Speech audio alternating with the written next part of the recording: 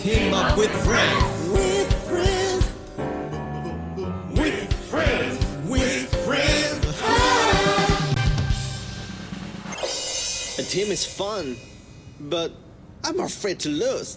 Don't worry.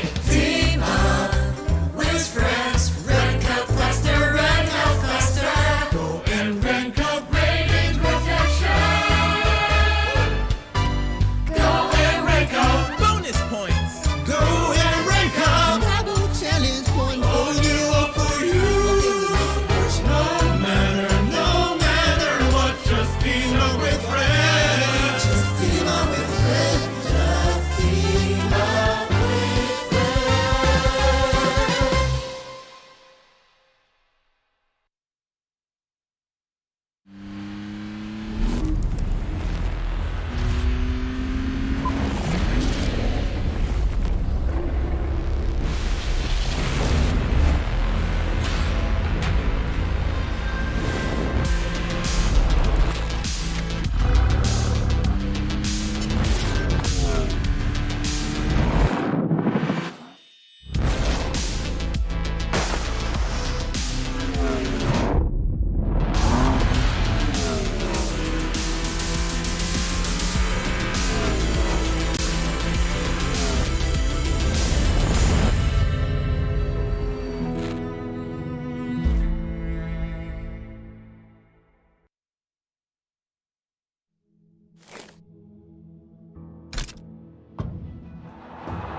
Here's Messi, away from 2, 3, 4.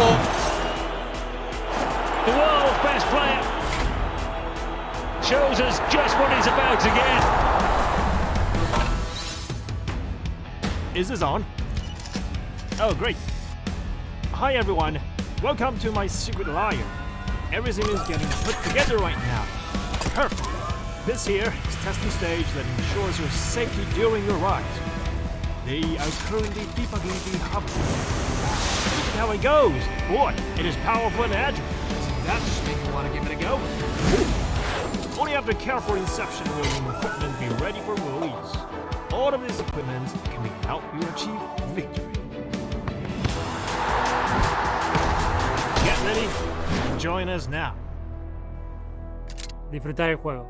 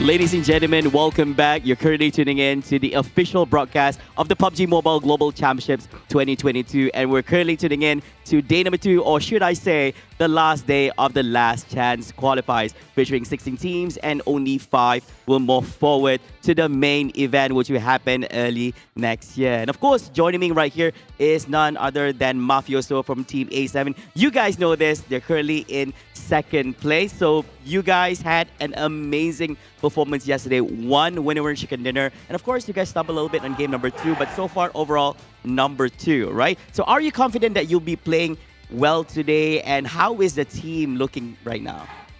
Então, ele parabenizou a equipa por jogo muito bem feito ontem, que estão no top 2 e com uma vitória de chicken dinner.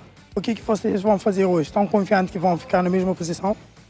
A gente está muito confiante hoje, porque a gente vem trabalhando muito para trazer um bom resultado aqui nessa Last Chance. Então, hoje a gente vai fazer o mesmo jogo de ontem e acredito que hoje vai ter mais vitória do que o jogo de ontem. So, yeah, they are very confident for the game today because they've been playing hard for the Last Chance, and they will try to do the same game as yesterday, but with more wins for today. Wow, there are more wins for today. That is definitely something that we look forward to. And of course, of all the 3 maps that we'll be playing for the day itself, which one is your team most confident and comfortable with? And what problems do you face on the other 2 maps? Or are you just really good at all the maps, would you say? Então, tipo dos 3 mapas, qual é o melhor mapa para o vosso time e qual é o problema que vocês enfrentam nos 2 mapas? Ou se vocês vão de bem em todos os mapas? Acredito que o nosso melhor mapa é Arangel e os nossos 2 piores são São Roque e Miramar. São Roque devido ao nosso spot, que é no centro do mapa e muitos times caem ao redor, pode travar a gente. E Miramar devido à nossa rotação atrasada, que os spots são bem no norte do mapa. So for them, Arangel is the best map for them, but Sanhok, and they have a problem because they land in the middle, and then all the other teams are around them, so it's very hard to fight all of them. And for the last map, they all go for the north, so sometimes they lose some time doing the translation, so they will lose time to get to the center.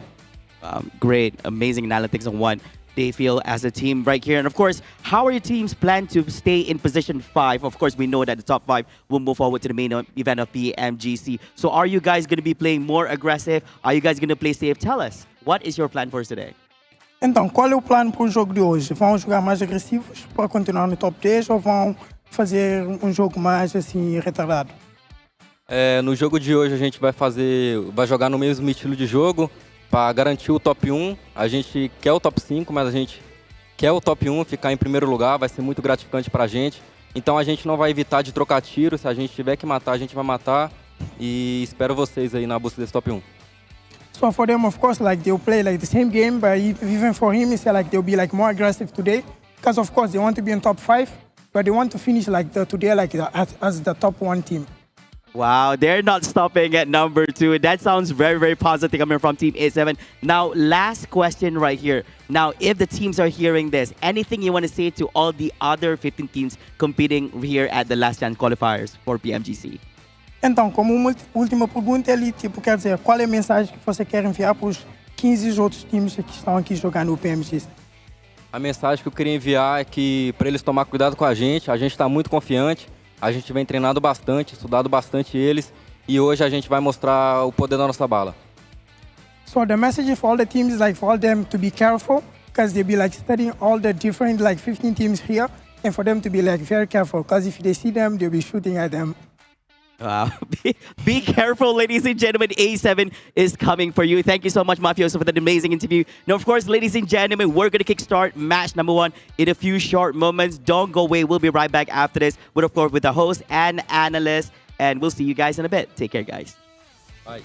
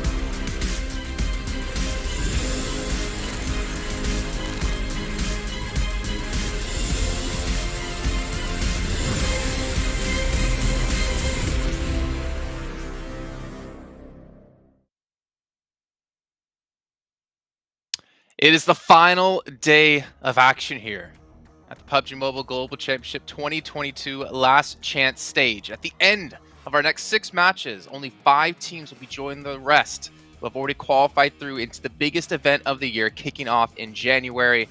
And it's going to be a lot of money on the line, a lot of pride on the line, and of course, the title of being the #1 team in the world. I'm your host, Jason Kaplan, and we have the cutie boys next to me of Maxman and Sandstorm to break everything down that's been happening yesterday, which was an extremely exciting day.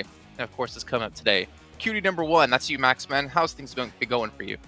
I thought you were going to be mean to us today, but no, I'm feeling fantastic, Jason. I'm feeling amazing. And, you know, good day yesterday. I would also have to say unexpected day yesterday because the teams that are at the top, I did not expect to be at the top. Like, all the favorites, a lot of the favorites are still in the middle, some are even at the bottom. So, I mean, who knows who's going to be the top 5? I have no clue. It's going to be up in the air.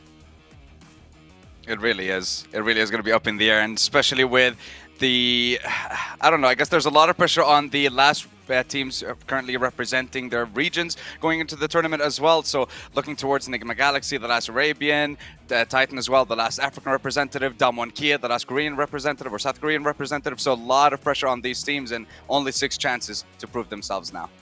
Yeah, 6 chances, and that's pretty much happening with what, or it's a culmination of what happened yesterday in the positions they set themselves in. But you know what? You at home, they need your support. The fan vote is going to be ending today in just a few hours of time, so make sure you're watching within the Esports Center and use those tokens to vote for your favorite teams. I believe S2G was still #1 last time I checked. We might have a change happening over the course of today. Maybe DRS Max can get on the board. I think there's a chance for them. I put my vote in. No, I'm not going to lie, I put it in for Game Lord because you know what? Could have given a little bit of hope to my home team eventually, right? But yeah, it was. Oh, now they're your home team. When they're doing all right. Hey, I always hope, okay, but my expectations were a little bit all over the place, okay? But I am Team Narvalo today.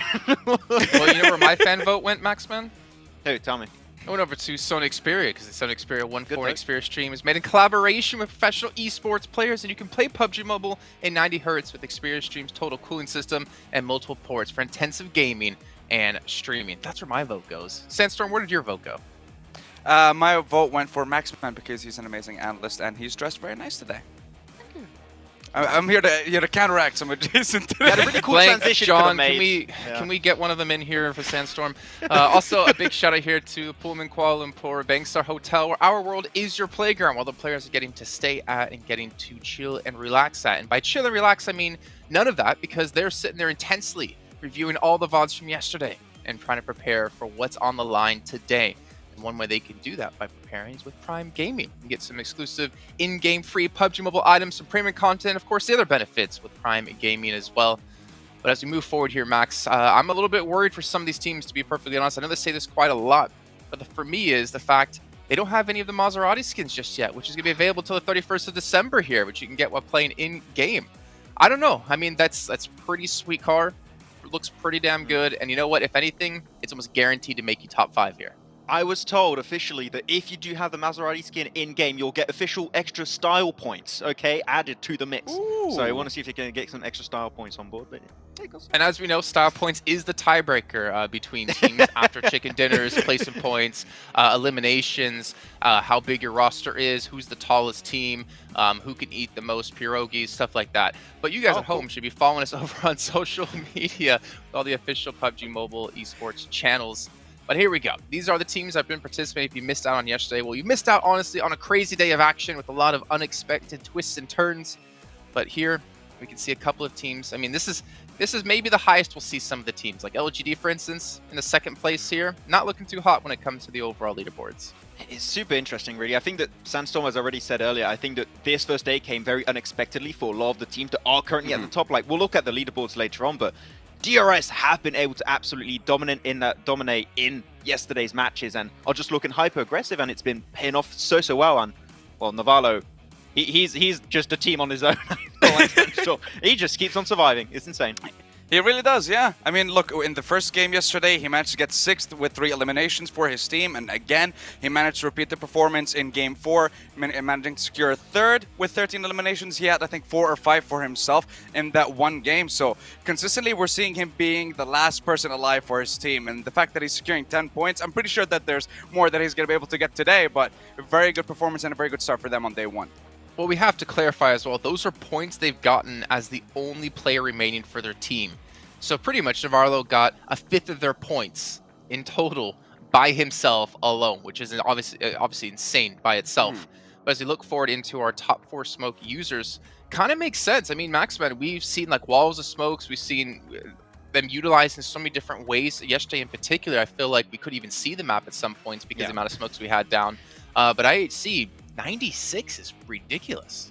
I think that what IHC have done really well throughout all of this tournament so far is that they're really good at using smokes to wall off fights. Like, for example, if the team's on 2 of their sides, they're going to just smoke off one of their sides, make sure that one team cannot spray them down anymore, and then they're just going to put 100% focus on the team that's on the other side where the smoke are not going to hide their vision. And I think that's what they did extremely well on this first game, where they were pushing, I think it was on bacon time, and also negating visibility from Alpha 7 on the side. It just enabled them to make in a second place, but then the DBS, off squash happens, and I don't know what you're supposed to do against that, but not much. Well, I mean, it's obvious, apparently. right, Sandstorm?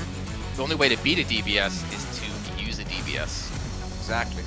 If you can't beat them, join them. And that's what the server has been doing so far. After seeing so many fights being decided by that DBS, like we've seen yesterday in the first game, iNCO versus LGD, just outside of mention, LGD didn't know what hit them at that point. And I think just every single team started to pick it up bit by bit. And I love seeing those close quarter fights with the DBS. You think you have an Uzi?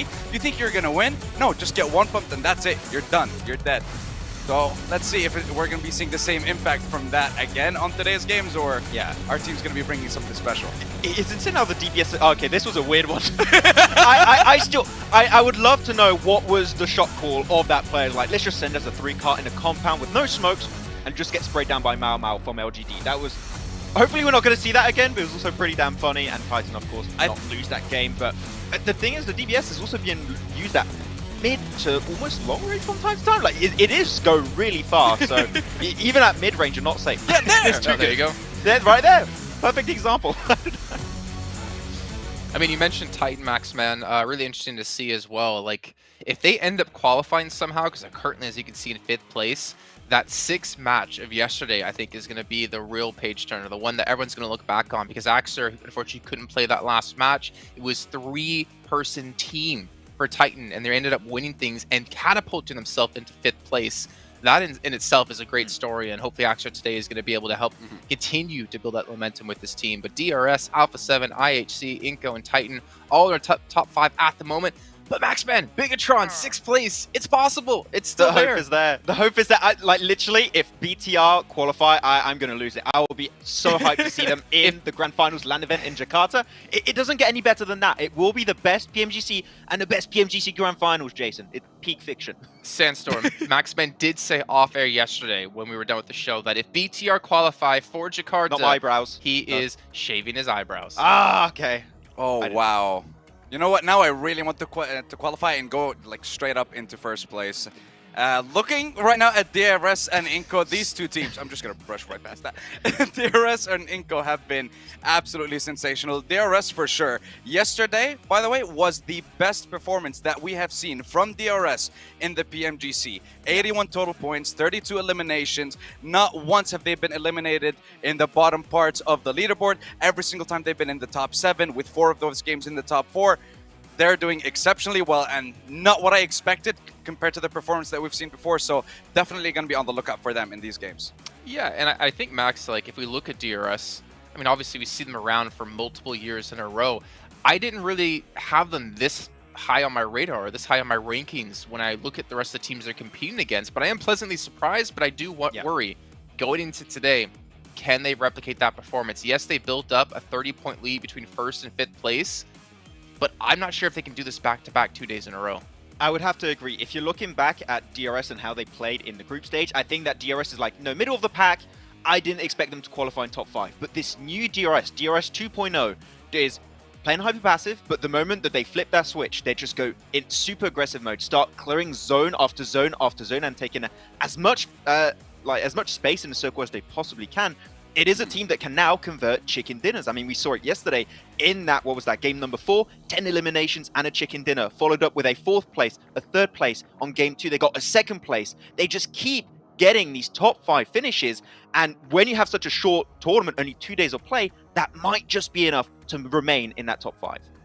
Well, let's actually take a look at your teams to watch. Maybe either one of you do have DRS actually in there.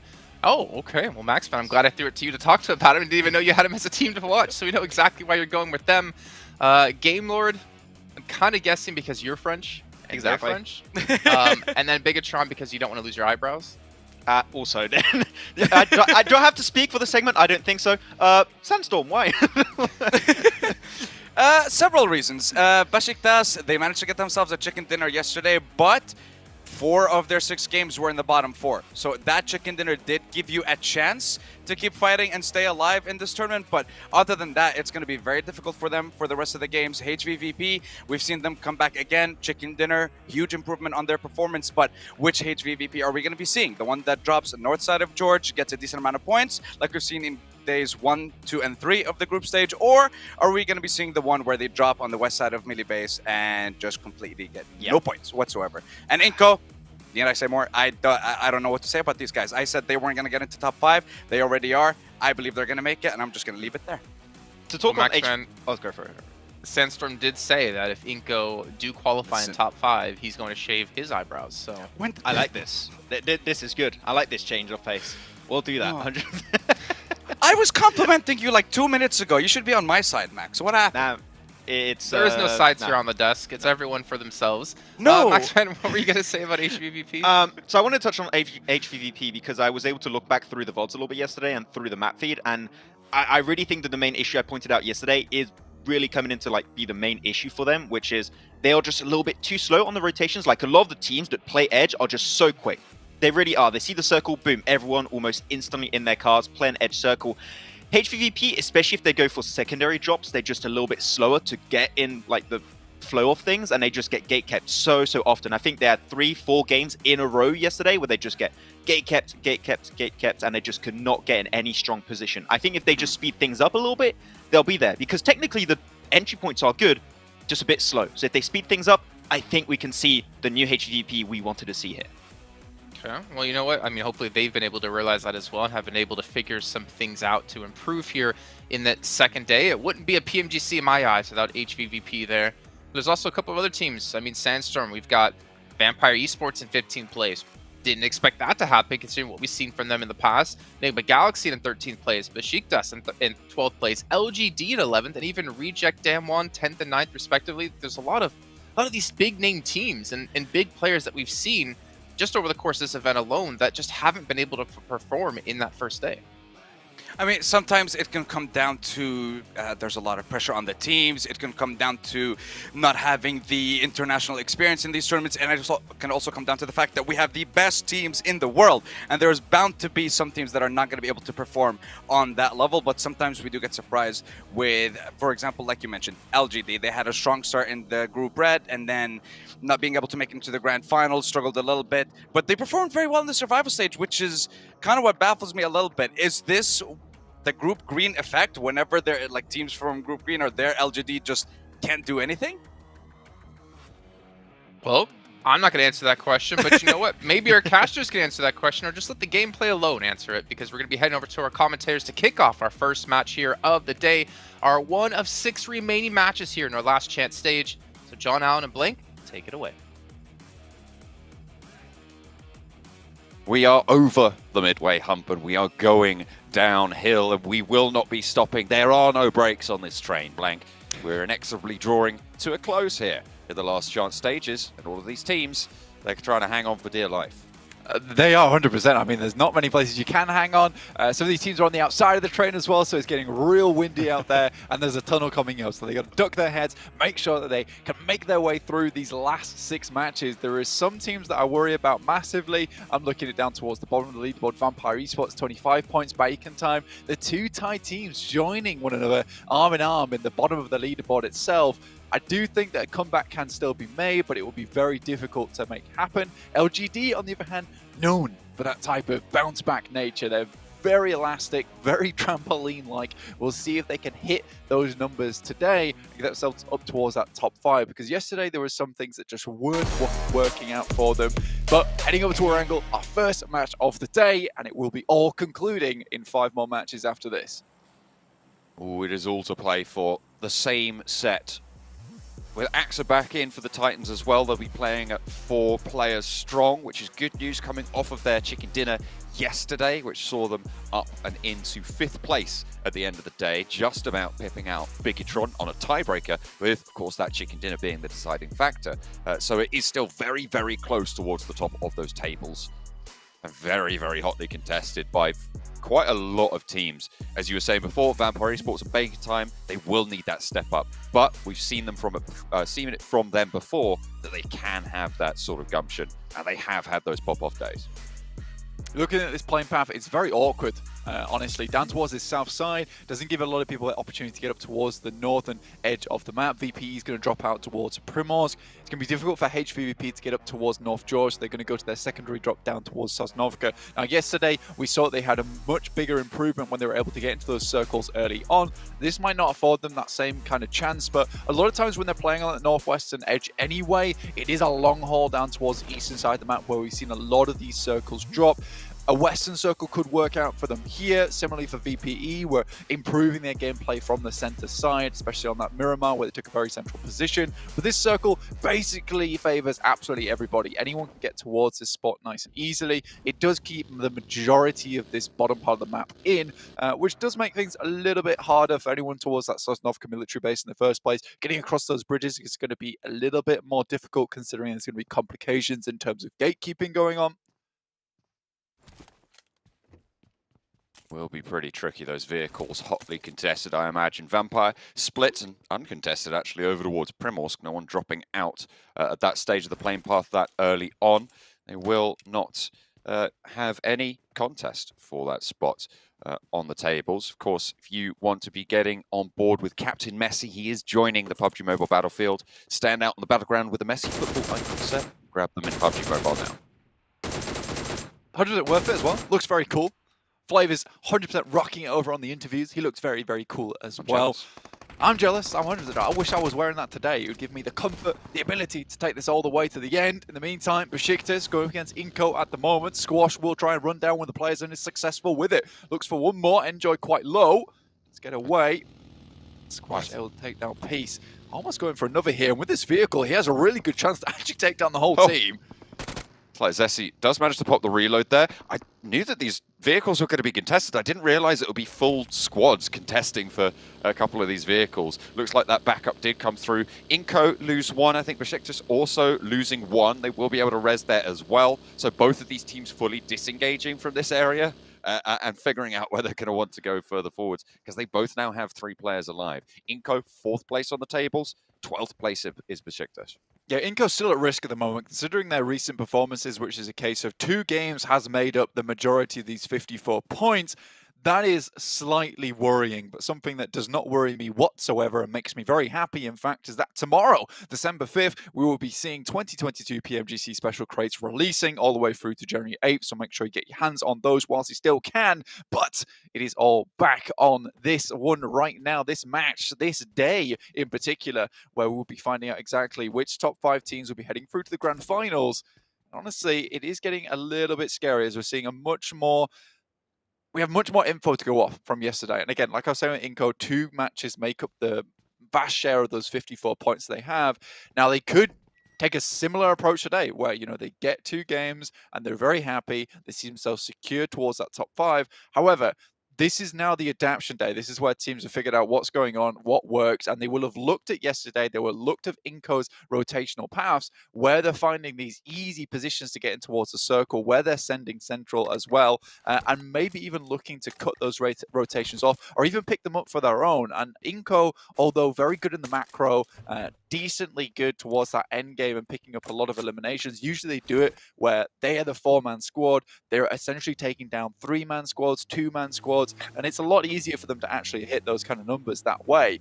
This time around, I think iNCO will find it a little bit harder to get those easy positions towards center, and already losing 1 player sets them back at that disadvantage. HVVP on that south side, they did drop out to their backup drop over on the military island, all the way on the south coast. Kitsune looting up on the docks down south. Potential for them to I guess, like boat rotate, but it's more likely that they're going to just take that bridge on the western edge. Down one, central in apartments is a pretty powerful spot given the circle as it is. A lot of space on the northern side of the river hasn't been taken though, Blank. Yeah, I think with the plane path as well, that's kind of a likely thing to have happened here, which is where Severny shooting range all very free. HVP may have made a different call if they'd known that the circle was going to head this far towards that northern side. They might have even taken all the vehicles that they could, considering this lobby is very eastern-centric. A lot of the western side isn't taken up by teams, so they could have easily picked up some vehicles towards that western coast, headed up past LGD towards North George, and then had a good game of it. Either way, I think this is the numbers play. This is the one you go for. It's the most consistent. You're not relying on the circles a lot of times. It still gives you a lot of loot. You can get looted early as well. You don't want to be in North George towards that 4-minute mark with absolutely no gear on you whatsoever, and then forced to make a very hectic rotation come zone 2. So I think this is the smart move from them. Similarly, I-8 down towards Sosnovka, they can move out. There is IHC in this area though, so there's a lot of teams all trying to get their way through outside of Sosnovka. So both these teams will have to be a little bit careful. Bacon time at the bottom of the tables right now. Get central fairly early. Currently playing, well, I'd say central. They're sort of on the outside of the center pack right now, but it's a pretty solid compound as well. Nice sight lines out nearby to them. They'll have a lot of rotational opportunity ahead of them, but with how tightly packed the center is, it might be curtailed that little bit. Misery spots Game Lord rotating past. Spots them rolling on into the compound as well. Spots them crashing in. Spots the hop out as well. Spray is not going to be good for the first knock and actually traded off. Narvalo able to get that flush down. And Misery out for Bigatron. Really needed to find that first knock on the roll-up. It was curtains from there. Misery's usually very good at that, which is catching players off guard, but I think that he was a little bit all over the place there, panicking slightly. Maybe holding a singular angle could be good, but I think he was attempting to keep himself hidden from these players as they came in, but there were so many sight lines into that building that it is difficult unless you are prone, in which case you have no real vision other than in being able to hear the sounds of the vehicles rolling up to make that surprise play, and then relying on the rest of the team to try and take some shots outwards. So for BTR, they attempt to go for the sneaky assassin maneuver, however, it does not work out in their favor. HVP now finally making their move out. This is towards that northern side, heading over the western bridge at the moment. DRS left this position earlier on, so they will have to move through them at some point, but the Pachinki's in the way, so there's a lot of spots to be hidden in. The western bridge uncontested. And Vampire, as you said, out of the way. Moving forwards on that western side, Alpha 7 swinging up north. It's a little bit quieter now, but I imagine just on the southwest side of those Yasnaya fields could be a little bit hotter. I mean, we saw obviously the roll-up from Game Lord over on that side, close to Bigatron down on 3. Bigatron obviously losing a couple of players, not ideal, but again, this is why most teams will shift really central early on. I think it's acceptable to play very center on that first zone shift just because you're expecting a circle like this to occur. And then people can start to play edge from here on out. But getting a central spot early gives you a very high chance of getting in towards that area. Game Lord deciding to move a little bit further in, clear out maybe one of these teams. And BTR have to be quick with it now. Obviously getting shunting out of that top 5 placement. 51 points, tiebreaker on the chicken dinner. Going down here at the start of the day would not be good for them. So when Ney goes through the window, it's absolutely perfect. Liquid will be going down first. Oh, another one in through the window. 2 nades, 2 knocks. It's Jen Foster, a third nade through. And they will be able to find an answer a little bit. Has the M249, a lot of bullets, but not going to be able to find the second knock onto Victor. Narvalo does fall, but Bigatron swept aside. Game Lord, their bane right now. Very central in the circle as well, and a powerful garage to be able to claim for Game Lord moving into those top 5. Exactly, John. That pushes them up past Titans nicely with 53 points, just behind iNCO at the moment by 2 points overall. That's a 4th place finish. So Game Lord doing a very good job so far. Yes, a lot of these points have been kind of almost saved by Narvalo, able to get a few eliminations here and there on board, which does pump up that totals a little bit. We saw that he got 10 points yesterday. Either way, if you look at that, A 10-point margin underneath them at the start of the day would have sat them in 39 points, would have been in 11th place, or 10th place at the moment. So you're a bit worried about that type of thing. I think that for Game World, they're happy that Narvala was able to get as far as he did, but these 4 eliminations and a good first take on the circle gives them a lot more loot in terms of being able to grab the supplies that BTR dropped off the loot crates, and then also have this position to play around with. Bacon Time are starting to roll up on that top side. No real compound for them though, so Game Lords still have this really strong compound towards the center of the circle with high ground to play around with. There's walls around here too, which makes the crash a little bit more uncomfortable. I think maybe BTR just had to be a little bit quicker with those nades, and for Game Lord getting up like that with barely any smokes and then just nading through the window, that shouldn't really happen as often as it did, and I think they were feeling maybe a little bit afraid after Misery did go down how quickly as he did.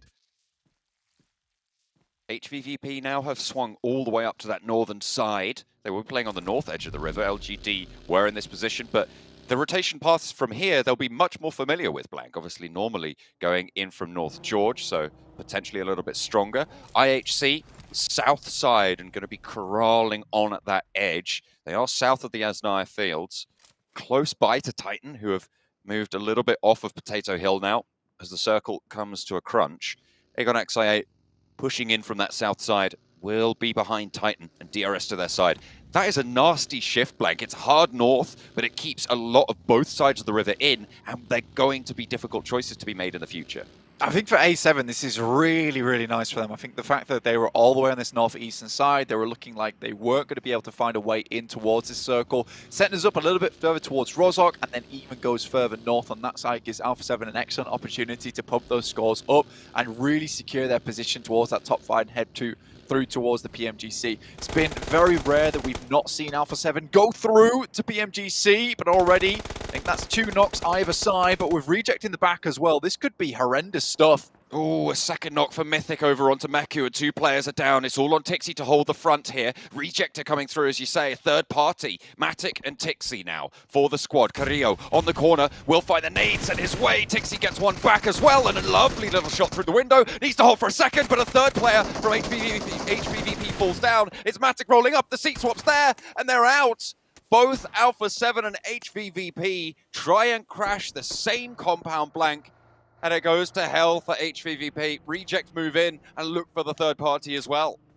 It's just that speed that is on the side of A7. They were further towards that northeast. They could get inside that compound early. Both teams had the same idea, and you can't fault them for it. It's a really strong compound over towards that Yaz Bridge crossing. So if this headed further towards that western side, you know, this would be providing anyone that picks it up now a huge opportunity to gatekeep a lot of teams. iNCO heads towards the bridge with 3 players. They're going to hold down there for the time being. Reject hope to get in on that fight.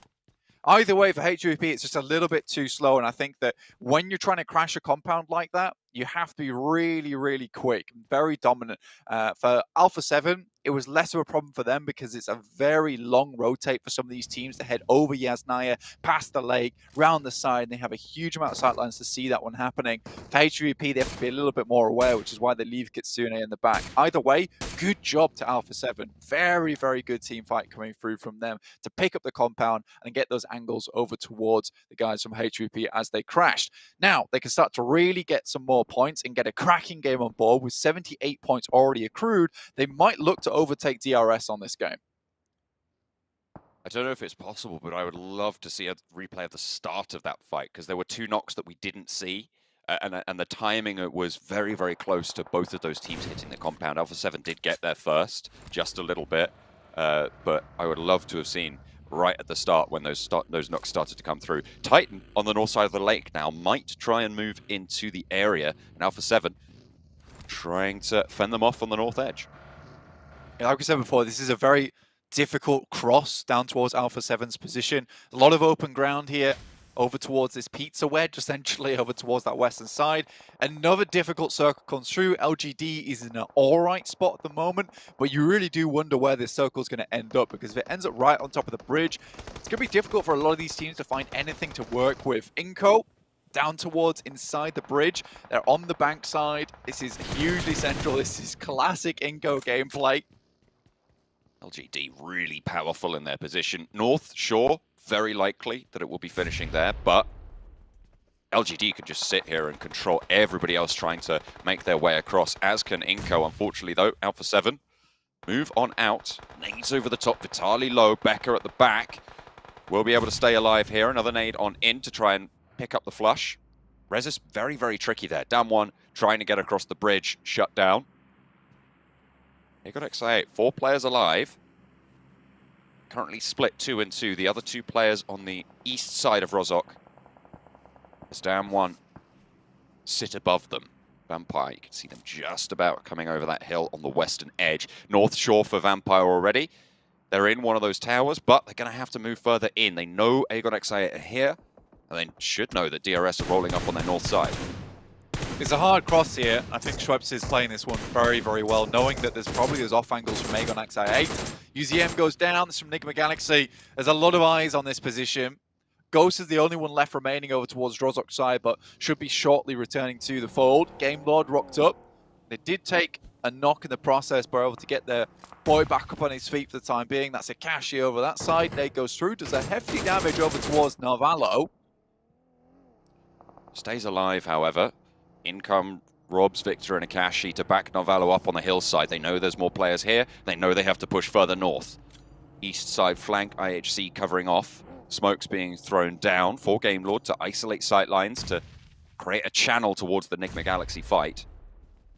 Looking to put nades in that way.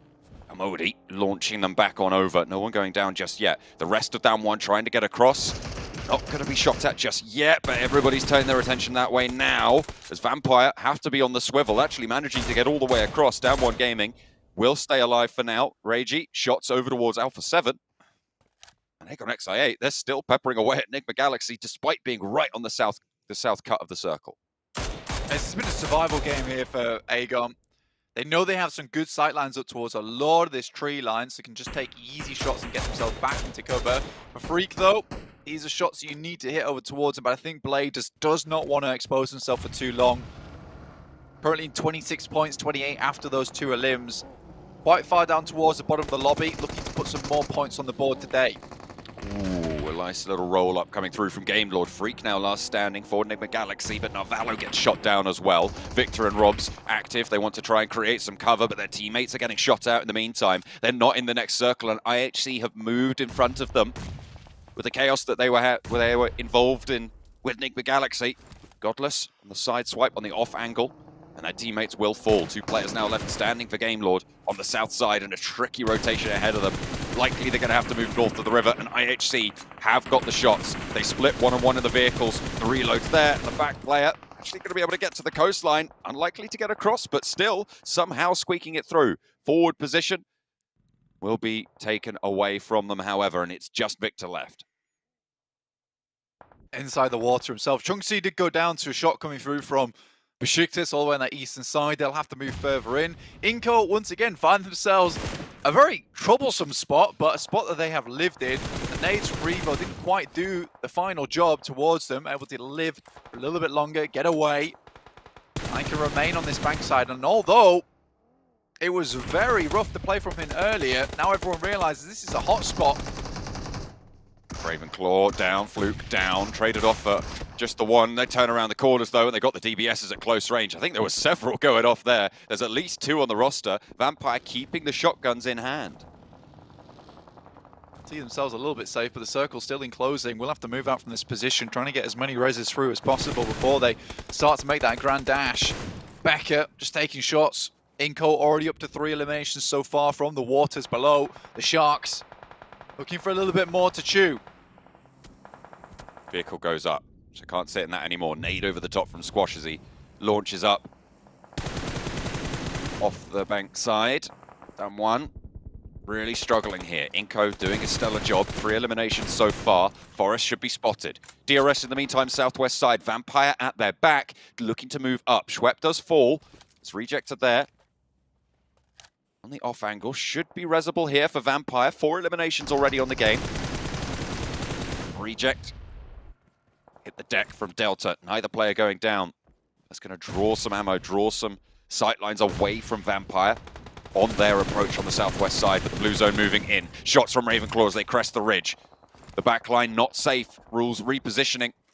Ravenclaw cannot risk this peek. Go for the spray that he wants to find, but the nade over the top could be on the money. It's the only one he's got in the pocket. Looks like it's on target. Maybe a little bit short there. Will fall just in front of the rock that Delta hides behind. Schwepp swings out wide. Yanti shots over to Reject. They are caught in a trap right now, and DRS need to stay strong. They have to push for a lot of teams at the moment. I mean, VP is not making this easy, and they're remaining outside of sightlines from the guys of Reject. So for DRS, they just have to push for this team in front. Enigma Galaxy do go down. Besiktas still going pretty strong on that eastern side. DRS slowly being pulled apart here by the nades. Reject, Divine sending stuff over. Killer now steps up, takes down Schweppes, leaving VPE at 3 for the time being, but 6 eliminations already found, looking for a bigger game. iNCO currently dominating from the bank side. Killer last standing now for DRS. They would know pretty much where that position is going to be, but Killer finds another one. Oh, he's drifted over. He didn't get it. Okay, fair enough. I didn't realize the rear axle was only a 90% HP hit, but either way, Vampire take the knock back over to Stone. I think he got the smoke out, has that cover to play around, but Godless threads the needle nonetheless, and IHC pick up the elimination. Vampire, they had a good fight there, but it just came crashing down right at the end with that cheeky little knock from Killer. The double knock, in fact, as well, on the rollout. Stayed hidden for quite a while. Now Vampire down at 1 active, pretty split. Next circle finally takes us to the North Shore fully. Maybe A7 can start to capitalize off the back of this. Titans also currently a 4-man squad. Did take down one of the players coming through from Alpha 7 who was trying to control the river itself in Revo. Very slowly but surely made their way into position. I like that play from Titans. Took it carefully in the meantime. Baker time in the water. iNCO still dominating from this side.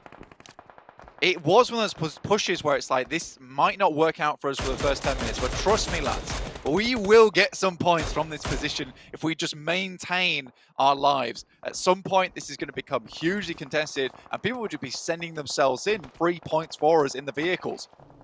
Ravenclaw looks to join the players near the rivers. Hasn't committed to it just yet, actually, just finding a spot right near the edge of the circle right now. So for Vampire, they have 8 eliminations, so placement points that they can rack up now as there's a lot of ragtag teams in the river. If they can just stay alive and not get caught up in it, they can ladder up easily 6 to 7 team places here. Teague taking shots. This guy really performed very well through the group stage. A little bit of a slower performance going through on the survival stage, but has made it in. Still had some really big moments. Seems like he's still being that front man for the squad. Though 6 has really caught my eye recently as this backstop member. He's able to get some very interesting little angles, some peaks that's coming through. He opened up the fight here over towards Alpha 7, allowing them to get into a position on the circle. And Titans haven't pushed their luck, actually. They didn't go for the full-on crash over towards Alpha 7. They just found a compound they can play from and decided this is better for them to just stay up as 4 rather than risking the full-on fight, knowing that with this circle, with the bank in play, although it's very risky and horribly dangerous, this type of terrain, they're more than likely going to live for a long while just sticking as 4 as opposed to going for a full-on brawl. Victor trying to survive for as long as possible. Osal in the buggy will be able to bandage up, get a little bit of healing done. Staying alive for now. That south side, you can see just all of the teams who went to the river as a last chance. LGD finally having to leave their stronghold. Besiktas ready and waiting to receive. But they won't find a knock just yet. 2 players active, YZ and Suki. Suki already on the high ground. Is still in the next circle. And playing around that bridge. Besiktas, though, they know where that is. The nade over the top from Zessi. Finds the high ground knock, and LGD join the teams in the river crawl. Vampire just picking up more and more points here. I mean, Ravenclaw is in such a powerful position. Yeah, even as a solo from this spot on the side, doesn't have to take many fights coming through from Reject, but what he can do is certainly pick up some good points down towards the river. Might not get a huge amount of placement points here, but any team that he can remove is good news for him. Still has cover from the rock, but Besiktas will have clean lines of sight to this direction as soon as they step up, but they're more than likely going to commit to just going north of the river on this next circle. They have 30 seconds to play. The question is, what will they do with the position they've been given? Zessi actually looks for a swim across. Ravenclaw steps up for more. Spots the 2 players there, but he's just ducking back behind. And yeah, there we go, Besiktas. As soon as he takes those shots, they go down. And it's 10th place for Vampire, which is really unfortunate. Luckily, 9 eliminations on the cards. We'll jump them up a little bit on the tables, but they could have got so much more. There's 9 teams still remaining, and I'm very, very certain that it's going to be much fewer than that. Not very long. And with a lot of the teams already have a fair few points towards the top of the lobby, feeling very healthy. Over the Game Lord currently, I believe that is Narvalo in the water himself. No, it's Victor this time around putting in the shift. Okay, Game Lord's going to live for a little bit longer. They're the solo team apparently, and this is good news for them. 6 eliminations, get maybe further into top in terms of placement points. iNCO already, clocking in at 9. They get the majority of the work done towards that first hour of work, and then they just kick their feet up and then rest for the rest of the day until they need to do something else, or at least the manager asks them to go do something. So for them, they're getting their big game in, securing themselves towards the top of the lobby nice and early on, give themselves that buffer. It's a very relaxed little last chance here for iNCO, I'll be honest. This is where iNCO can really put the hurt on and sweep up a lot of these points. 8 eliminations already. I imagine they're going to be able to see 3 or 4 more in the next couple of minutes. Shots over towards Alpha 7 as Reiji backs them off the wall. They've been held in this compound for so long. Blank, remember, this is the compound that they fought HVVP for. Both teams wanted to crash it. And the fact that Alpha 7 are alive this deep in a really strong position, it just makes you wonder what HVVP could have done with it as well. Ooh. This could be a big nade, bro.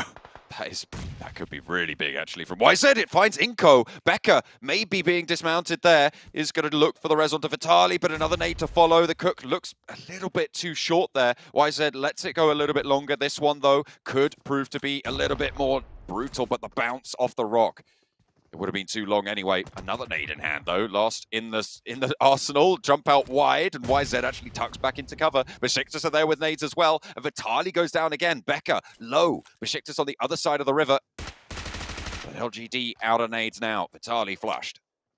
5 elims now for LGD. Wisey's doing a very good job. I think he's realized that, he's not getting a high placement. What he can do is get a lot of elims here. Squash moves out the water. This is a full-on challenge between him and YZZ. See what you can get done here. Reiji, Raciocio goes down. Squash actually knocked as well. Fortunate. Titan actually taking the shots over towards Reject. Alpha 7, the only team in cover right now. And they have been given this one after their first initial rotation. Away from the river. They'll be able to control all the crossing, and Titan know it. They want this compound. They want to take it back into control. 4 players alive for Titan. The only team at full power. Mafioso struggling to find an opening knock over to the squad. Finally able to thread that needle. And Puncher falls first. 6 on the sidelines as well. Up and into the fray. There's too many angles for him to deal with those. Carrillo unleashes the Groza. Looks for the flush. Over onto Puncher. And the rest of the duo just staying at the back here for Titan. 2 players now alive. Alpha 7 on 3 as everybody from the river finally getting cut down. iNCO eliminated. Down 1, down 4 teams remaining now. Blank. What a hold there from LGD though. YZZ still going, trying to ruin the chances. Son HP has to drop in towards the water himself. Most likely will get knocked out here. And LGD, with just YZZ himself, owning the bank, taking all the cash from the vault there and putting it in the elimination points bracket. Looks great news for him. 10 eliminations, yeah. LGD will go down there, but 3rd place, 10 eliminations, a 20-point game for LGD. Unstoppable indeed, but Alpha 7, 3 players, Titan with the 1. Teak, I wonder if they even figure that he could be in here. They've got to imagine he's in the tower, and now he's enveloped by the blue. Wants to bounce a nade off the wall at the last second, but will be denied even that. The point doesn't go to Alpha 7, but they get the chicken dinner nonetheless. And play from a super strong compound. Hard fought for them at the start, but they kept everybody else at bay until to the end. They exerted that control on the northern shore. I really like this though, because it completely ties into their interview to what Revo's been talking about, which is a case of towards the beginning of their games of the last chance, they were struggling a little bit getting towards the center of the circle, playing on that northeastern edge a lot of times. They're an edge team just like HVVP. However, they were mentioning that they want to get a little bit more aggressive with their positioning, get into a spot where they can find it, and not have to just think to themselves, right, we might need to scout this position before we go in, make sure it's fully ensured that we can grab it up. So instead, this time around, it's a case of we have to fight HVVP for this spot. We're going to send directly in there, and we will just challenge out any other team for this position because it is the game-winning spot. And HVVP and both Alpha 7 understood that it could have gone either way. And it is so unfortunate that HVVP didn't win that fight, but that's just the way it goes sometime. Alpha 7 with the chicken dinner to take them up and into the first spot.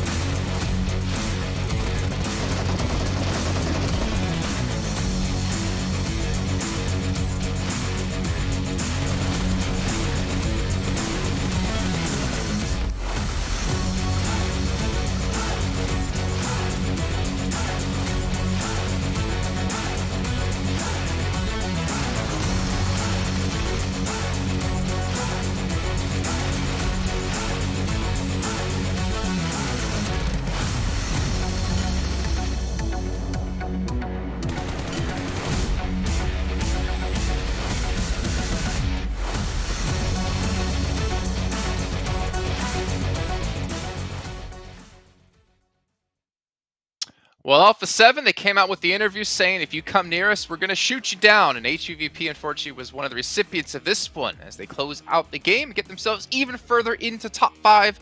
And I believe even in first place now, gentlemen. This is a fantastic showing out of Alpha 7 as they look to join Influence Chairman over in the finals. Normally in the interviews, I'm not going to lie, we hear them say, oh, if we see you, we're going to like chase you down, we're going to take your compound. I don't typically believe it. I do now. Yeah, they just barely saw Pixel move in of HVVP in a really good compound at that. Like, it was a better rotation from HVVP, a lot quicker. But the fact that Alpha 7 just sent it while the team was split was the perfect timing from Alpha 7. And then you just can't breach it because the compound, it's hard to leave, but it's even harder to breach, right, Sandstorm? And that defense was just on point. Well, Titan found out. The hard way. Yeah, true. Yeah, they really did. But what we saw from Mythic in that last game, completely wiping out the HVVP lineup. And I asked this before the game, and I'm going to ask it now. Do you think they might have done better if they dropped, or at least close enough to North George, tried to rotate there? Would have been a quicker rotation to that compound. That might have actually been the difference in them arriving earlier than Alpha 7. Might have been the biggest difference that they needed. And at this point of the game, making that mistake, not getting a single elim either, not securing a single point, is definitely going to hurt HVVP here. Yeah, it's going to put them even farther behind that top 5 that they're trying to catch up to. But a couple of individual plays we're going to have to mention here as well. YZZ from LGD, the last surviving player from the teams out of water. First of all, I mean, obviously the confidence that goes in to be able to pull off that kind of situation and knowing your limits and knowing what you need to do. But I feel like at the end, to be fair to him, Victor kind of saved him from Gaylord as he knocked 2 players from Besiktas. Pretty much. Like, the situation is really like out there.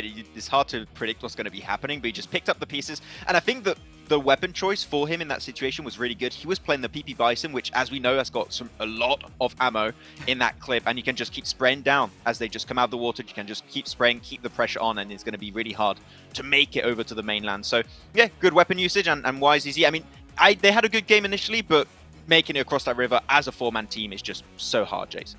Here you go, the points for Alpha 7, 23. LGD, though, 20 points. I mean, if we talk about those individual points scored, we talked about, Navarro getting himself 10. I think YZZ has just been able to catch up quite a bit here, because that gets LGD so close to being in top 5 now. I wonder how close it is. I'm hyped to look at the overall rankings, but this is a game that's going to put them in good standing.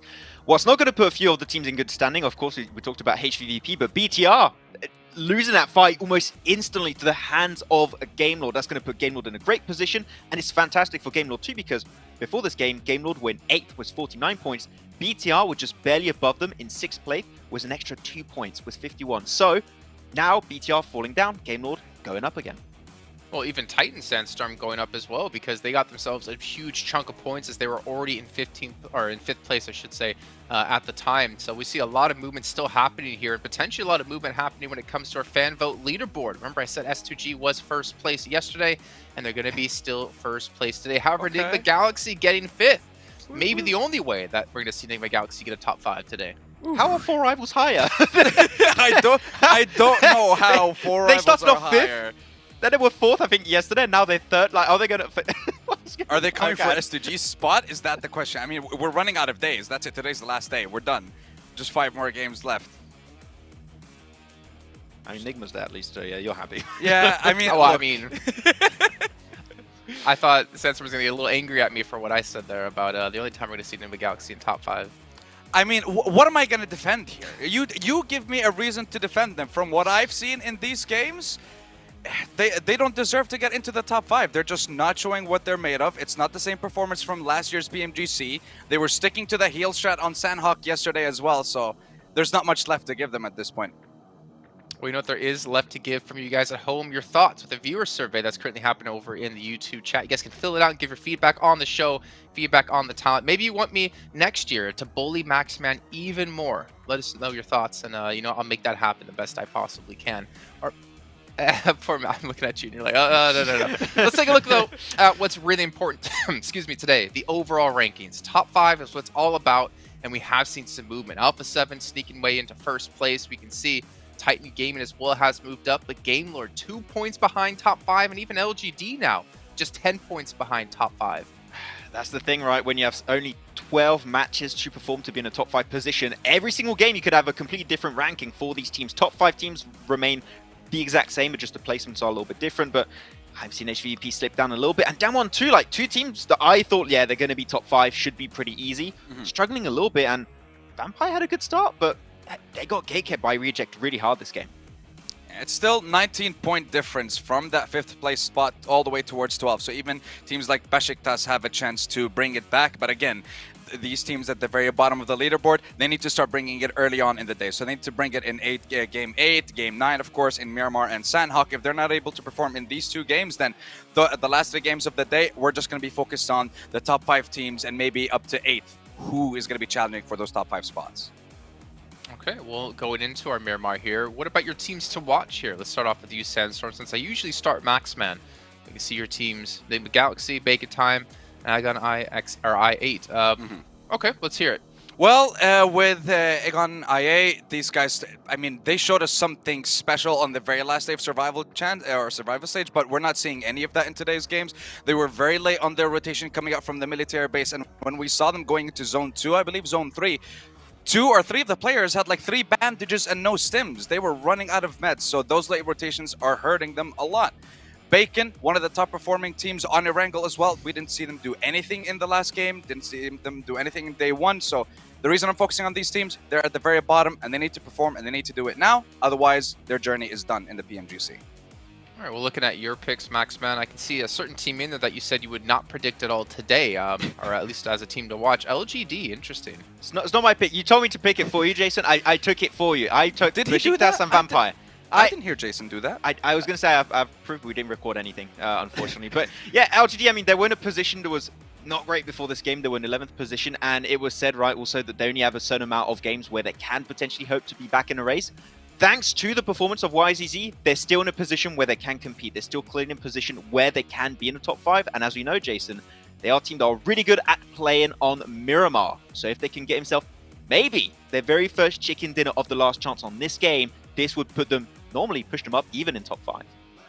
And top 5 obviously would make them extremely happy, but the problem is they are running out of matches to do so. There's a lot of other teams gunning out for that position as well. So we're going to head on over to our commentators, though. You know what, for Maxman? You can throw it on over to John, Allen, and Blake here for once. Okay, John, Allen, and Blank, take it away. Oh, you're so lame.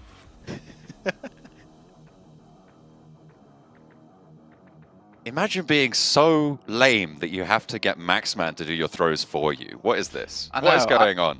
You know, I particularly liked when he stumbled trying to get Max to throw to us in the first place. Yeah. And then Max was just like, you know, take it, boys. And we did.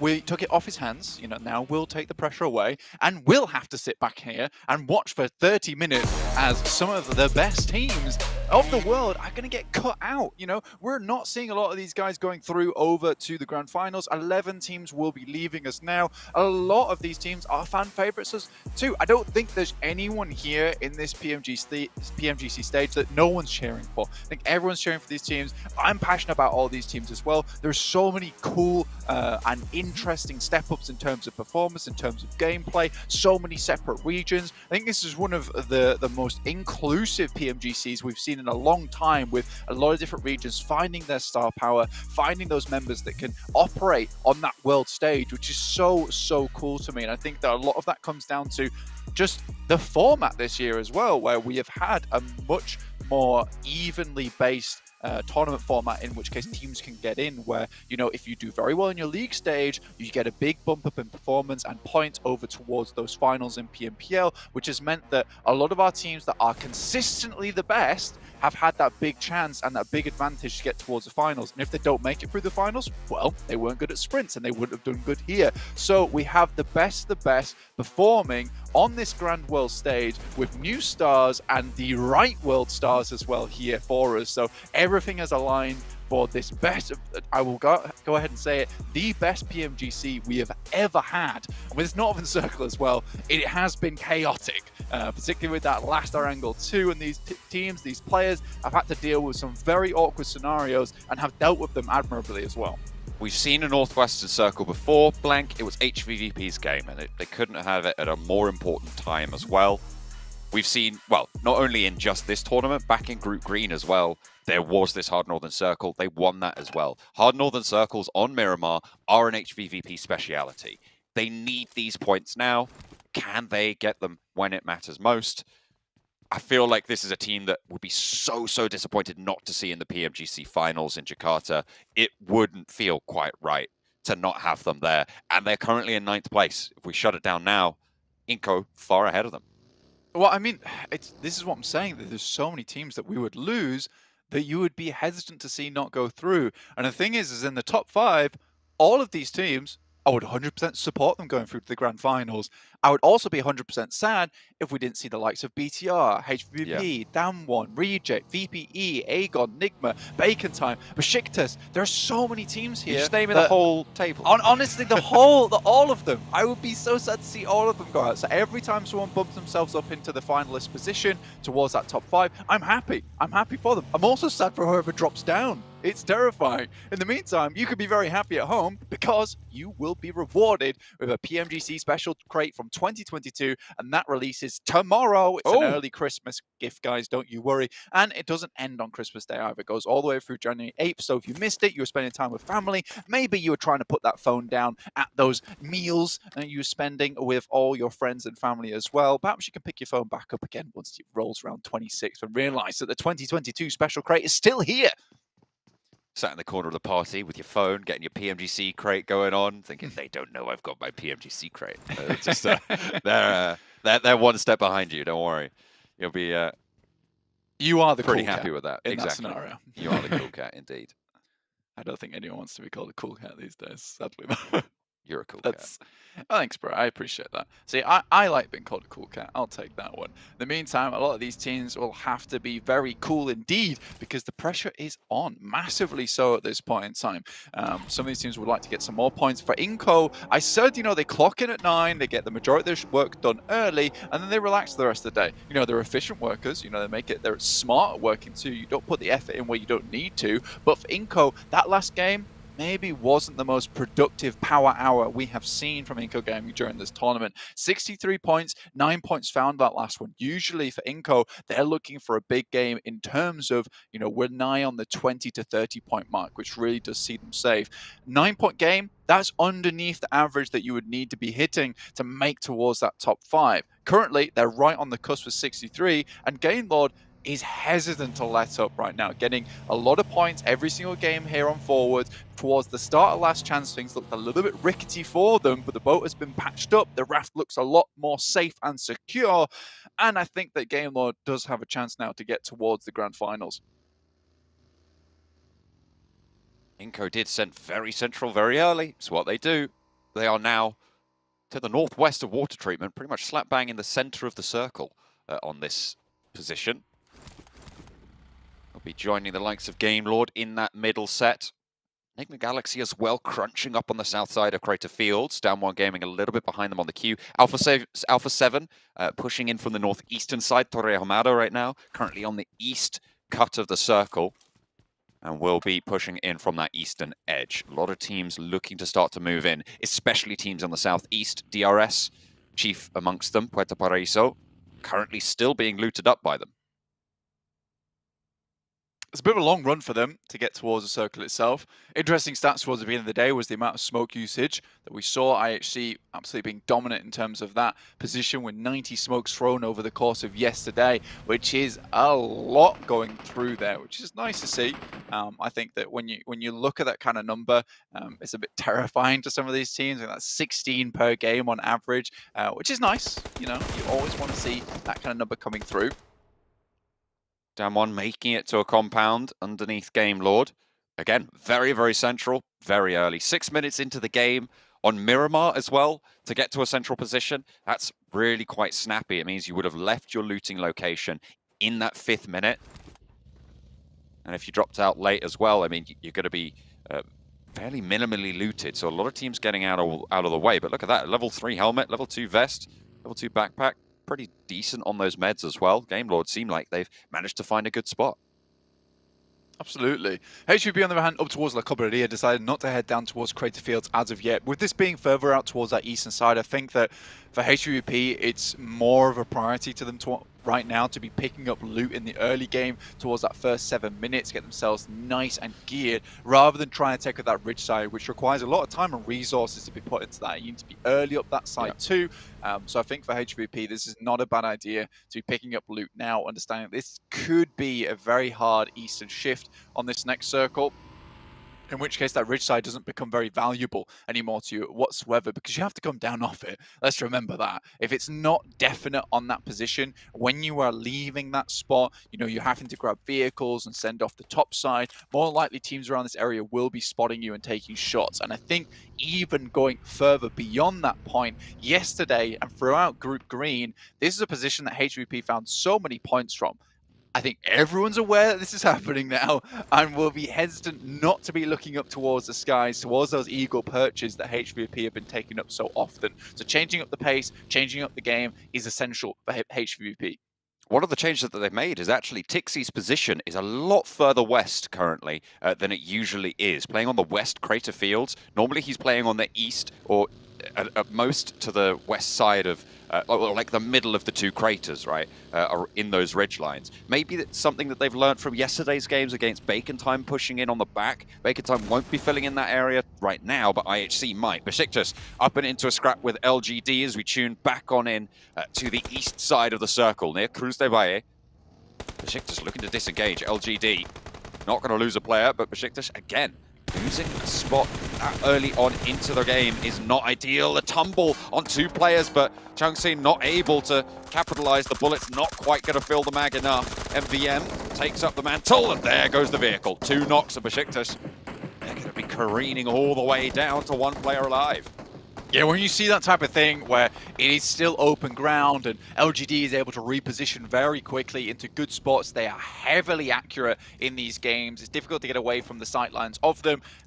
They're rather, instead of trying to pop you out the vehicle, they'll just send bullets in. They saw the smoke and they realized that the thunder was going to come afterwards. Circle heads out towards that eastern side and HVP make the right call. VPE, on the other hand, very similar position to what they saw yesterday on that game where HVP won the Miramar. However, this is much more beneficial towards them. They have a very nice spot towards this circle to start to take shots out towards anyone on that western side. And now HVP, A7 forced to play those outer edges. It's so interesting to see this dynamic between A7 and HVP because they do tend to engage in combat quite early on. I think the only weird factor right now is that no one's going to be challenging A7. IHC, on the other hand, coming through La Cobreria right now, and HVP will have to be set up for something like that. Potential for IHC to continue to move further in and try and swing over the north. They'll know that this is the HVVP zone, right? So now they're going to have their wits about them. Reject up and into the fight with Aegon XI8, playing on the south chunk of the central area here. iNCO opens up with a knock onto Duello. Reject now active with 3. iNCO cooking a nade. Spots Reiji around the corner. repositions away from the nade, doesn't take any damage for it. A Molotov from Reiji to slow that corner down, looking for the res. They need to hold off on the other side of the building, but Vampire over the top of the hill have got these third-party sightlines. It's going to make it really hard for Reject to do anything other than fight forwards towards Aegon XI8. The res did come through, so they are back to full 4, but they'll need some healing done if they want to have a chance. So they have medkits as well. This is only 70%, and I8 looking a little bit healthier right now. Nades are now pulled out for Reject, looking to send them over towards that compound that I8 moved themselves into, towards that warehouse side. A lot of open space in there, so the nades can tumble and drop over towards just the very beneath of your feet. So you got to be careful for I8 going forward. I think that they started off that fight strong and now can kind of slow it down just a little bit, wait it out, try and get those stims on board and go again when they feel the time is right. But at the moment, where they are, very central, this is happy days for them. iNCO currently on a 2-2 split at the moment. They were central, now they're trying to hold out 2 zones. Could be dangerous for them with teams maybe wanting to come down towards that area. H7 on the other hand up towards water treatment, very high ground already achieved on their side. Mafioso up towards that northern side, watching the crossing on the road, making sure no one's coming down there. And they have good sightlines down towards DRS too, so they'll have to be very worried coming to this one. Hard shift down towards the south side. This is going to put Hacienda del Patron back in the action, and a vast majority of the circle now a little bit unplayable with that fielded area over towards the east that currently LGD are holding it. All right, let's see what these teams on the north side have got. A little bit of a bitter test for them. Bacon time. Desperately in need of performance. 23 points, a poor game last game as well. Currently 40 points whole behind that 5th place bubble. 5 matches to make up that gap. I think after probably, I would say, moving into the last 3 games, we'll be able to start discounting teams at the bottom of the tables, but for now it is still possible for anyone to make it in. Vampire have got a pretty strong couple of buildings here to hold out the teams on the northwest. Yeah, it is really nice to work from. I mean, there's a lot of open ground, and some of this area is held off, made sure it's free and clear just purely by the terrain they're currently holding in. Game Lord, nice and on high at the moment, but outside the circle, will have to move in. Currently just trying to hold out teams like Damwon, as well as IHC. In the meantime, HVVP moved down to a compound just on the north side of the circle, where this road slits through the map. Shots coming through, trades off. Vavian first to fall, but it is back and forth. LGD lose 2. A blow dealt to the Korean squad, but it is given back twofold. And Forest peeks out. Lovely little spray there onto Suki. Last player for LGD. Going on into the fight, looking for a knock, and we'll be able to find it. YZ as well. Last time survivor on the previous map, looking for more here as well, and he takes down all of Damwon. LGD ruined the chances for Korean squads. It is unfortunate. They'll be moving forwards with just the 1 player. 5 eliminations racked on up, and that is disaster for Damwon. Game Lord just get decimated by IHC. You just move in as a 4-man squad, and Game Lord cannot hold back the tide that is IHC as they wash over them, and will leave that compound clean of any Game Lord players remaining. Titans down towards the southeast, playing on the high ground, looking down towards the eastern side. Very interesting end towards this Miramar, honestly. With Hacienda del Patron still in, awkward terrain down towards that south side. BTR holding there currently. I think for BTR right now, things do get a little bit scary. You need to put some points on the board to get them back into a position where they can leapfrog up into that top 5. I think they've been given a lot of chances where they could get those chicken dinners, being some good spots, but unable with the players they currently have to bring that firepower to the table. Scarce reload, Enigma Galaxy. I think that was a tire spin out there for Ralph.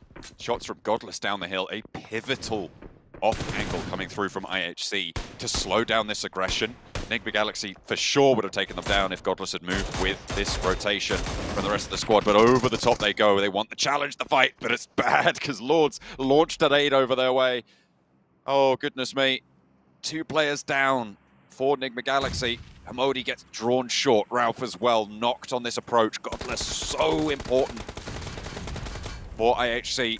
He needs to stay alive in the spot to allow them the chance here. Icy, low HP, nade over the top, going to continue to come through from Lord. Nades find 2 from Enigma Galaxy. Icy and Alex doing a lot of work there, but a Molotov actually burning Alex away. That might tick him. Can he get the first aid off? Yep, the fire will go out as well. So first aid necessary. Over the back, there's Vampire as well. Ready and waiting for third party. There's Freak spots it. Goodness me, Freak, very important there from the sidelines, but Meku coming in with HVVP, looking to finish up this fight on the third party, but gets turned away there. Godless tries to get out of dodge in the UAZ, very low. Oh, no. Freak also finishing off Meku from the sidelines.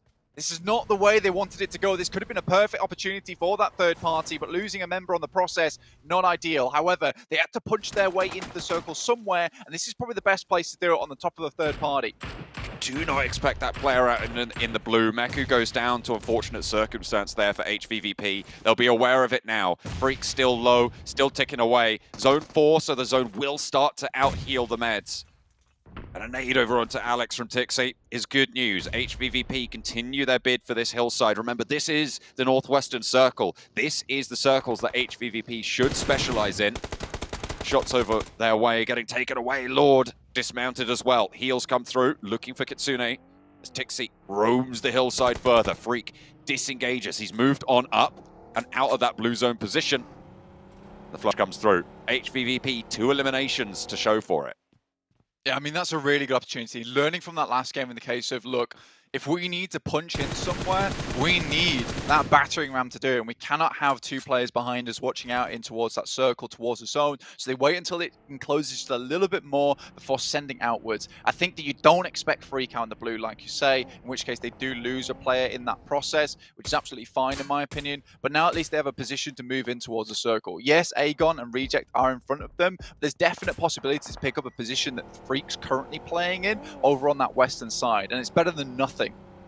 It's behind that big ridge line as well to the west of Aegon XIA. You can see that's exactly where they'll go. It's fully covered, and they can play on the other side of the circle. Ghost, if Tixie had gone down there, that would have been disaster. So definitely necessary for that one. A nade over the top. Not going to land in the building. Will have spotted the arc, and Tixie going a little bit closer to it. But Matic somehow lands that nade across the road. Nick Galaxy take the tumble. HVVP up to 3 eliminations now. They can control this side, but Godless from IHC is still there. Is still in the shack that proved so dangerous for Nick Galaxy.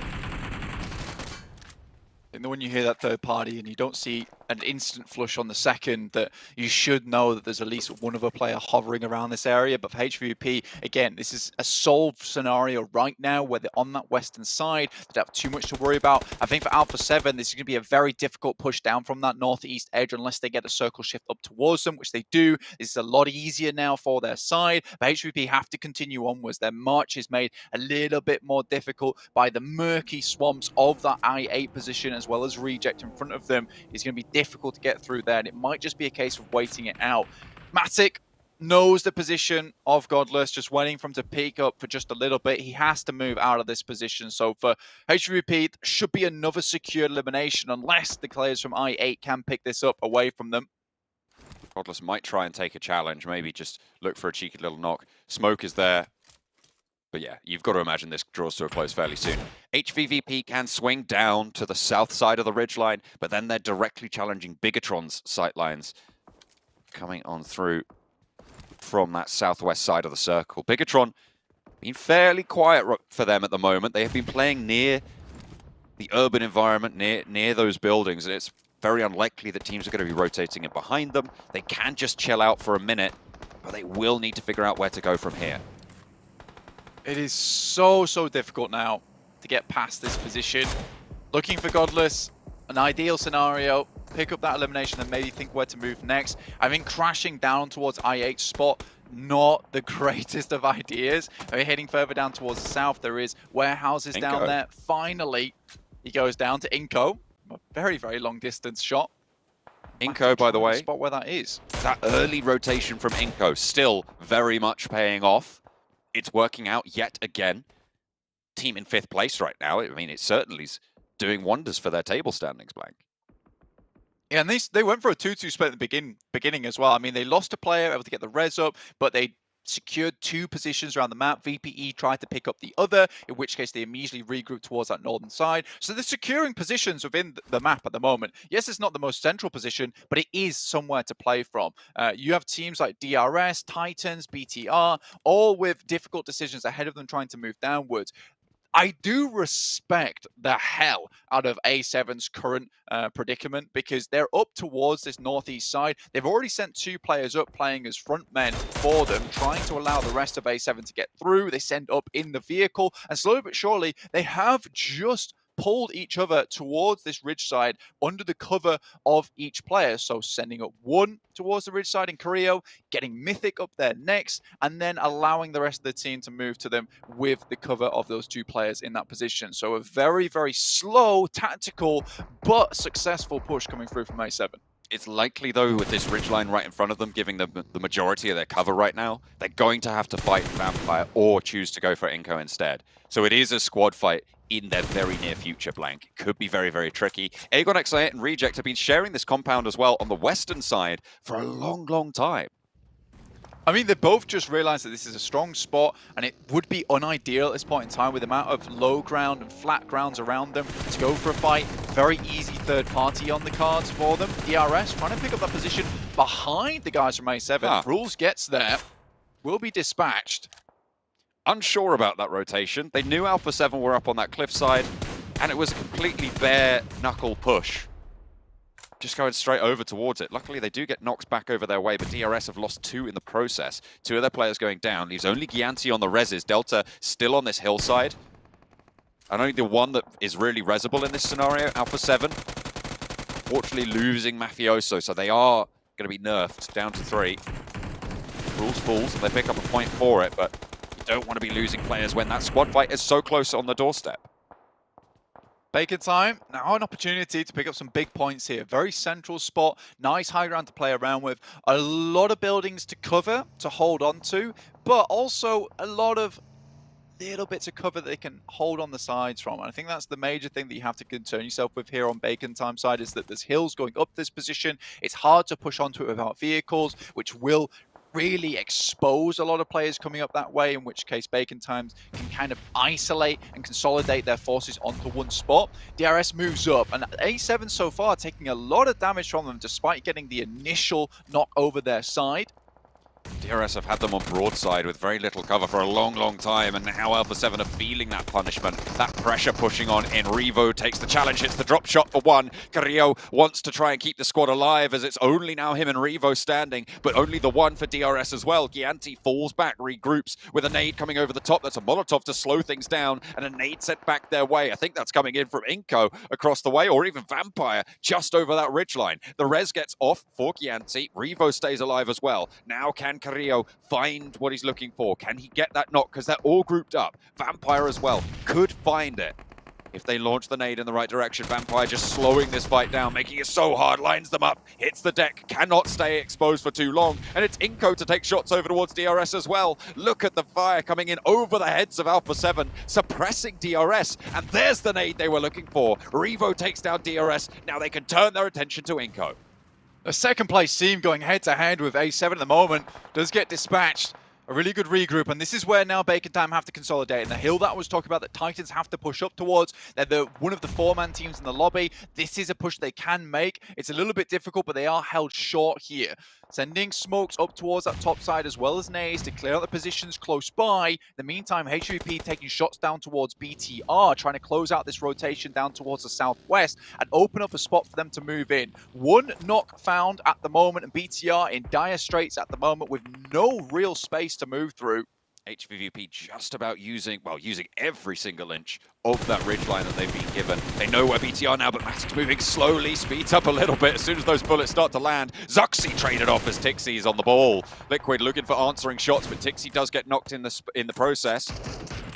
They cannot afford to lose another player here if they want to have a big game. Blank. Tixie will need to be rezzed. Kitsune right nearby, but Tixie caught out. The smoke covering off the answering spray from Matic to keep their heads down. And Bigatron not going to fall just yet.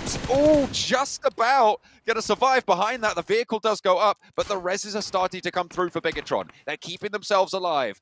And the circle moves away. They'll have to go further. And in 40 seconds, that will shrink.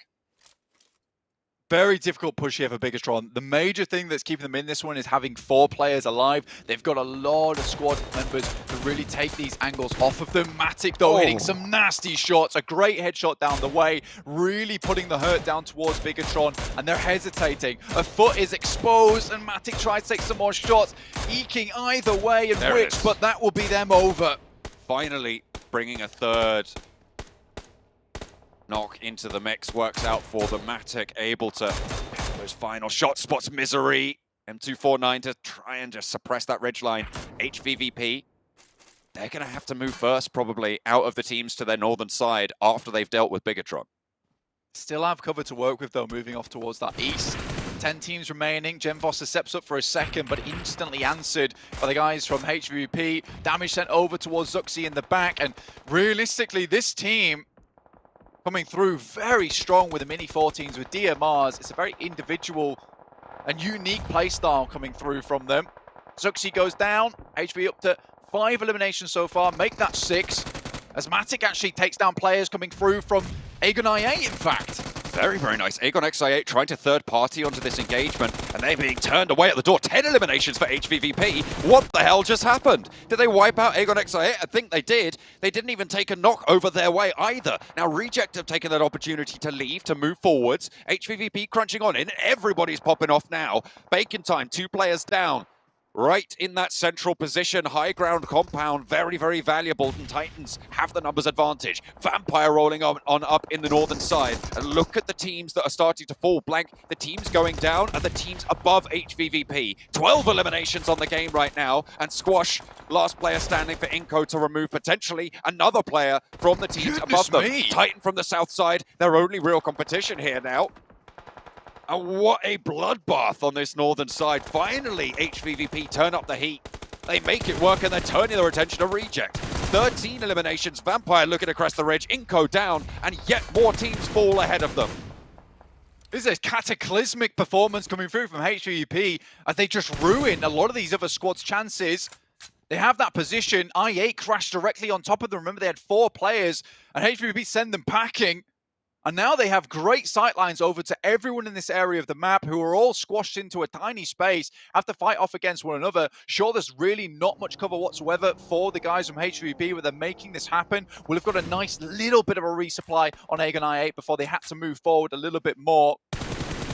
These DMRs, the M4s, working out very well for HVP on these long-range fights, these long-range engagements where some of these people in the lobby, they're prioritizing having the DBSs, having the UMPs over the DMRs themselves, but a few nasty little headshots coming through from the guys from Matic as well as Kitsune. Disgusting stuff. Oh, Titan, they're going to have to leave this position though. HVVP need to time this perfectly. Puncher just hits the branches. They're getting cover from it. Reject looks for the spray to light it up, and Matic goes down. Vampire are taking their turn as well at the batting post, but with 13 eliminations, if they can just survive long enough, they have done so much to put a dent in that gap, and the teams ahead of them falling like flies. iNCO already down, take C, laid low, and now just one player. The IGL Kitsune for HVVP stays alive. I think he might just be in the next circle.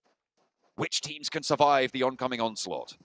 Realistically, HVP should have gone down 10 minutes ago. It was such a difficult push for them. They had hardly anything to work with. The fact that they've got this far with this amount of eliminations is absolutely gargantuan for their side, up towards 6th place now. But like you say, they just need to survive a little bit longer. Besiktas at a single player, Reject down to 2. There is a high chance that both these teams go out fairly soon, with VPE understanding they have to move out this way too.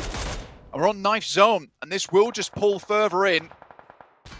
Bacon Time suffering. They need a big game here. Blank, Vampire, Bacon Time, 2 teams that you would have expected to be in those top 5 at the start of the last chance phase. But right now, at Death's Door on their tournament, 5 eliminations for Vampire, 4 players alive. It's good for them, but Bacon Time suffering a little bit heavily as Titan roll on up into the door. HVVP eliminated, 6th place, 13 eliminations. It's a whole load of points for them. They'll be happy with that. And Titan roll on through. It's breakfast as Bacon Time chowed down on by Titans. only the two players active. Orbicile is there, but they are just going to get torn through. Titan move on in. 3 players alive for Titan, but 4 for Vampire, and they're looking to turn it up. Titan getting cut out as well. Peace is low for Besiktas, but they make it into top 3 as Reject now with a duo. Vampire with 4. They've been holding behind this ridgeline for so long, but now they're going to move on out. They execute on their final strategy, their end game, and 11 eliminations so far, racking it on up. And Peace, the last player to stand in their way, will be bringing in that 12th point for them, and a chicken dinner for Vampire. You can see the elation in this squad. From the bottom of the tables, a necessary time to stand up.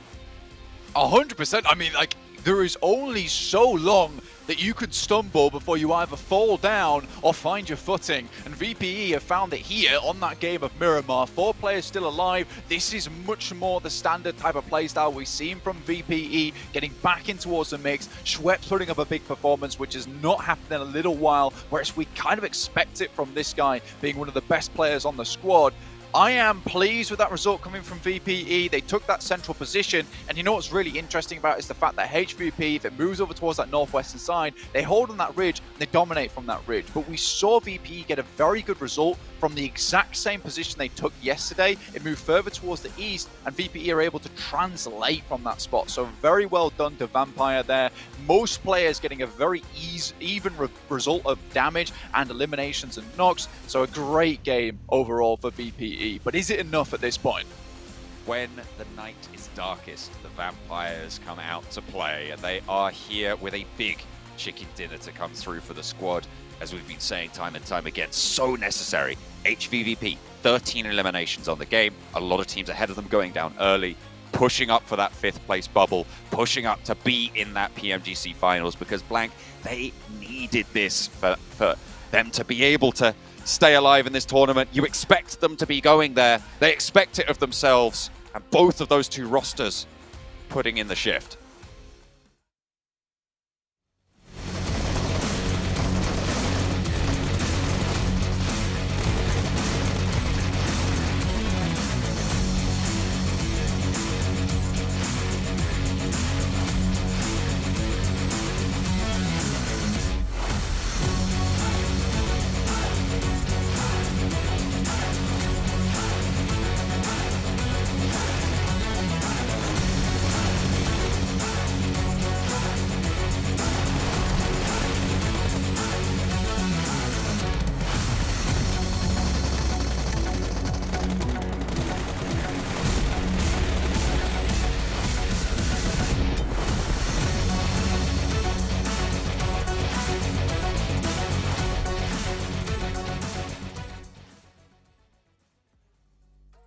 See what that win meant to Vampire Esports here, getting them back in the running for top 5 to potentially keep that door open to get into the PMGC Grand Finals. 27 points here picked up from the team. A fantastic performance, but honestly, there was, like we were saying before, Max, when we were watching the match, there was just so much happening. HVVP as well, having a slaughter in that last match in the matter of about 7 seconds. I mean, we were talking about it during that game, Jason, that for Vampire Esport, if they want to be able to catch up, they need a chicken dinner. It was like, no, at least 10 eliminations. They a little bit outdo that, 27 points on the game. And this just gives them, I think, a glimmer of hope that they desperately needed, because things were looking so grim for them before this match. But those mini 14 fights, Sandstorm, were just amazing from Flukev and Stone. Like, these guys are on point, and of course, Schweppes being Schweppes, he's just always going to pop off. Yeah, it wasn't just that, by the way. It was also the fact that a lot of the teams in the middle of the leaderboard are also getting eliminated. Teams from the bottom are performing, so now it's going to be very, very close. But Matic and what he did to IA, what he did to Reject, what he did to this entire lobby this game, even holding on to or closing on BTR, not allowing them to move for such a long time. So much damage from him, so many elims. Very great game for HVVP. But if I'm being honest, this is the second time that we're seeing them on Miramar get gifted the first, second kind of zone. A lot of pressure is alleviated from their shoulders. So I want to see them perform, like you mentioned before, Maxman. I want to see them perform the same way iNCO would if they weren't gifted the zone. Where is that performance from HVVP? I do have to agree, but in general, I think that this is them willing to be just a little bit quicker on their rotations, even in zones where they're very familiar with, and I think that that's just a great change to what we saw from them yesterday. And man, they eliminated, there you go, that's the word, 2 teams in a matter of like 10 seconds. Like, they just flipped a switch in that game and just went super aggressive. So good from HVVP. We'll see if they can keep it up in the next matches. Well, you know what, Maxman? I'm going to flip the switch here and send us to a quick break while we get things ready to go for our third match of the day.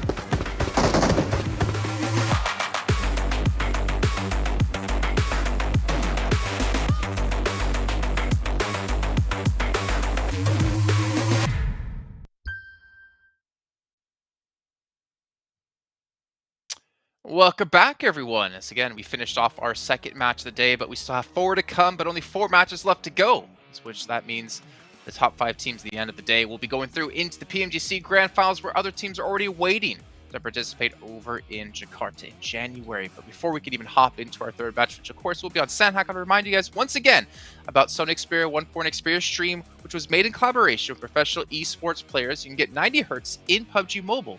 Xperia streams, total cooling system, and multiple ports for intensive gaming and streaming.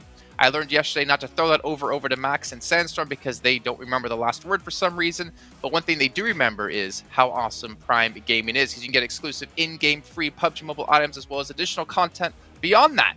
And even with the Prime benefits, it's a win-win-win situation. Just no chicken dinner involved. I don't know how that works, but I thought it came with it, with the deal, but that's fine. I don't know. Let's take a look at our overalls. Let's see where we're currently standing here. Alpha 7 going to be in first place at 103 points. And we have seen Titan move up to third, but there hasn't been a shift at the moment in our top 5. However, HVVP, Vampire Esports, Game Lord, they're coming. Problem was Game Lord got 0 points in the last game. Yeah. Oh lord, they're coming. It's Vampire Esports. Vampire started off the day in 15th position right now, Sandstorm. Now in 7th position, just at the door of making it potentially in that top 5 position. One other just even average game would be enough, but we know the competition towards the top is just so tough right now. All the teams are taking down one another. It's a tough position to be in, but at the bottom, it's looking a bit grim for the teams right now. It is looking grim at the very bottom for Bacon, Egon IA, and for Nigma Galaxy. But for Damwon Kia, it is about 15 points for them. Where realistically, we're looking at LGD, even Besiktas, 56 points, 10-point difference from them, and 5th place. But realistically, 5th and 6th place, I think, are the one, or 5th and 4th place are the ones that are going to be open to, let's say, competition or contest right now for the top 5 spots. Alpha, DRS, I'm not sure anyone's going to be able to take their spots away with only 4 games left to go. And the way that Alpha's been looking and the way DRS has been playing, very, very passive early on, just making sure they survive into the later stages of the game. It's going to be very interesting to see these last games for sure. Yeah, you have to imagine that if you're the likes of one of those 2 teams, you just don't even care about playing super aggressive. You don't care about winning matches. All you care about is just surviving to the late game, right? Try to get as many points built up just from placements alone. And ideally, no one should be catching you. But let's see your 2 teams to watch here and see if any of those teams could potentially catch up into our top 5. HVP, Vampire, Alpha 7, Maxman. A little bit of a cop-out answer, but you know what? I gotta respect it. It's fair. I feel like if I pick any team outside the top 5 right now, I'm just going to bring bad luck to them right now. I've done it for BTR. I've done it for Game Lord. Like, it's got to end right now, so I'm just I'm going for the good top and VP aren't top 5 though. Sorry, the teams are like not in the race right now. Okay. That so yeah, we're close to top 5, yeah. Looking over towards you though, Sandstorm. Again, 2 teams in top 5 at the moment, and HVVP. Talk me through it. HVVP, because I want to see them perform again without the zone giving them a huge advantage at the very beginning, and especially when we're looking towards Sandhawk, these guys need to perform a little bit better. And when I'm looking towards the rest of the teams, Titan, just consistency is there for them towards the end of day 1 and slowly getting themselves in those top 4, top 5 positions multiple times. So pretty good for Titan. And DRS, Keep up that passive play in the early stages of the game. Get yourself as a nice cozy position towards the end, and you should be perfectly fine and ready for the grand finals. Well, I have read the script here, have learned that HVP will get a Northwestern Island zone. Let's see if it's going to work out for him, though, as we head over to our commentators to kick off the third match of the day. Going into match number 3 with Sandhawk at the door. After this game, Blank, I'm thinking that we're going to be starting to see some teams really kind of cut off from the top of the tables, from that bubble position. Blank won't have been able to hear me as I was saying that, but you guys on stream will have been able to hear you, hear what I was talking about. After this game, Blank, I was saying that we're going to be starting to see teams cut off from the top 5 bubble spots. That is correct, John. Thank you for consolidating that into a nice, concise point for me to understand and then reply to, which I will do right now. We are, yes, 100% going to be seeing some of these teams being cut off towards the bottom side. I think for Nigba Galaxy, i8, Bacon Time, if they do not have a good performance here that sits around about 50 points, it's going to be very difficult over the next 3 matches at the end of the day to actually hit up towards that top side lobby. Certainly possible with this type of a sprint format, and particularly with the way that the lobby currently is quite evenly split all the way down to the bottom. There's still a chance. I think iNCO right now is that team that everyone's gunning up towards. Right now, HVP is currently tied with them at 66 points. That tiebreaker currently being the placement points they were able to accrue on iNCO's side. 38 eliminations, but only 28 rank points there for HVP as opposed to 32 on iNCO. They do need a little bit more. However, iNCO so far have been struggling to find that golden kind of opportunity they're able to find in the past couple of days where they were getting those big points, getting those big numbers put up. HVVP currently 3rd highest eliminations in the lobby. 44 for Alpha 7 and IHC on 41. So they have definitely had an impact, I think it's safe to say. See if they can do so again. But iNCO, that central style, working out for their placement points, which after all is that tiebreaker position as we come close to our first circle coming through. Wait for that one to hit. Obviously, iNCO were on board with them right now, needing to put up a good performance at the moment in 5th place, right on the edge of being knocked out here. VPE, things looked very dire for them. I think they were down towards that 15th place position at the start of the day, now up towards 7th at the moment, which is incredible to see for them. 62 points, looking to get up towards the top 5. Going to be hard to dismount DRS, but with Alpha 7 taking 103 points, putting that buffer between them and 2nd place quite high. First team to reach triple digits here in the last chance. You know, there is a lot of opportunity for other teams to leapfrog underneath some of these guys like Titans, IHC, iNCO, DRS, who have yet to find those big games consistent like we're seeing from A7 at the moment. And if you're one of the teams that is looking to chase that bubble, you're very happy to see Alpha 7 earning all of those points, right? You're looking for them to take those points away from the other top contenders, unless all of those other guys are finishing in 4th, 5th, 3rd places, that sort of area at the same time. You're happy that Alpha 7 are taking a big chunk away from you because it's unlikely that you're going to get up to that first position or challenge for it, but you just want to have that bubble reduced as low as possible so that when you have a pop-off game, like your HVVP, like your Vampire Esports, you have managed to put yourself back in the running. Soka heads up towards the northwest side. VPE, HVP, not happy yet though. I think with this kind of circle, we've seen a lot of times it head over towards that eastern side, making that crossing from the northwest infinitely more difficult. I think with the way that we see this lineup from Besiktas, A7, Reject down towards Down1, which almost makes this semicircle that encloses around the northwest island, is so hard for VP and HVP to leave that island without having to take some very early fights in this game. And we know with the way that we've extended how long these games actually last for. I mean, you used to see Sandhawks finish around 21 minutes sometimes in very hectic scenarios. Now we're usually looking at that 26-minute mark where the game comes to a close. So very interesting stuff in terms of the amount of time that you have to spend getting through a lot of these engagements. And it's no longer a case of you get through that one engagement and then you can just kind of wait out towards the end of the game. Those 5 minutes may seem like a very short amount of time. But when you get to those final circles, 5 minutes can be the difference between a 10th place and a 2nd place. Very early move from Reject up to get that crossing. 3 players already all the way over there. Duello still as a backstop, but this is a central lobby, and slap bang in the center is on that northwestern island. Game Lord rotating around the northern side with a boat, likely to make landfall to the west point, just west of Hartin, on the north side of that island. They're giving the rest of it a very wide berth, though. You can see that they're not going to take any sort of chances whatsoever. In the case of Besiktas are holding on that northern side, but they are moving down south towards that bridge. Vampire looking to try and control that crossing, but they've allowed Reject in on the south side into one of the strong compounds on the northwestern island underneath those cliffs that HVVP will be looking to exert control over. Yeah, getting here early is a little bit of a Hail Mary, honestly. It's one of those positions that gives you a lot of comfortability. And iNCO were looking for this as well, it seems. You know, hoping to sit out the majority of the game. And with Reject already being in that position, goodness me, now iNCO's in a really tough spot because this entire macro decision, this entire push from them gets sent away, and they're left feeling a little bit questionable where they want to go next. That confusion starts to set in. Where do we head towards? Which positions can we take on the map that haven't already been taken? And I think this is where it gets very, very different for iNCO, considering a lot of teams have made that analysis, watched the VODs from yesterday, done their homework, and realized that iNCO are just finding good spots in the circle early on in the game, which could work out towards the end game, and then just sitting there. And more often than not, they're finding those spots. You can see that confusion really coming back to bite them because they are just circling, and there's no longer anywhere for them to go. Dogs of War of HVVP smell the cordite on the breeze underneath them.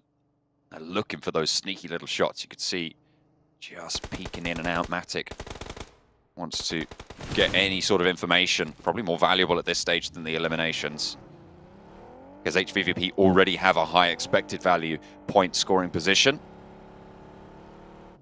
Have to see where the next circle does go, but at the moment it is very much in their favor. Game Lord made net landfall on the northwestern point of the island west of Hartin, and they are now land fallen.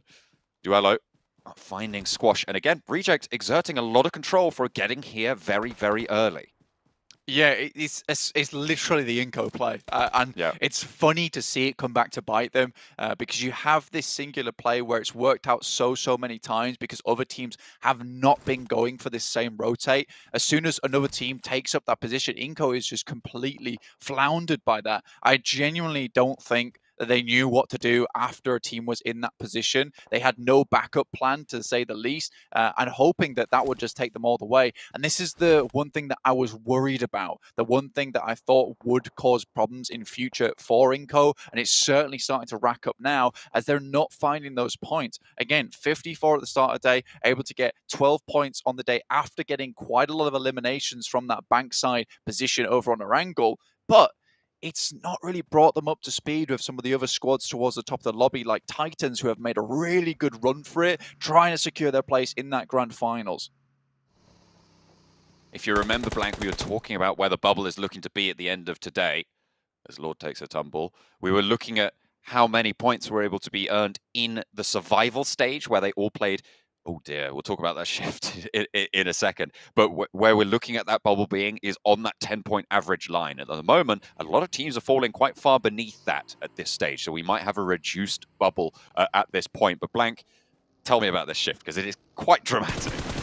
It really is quite horrible. This is what I was talking about earlier, where, you know, HVP and VPE still worry for themselves when you see a shift like that. Zone 2 is always the hardest shift that we are going to see. So it could really go anywhere a lot of times within this circle. Heads hard up towards that northeastern side, which sits us on that bridge. Now, a lot of teams at the moment, again, prioritizing those central spots, have almost ruined themselves by taking these positions down towards the south side of the mountain. I think you're going to be struggling for a lot of them. Titans, on the other hand, who have yet to move, actually secure themselves a good spot within the lobby if they move in the next couple of minutes, purely because there's so much open space on this eastern side. It could be west, it could be east, but if you're on the western side, you're in a world of hurt anyway with the amount of teams already here. The iNCO duo sending as fast as they can towards the water, and trying to potentially play underneath that bridge. That worked out for them in the last game, so why not? They have managed to pull up on that west side of the bridge that connects the Northwest Island and the mainland. So open though, that crossing. Yeah, it really is. I'm surprised they even got that far, to be fair, as a duo. But once again, Vampire play on the hill to the northeast side of the HVVP mountain. But this time around, HVVP move in nice and early to get a little bit of a foothold to give them a route in. Last time we saw them come into conflict as IHC take a fight with LGD, and actually Alex controlling the roll-up nut really beautifully there as a solo outpost for IHC. We'll be able to look for these flushes as well. Really, really good stuff. But when we've seen Vampire contest on that little mound to the northeast side of HVVP, we've seen them not move early enough, and HVVP have learnt that lesson. Absolutely. I think getting up towards this position gives you a lot of high ground control. I think for HVP at the moment, you know, those elimination counts are really giving them the majority of the points that they need. And I think it's this point in time where this circle isn't always going to favor us, but what we can do is we can shift from this mental play style of, look, we have the circle itself, so let's just continue to sweep. We'll play that 2-2 position. When they don't get the circle like this, I think they just have to completely start thinking about, right, we have to go into full elimination mode and start bringing out the big guns and just taking as many shots as possible. Because if we can clear out teams, we're technically clearing out space. And I like that from HVP. IHC rolling up, pretty much completely destroying the rest of LGD, who were at 60 points and they were bringing it back. But after this unfortunate loss, going down in 16th place now, which happens more often not for LGD, a very streaky team. Some games they look like the best team in the lobby and maybe even the best team out of PMGC. Then other games they look like this, where it just feels like they're not even part of the conversation. And that's a really difficult thing for me to analyze on the desk, for the actual desk to analyze over on their side, as well as for you guys at home, because it feels like if you want to cheer for LGD, sometimes you're cheering for an LGD that seems completely different from the norm. It's odd to see, and I think I'd like to see LGD bring it back into that position where they're performing similarly every single time. However, at this rate, I don't think they're getting towards the grand finals. The circle again onto the bridge. Somehow, Blank, iNCO are in a central position. Okay? It's just one of the facts of the universe that if there's a circle, it's very, very likely that iNCO are right in that middle spot. But Nick the Galaxy move around the north side and scout out towards underneath that bridge. And actually, with iNCO swimming across, trying to make it to the other side, that could be difficult. Vampire this time around, however, are going to control that approach. It didn't work out for their control over iNCO, but Nick the Galaxy will feel the brunt of that pain. Ralph spotted, shot down, Schwepp picks up the flush. HVP even got involved on that engagement as well, taking shots down that way. VPE, though, in a good spot at the moment. Like you said, though, oh, dear, he has the vehicle underneath. Try and keep these players off him. Keeps pulling out the nade. That is mean. That is really mean. God, that is a like threatening presence. Yeah, a little exclamation mark above his head. Alpha 7, up against IHC. It's a knock apiece. 2 4-man squads. So far, though, Godless getting knocked 2. That's them down to just 2 players. Continuing on that streak. 2 for 2. I would love to see this fight right now. I mean, it is all going off. I mean, IHC would really like to get some points, and purely taking out A7 out the way means that a lot of those points being ripped away from the top of the lobby, IHC could probably secure a little bit of a better position towards that top side of the top 5. Bacon Time with a strong position as well. Vampire had their turn. HVVP had their turn. It is Bacon Time's turn to step up from the group green heavy hitters. But IHC demolishing on this south side might ruin Alpha 7's chance. You don't want to let IHC be getting these points if you're chasing for that bubble either, because they are much more within reach than Alpha 7 are. So you do want to root for them. DRS rolling across the top of the bridge. Nobody else had this idea, Blank, but it seems like nobody else had a good idea either. Into the back of the pickup, and they'll be playing with the cover. I like that a lot. It's like everyone's, we got to go underneath the bridge. And DRS is like, why don't we just use the bridge? But it was made for. Let's just go on top. Maybe not all the way. This makes no sense. In fact, everyone else in the lobby, completely illogical usage of the bridge, which is, this is a comfortable way across, let's swim. That's not how I see bridges in particular. However, iNCO seems to find success off the back of that approach anyway. Alpha 7, though, with 2 players, actually taking down more from IHC. So once again, another 2 for 2. And holding on. Another knock comes through on that side. That's VPE, Vampire, getting involved. They needed to be able to get up in there for the vault, but now there's 2 players down on the inside. Alpha 7 holding off against IHC. First knock is close, but there's 2 players still on the inside to handle. Carrillo gets the spray down, needs the weapon swap, a sliver of HP on the inside, just jittering around the corner. Nervous now, but the fancy feet win out the day. Falls back, doesn't go for the flushes, doesn't get greedy, and sticks the res. He knows that the last player from IHC will not be able to get this res off before he can. Close. So he'll be able to play on the 2 players. Carrillo stays alive, gets Revo back into the fight, repositions Godless around the side, a DBS, a nade around the corner, looks to just slow things down, or certainly give them a little bit of fear. Oh my and IHC God. fall. It's an off angle coming through from Aegon XI8, and Carrillo keeps Alpha 7 at the top of the table. I do not believe what I've just seen. Alpha 7.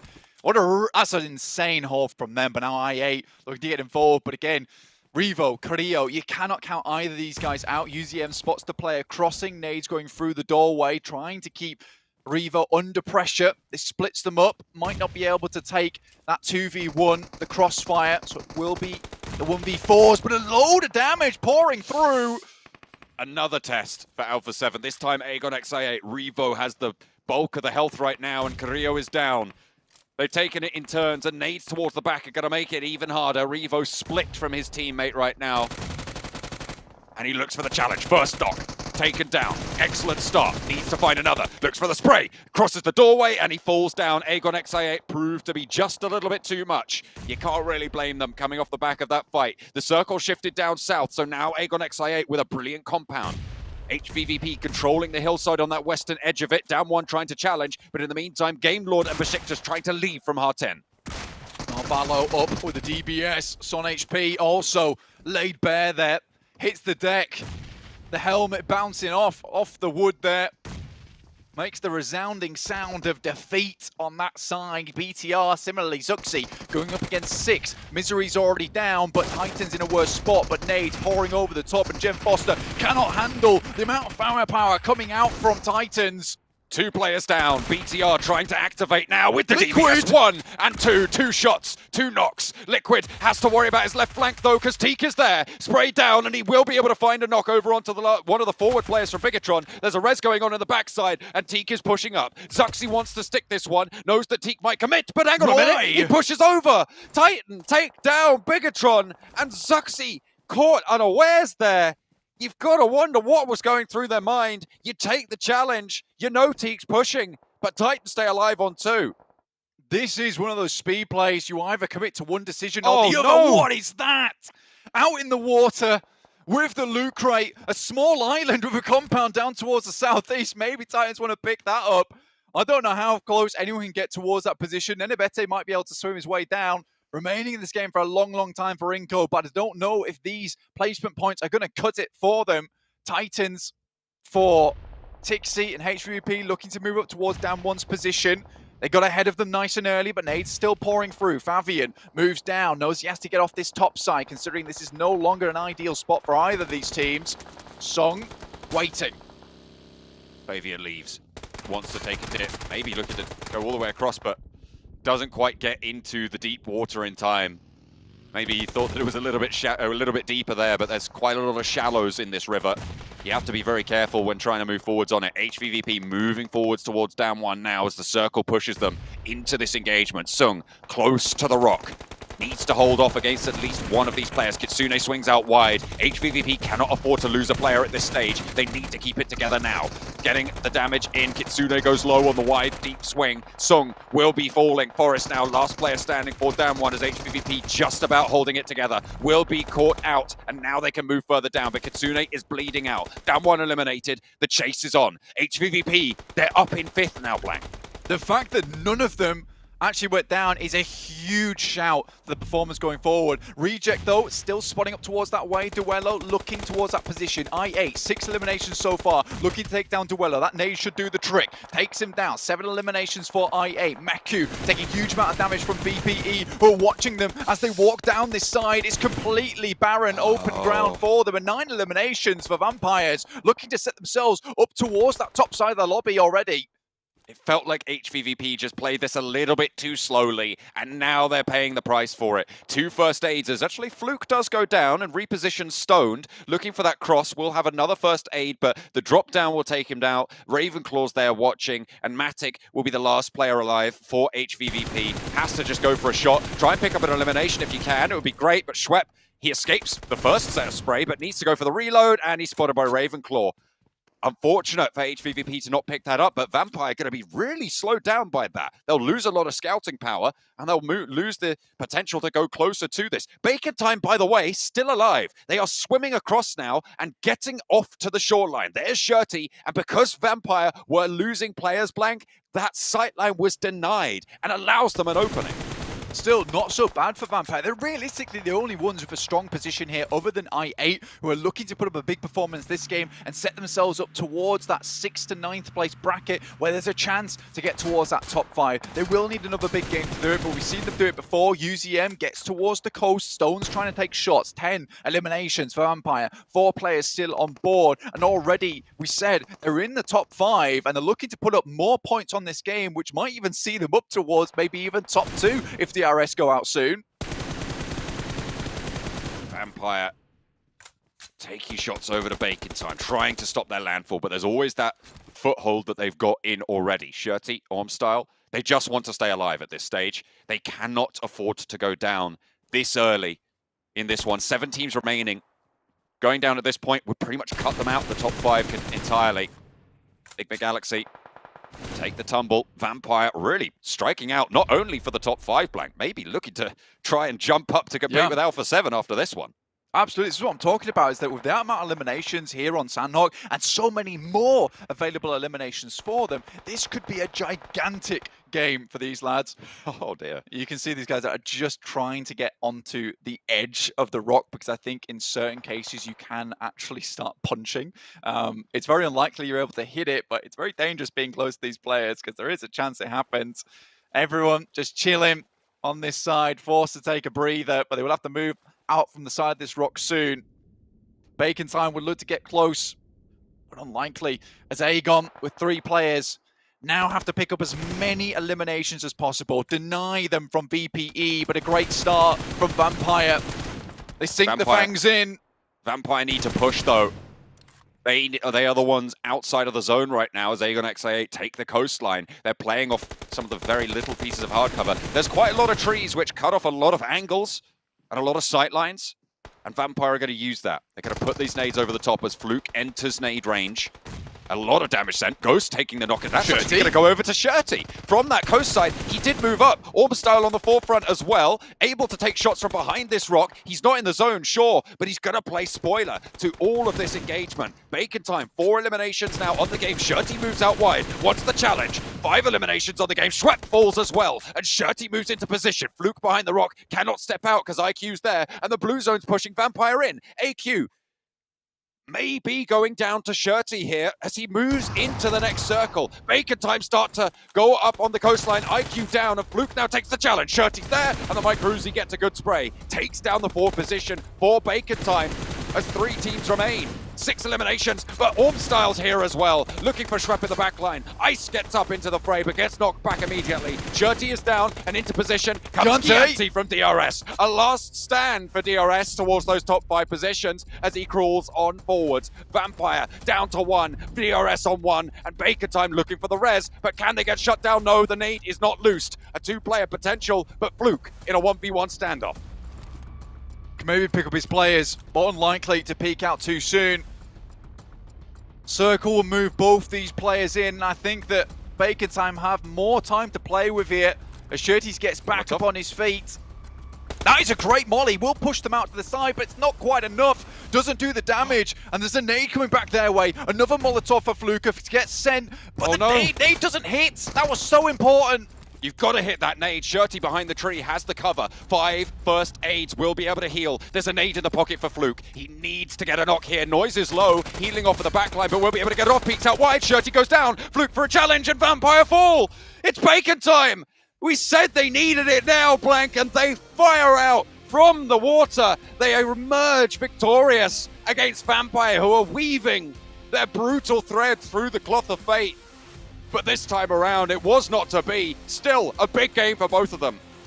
Bacon time absolutely drenched coming out from this game, but the heat rises from them. You can see the steam pouring off their heads because that was a firecracker of a game coming through from them. The fact they were able to live out for so long and hear the shooting and take the opportunity to get to the coastal side, understand exactly where that hard cover was, that is very good knowledge of the game there coming through on Sandhawk, picking up that match. And VPE furious with that result. Those extra 3 points for the chicken dinner could have set them in a secure position towards the top. I am astounded by that game. It could not have been more difficult for a lot of these teams. HVVP also, again, it's that slow play style, that careful play style that has rewarded them so much in the past, which is coming back to bite them on these absolutely hectic circles. That hillside that they had to push off from is really one of their sticking points. On Sandhawk, they've died to it twice now on that very specific rotation. They just haven't been able to figure out how to play it seems, but they'll have to get a little bit further. What a way for Bacon Time to close things down as well, with a pretty healthy elimination count as well coming through. 31 points at the start of the game. They'll have a whole lot more than that now.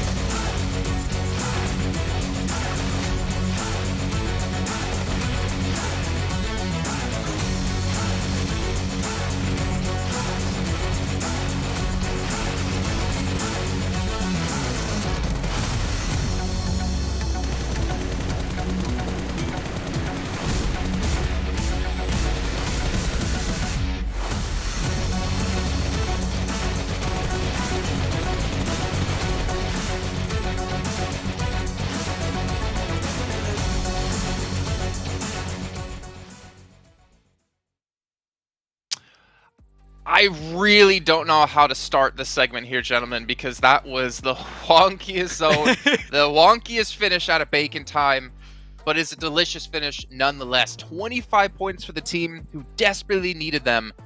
But besides the fact of them getting points they needed, what about Vampire Esports who get 25? Agon I8 who get 13, Titan who get another 12, and DRS get another 11 added to the board. Some big movers happening in this last match. I think, Jason, it's fair to say that we're going to have some new teams potentially in the top 5. I mean, mainly looking at Vampire Esports, of course. I'm a new potential top 5 contender right now. But, I mean, Bacon Time, really, Sandstorm. I would say if they did not get this game right here, I think that they would be 100% out. But this one does add a question mark, like, can they climb back up? It's going to be tough, but this maybe opens up a door for them to make it happen. It does, yeah, and it's not just that. Again, we have to look at the teams in the middle of the pack and seeing how they're performing, but putting up Noise's stats up against Fluke. Fluke almost managed to do it towards the end there. I'm surprised that he didn't use the nade a little bit early on.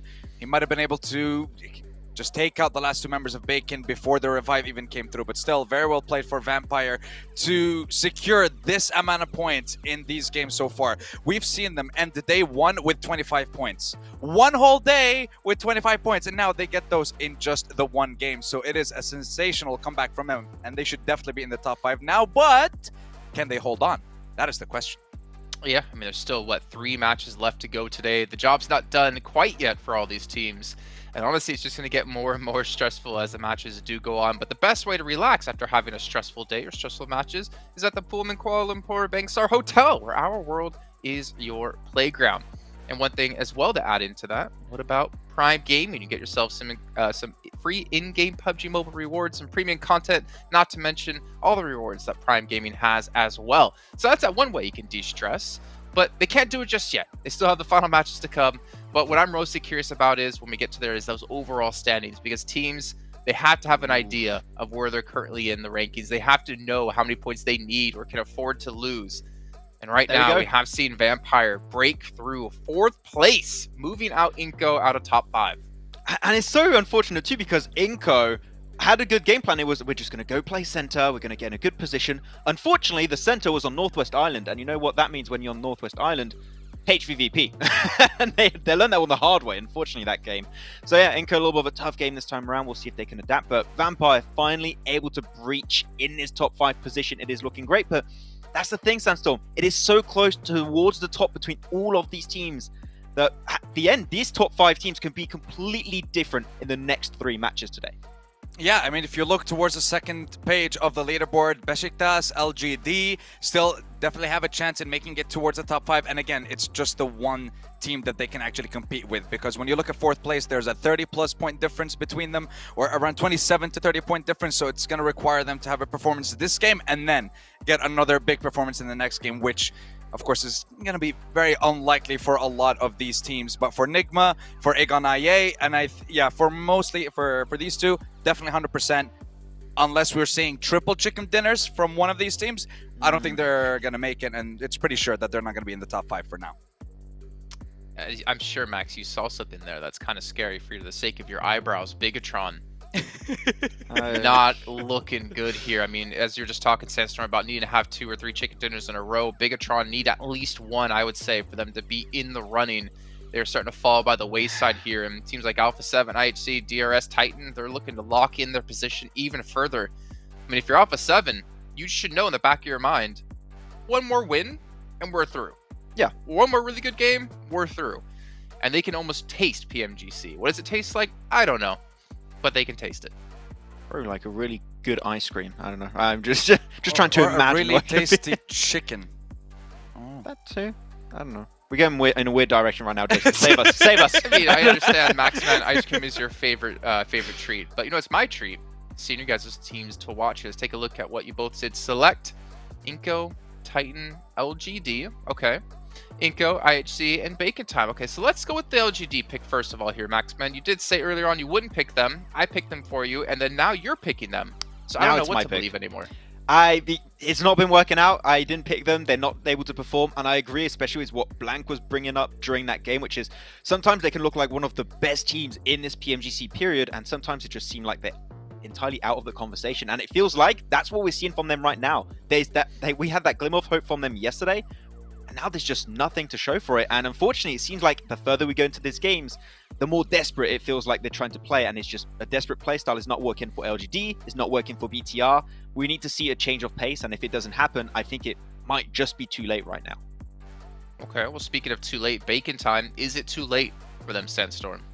I would say this game would be their last opportunity. They need to get 15 points plus in this game in order to have a chance in the last 2 matches.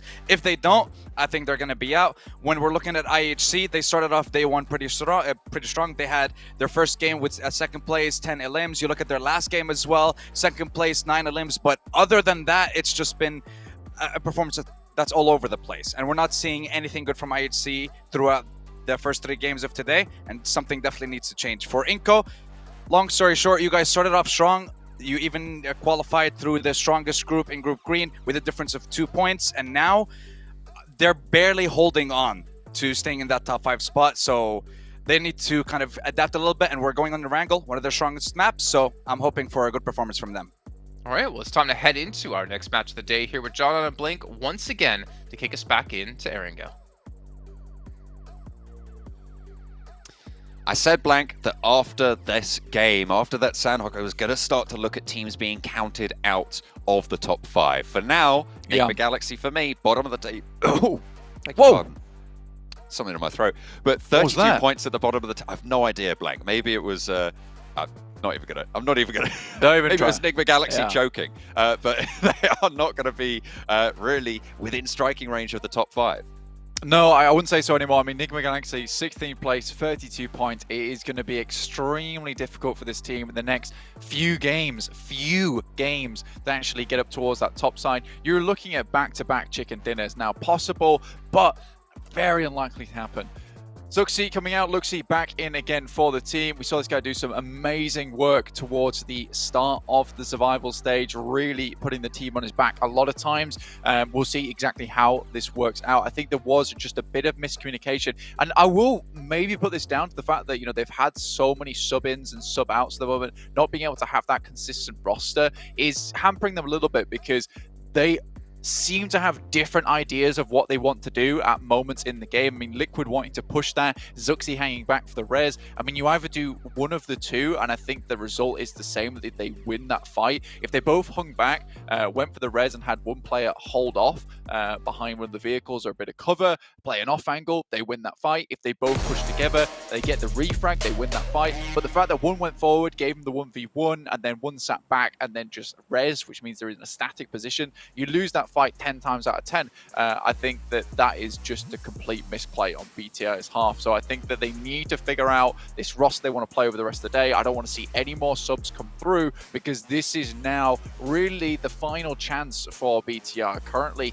sat quite far down the lobby with 13th place, 55 points. There's certainly a chance for them, but requires these chicken dinners. And remember, they've been given a fair few chances for them. On Sandknock, they had a fantastic compound. On Erangel, they've had some fantastic compounds, but unable to convert that into a big win is worrying.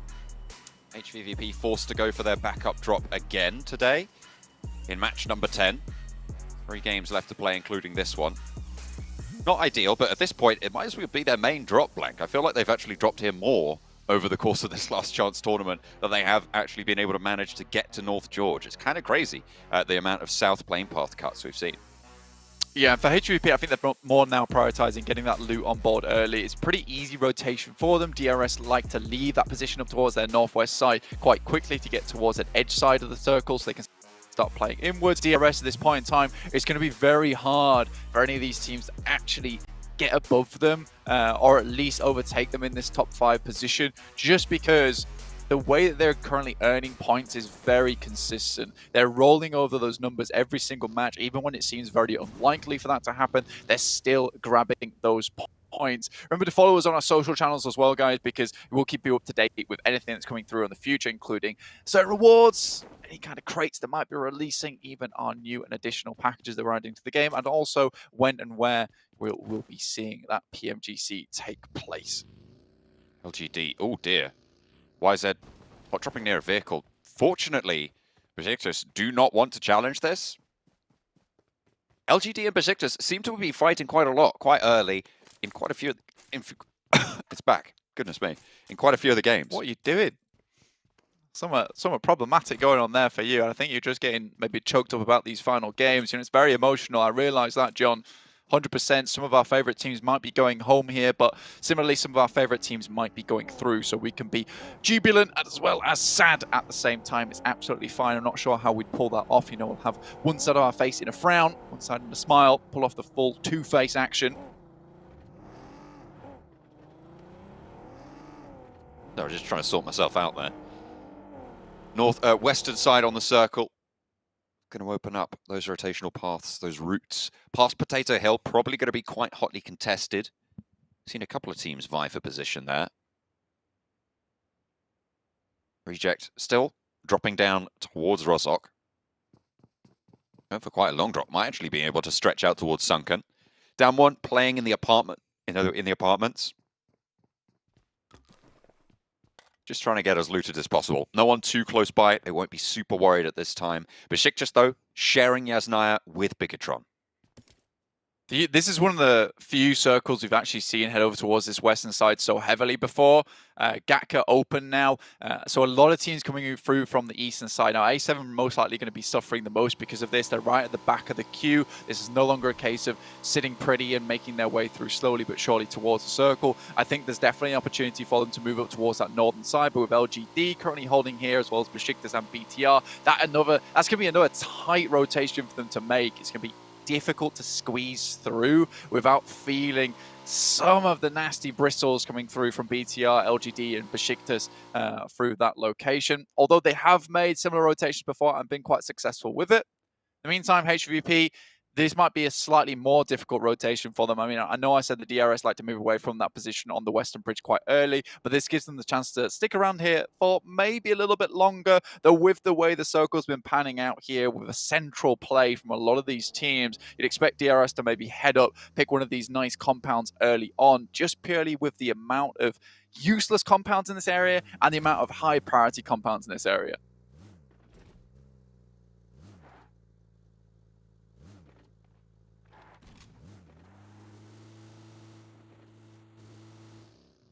DRS. Currently still moving upwards. Aegon down towards Sosnovka. IHC in Novo.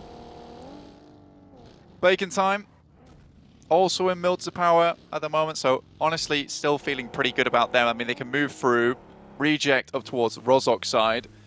Enigma Galaxy in Pachinki. Very typical position for them. A great spot for them to kind of ladder out on this game, try and climb up those rankings just a little bit. Considering they are so far down, though, we did say this is kind of a point in time where we feel like that is them just confirmed knocked out. Again, it would require a 30-point game to sit them steady with 10th place. But remember, that is profit they need to find on top of those matches as well, because most likely 10th, 9th, 8th, 7th, all going to find some more points this game to try and see themselves upwards.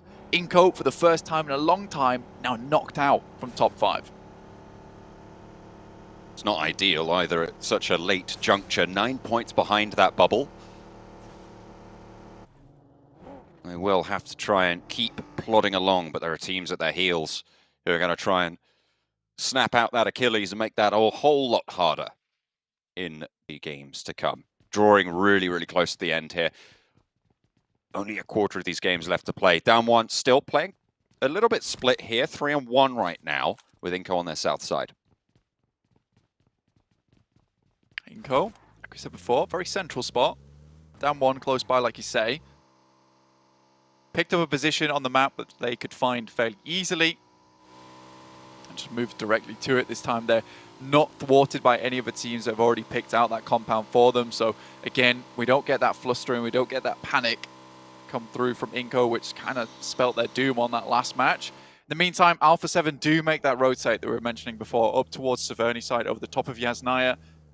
It was a tight rotation, but they nail it there, get right through that hoop despite the flames on all sides. Keep themselves nice and warm in the process, hopefully. Even if they don't get burned, that's what they're hoping anyway. Vampire, ooh, Novello denied it by a cheeky little slow roll on. By Vampire around the side, LGD caught out by Mythic. Will be shot out as well. MVM going to go down and LGD lose a player. The first to fall, and Mythic picks up first blood for Alpha 7. Straight towards the position. This is what Alpha 7 wanted to do today, and they're executing on it very well. I mean, not necessarily always getting all the points or getting all the success from it, but what you can respect from a team is finding certain amount of success from something that they wanted to do. I mean, they mentioned they wanted to be more aggressive in taking positioning around the map. That's 100% what they've aimed to do, and they've found those spots, and it has resulted in wins. It's resulted in a lot of points as well. Piso spots Revo towards that blue side. If he gets knocked out here, very unlikely they'll be brought back in towards the fold. Has to hit the first aid kit. The blue's not doing a chunk of damage at the moment. Can just bandage that one back up, get the stims and get moving, but that will slow down the guys from A7, but they've got something to say about this. People are looking at this rotation and thinking, hang on a minute, Alpha 7 did really well by rotating over the north of the lake, so let's all do it. 4 teams have moved through that area. It hasn't been great for any of them, really. Bigatron probably ahead of the curve on it and will be able to get ahead. But they're most likely going to have to push south of the river. They see that. They're moving into Rozhok North. Oh, dear. Ooh, wow, okay, yeah. So second circle finally hits here. iNCO will have to move for a bunch of teams. Pachinki at a little bit of a sore spot in the circle. The move around that means that a lot of these rotations will have to go through similar areas or towards that northern side or down towards the south. You're really going to be seeing a lot of traffic jams coming through. Besiktas still on their rotate downwards, and Alpha 7 left out in the cold as they've got a long, long way to go on this one. Chung Si still in the back for LGD, up towards Severny, trying to regroup with the rest of his team in YZZ as well as Suki. struggling to find similar performance we've seen them before towards the top of the tables. Again, now looking back down towards the circle itself. Game Lord, I8, DRS, all in Central Sports. HVVP just now making their move through, and a huge chunk of this ground split off by Quarry as well as the fielded area down towards that south side. It will be difficult to play this circle. A lot of open space. You're more than likely going to see a lot of teams struggling towards that end game in positions that we'd never want to see you in, which is laid down on the floor in the middle of a field, maybe behind a hay bale, which is your only hope in hell at making it through the game. Would be far from ideal. Baking time on the east side. 12th position even after that chicken dinner. As if. It's unfortunate. Hey, Blank. Guess where iNCO are? Well, that's what I'm saying. Is that it's so surprising to me that they've been able to find this rotate, and it's not been challenged whatsoever. I think that this is. At this point, it can't be luck, right? I mean, it's not luck, no, but this is the type of thing. Well, they're lucky in a way that no one's taken this at this point in time. So many teams had a lot of available time to get in towards this position. Yes, it's not the best compound, and I think they've realized that, which is why, you know, there's a more priority compound down towards the south side, which VPE have. So they take the leftover, essentially. But there should be other teams taking this spot. They're already much further towards the circle than them. I mean, they were up towards school side about 3 minutes ago, and now they make their way down. No one takes shots at them to get into this spot. This is not something that they'll get away with if they head towards the PMGC Grand Finals. This position should be taken up by that point in time, and crashing onto it, they will require a fight to get in. I don't think we've seen many times iNCO have to take any kind of crashes, any kind of engagements for their compounds, and when they do, it really does not work out well for them. This hillside that's in the middle, surrounded by fields, is only going to compound the issue of it being a central lobby, right? All of these teams focus generally on getting quite central, and the fact that there's so much, there's essentially a ring of difficult to play terrain around the center is just going to make things a little bit faster. A knockover towards the forward point from HVVP, who are still wildly split, is going to force a fast response from Kitsune. Heading back up towards that high ground, I mean, it's not a bad spot whatsoever. And now with this high ground to play around with on top of Quarry, they can look down to a lot of these teams that may be out in the open, providing some good sightlines their way. Game Lord, again, also on a really nice compound towards the roadside. And we're moving further away from that nasty bit of fielded area down towards the southeast, which makes things a lot easier for these teams. It's going to be a bit more tactical, a lot more compound play. So you're going to be looking at some of these good shots. Some really nice precision DMR play as well to hit the helmets off, reduce the supply count for a lot of these teams, which most likely won't be moving from a lot of these spots. And iNCO directly in the center. You wonder if VP are going to try and move down or maybe take some shots towards their position, because they are deadly neighbors to have, because they're not likely to help you in an engagement once it pops off, but they're certainly happy to wander on up and pick up the pieces in the aftermath. LGD, northern side. Lost a little bit of momentum early to an early pick. But they're still on 3. And they've got some buildings, which is more than could be said for quite a few of these players. HVVP getting back together, getting Tixi back to his feet and redistributing. Really, really watching out on their back in the meantime. LGD taking shots. Chunksy will be knelt as Mythic takes shots over to LGD's compounds on the north side of the next circle. This is their backstop area. Now for 7, looking to sweep in on this northwestern edge. I think Meku has to be very careful now, currently holding on a compound on that western side. Not the most amazing spot for HVP down towards Quarry, but the high ground is nice for the time being. Nades coming through from BTR over towards LGD. We said that this team had to have a good performance here. YZ, bit of a clutch maestro, looking to take it to him. We'll be able to find one, but the next knock is just too much to bear. Both of the players here down, and now it's just the forward outpost Suki for the squad. Bigatron moving in and backfilling on LGD, picking up those pieces. But Mafioso's sending out wide. Will have heard these gunshots. They're thinking about how they can capitalize. So they move ahead. Do they try and third party? What are they going to do? There's a good chance here for taking up Suki's position, and BTR being able to catch them on their rotate would be really nice. I mean, Carrillo's already looking for one of those knocks which they can aggressively push on top of. You can see which compounds he's scouting to. Tixi gets a shot down towards Regiosio, who moves out very wide here. More than likely will not be able to be picked back up again by the Reject squad, which allows perhaps a future rotation from HVP up towards that northern side to gain a little bit more space, maybe just be a bit more towards the central side of the lobby. This is an uncomfortable rotation from Bacon Time. Trying to move their way in through about 4 or 5 different teams. Look at that. How have they managed to get through? I was going to say unscathed, but Noise does get knocked out in the open. Vampire picked that one up. The hillsides on the southwest stay in. The circle does shrink. HVVP on 4 players. 2 players from Reject down the hill from them. Reject, 4 players alive, sure, but you can't turn that slowly in front of Kitsune. You will be able to line those shots up. The players on your left, though, Kitsune, you need to be worried about. Has to reposition, wants to either get the flush now or look to regroup with the rest of the HVVP squad who are looking to move forwards. They want to crunch in on the position. A7's coming down now as well to get joined in on this engagement outside in the blue, or outside the circle. And now HVVP's being very cautious about any of these third parties. Regroup with Meku is very good that they held him in that position for a long time, allowed them to have that anchor point to come through to. Suki is put down immediately, and LGD's hopes to get towards that grand finals getting ever slimmer as we go through. 2 more games now. We'd have to have a killer LGD performance to get towards that top side. Titans also taking shots there. I think that's from one of the remaining members up towards that hillside, down towards the south. Shots, Bigatron taking on Alpha 7, the top dogs in the lobby.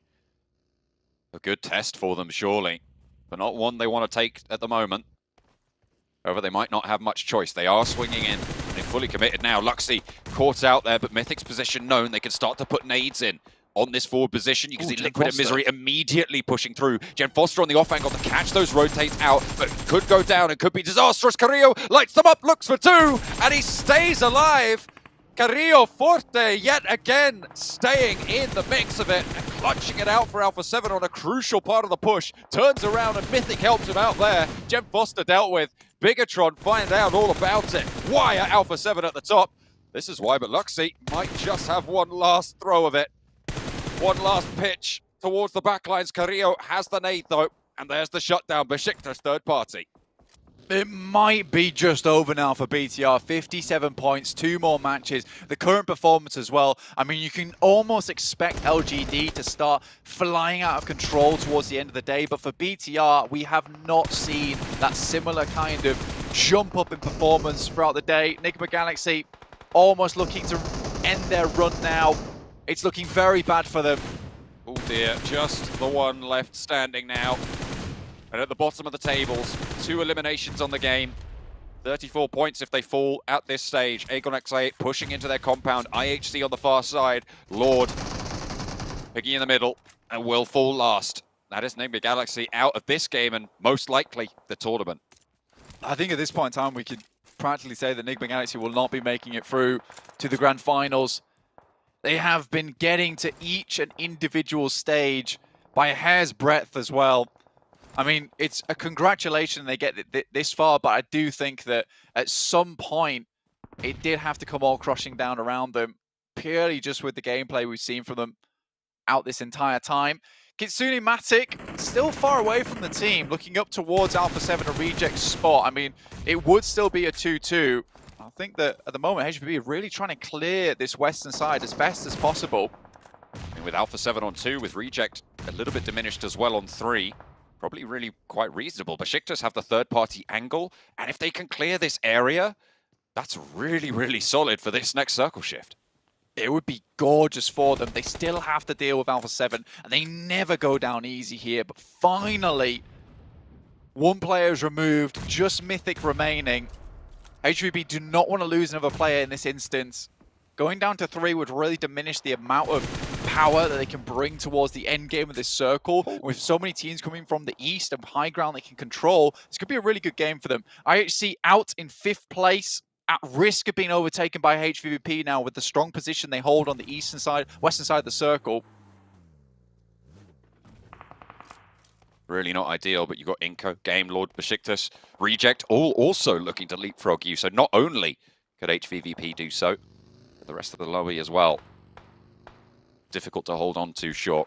We'll have to see just how far HVVP can go on their strike. Dixie moves forwards. Will have seen Mythic going on in, But Mythic has a nade of his own, puts it right on the target, just about sidestepped by Tixie, opens the door, he's out the front, and there's the light up. You're not going to survive there. Not on a wide peak, not when you've got shots coming in from the high ground as well. Tixie shuts down Mythic and Alpha 7. Really good response there from them. Now they can start to focus up towards Reject spot. Perhaps even Besiktas, who are trying to move down from that northern side and clear out this space. Down one. Felt like they could go further, but they have slipped and slipped and slipped. Down towards 14th place now, 54 points. It's a team in their prime as well, Blank. They have had really solid results over the course of this year. They have been just increasing in pace, but might draw short at this final juncture. Down one though, still taking the fight against Game Lord. 4 of them alive. Narvalo swinging around wide as they move up towards Aegon XA8. Losing Robs early though, and in the blue zone as it closes means that you're not going to get him back up. Narvalo knocks down as well. Game Lord getting slowed up. 8th position. They're 65 points to Elims. Blank, this is a team that is competing right now, and they're in a fight with 2 others. Aegon XI8, they're further out into the blue, but Titans are ahead of them, and they're taking the shots, landing them where they need to. Akashi, last standing for Game Lord. Akashi has to make this happen. The Akashi assassin, as we used to call him, surviving so long into these games, picking up individual eliminations where they could, but honestly, I think for Game Lord, there's been a strange occurrence of events at the moment where the play has just not remained as high as it used to be. They certainly were better than this in the past. I don't think it's a case of the lobby getting better. I just think Game Lord has gotten worse over time. It's sad to see, considering how cool of a team they were. They still have a chance, though. 67 points at the end of this game. 2 more matches to play. Aegon XA up towards that top side. 7 eliminations so far. 3 players up.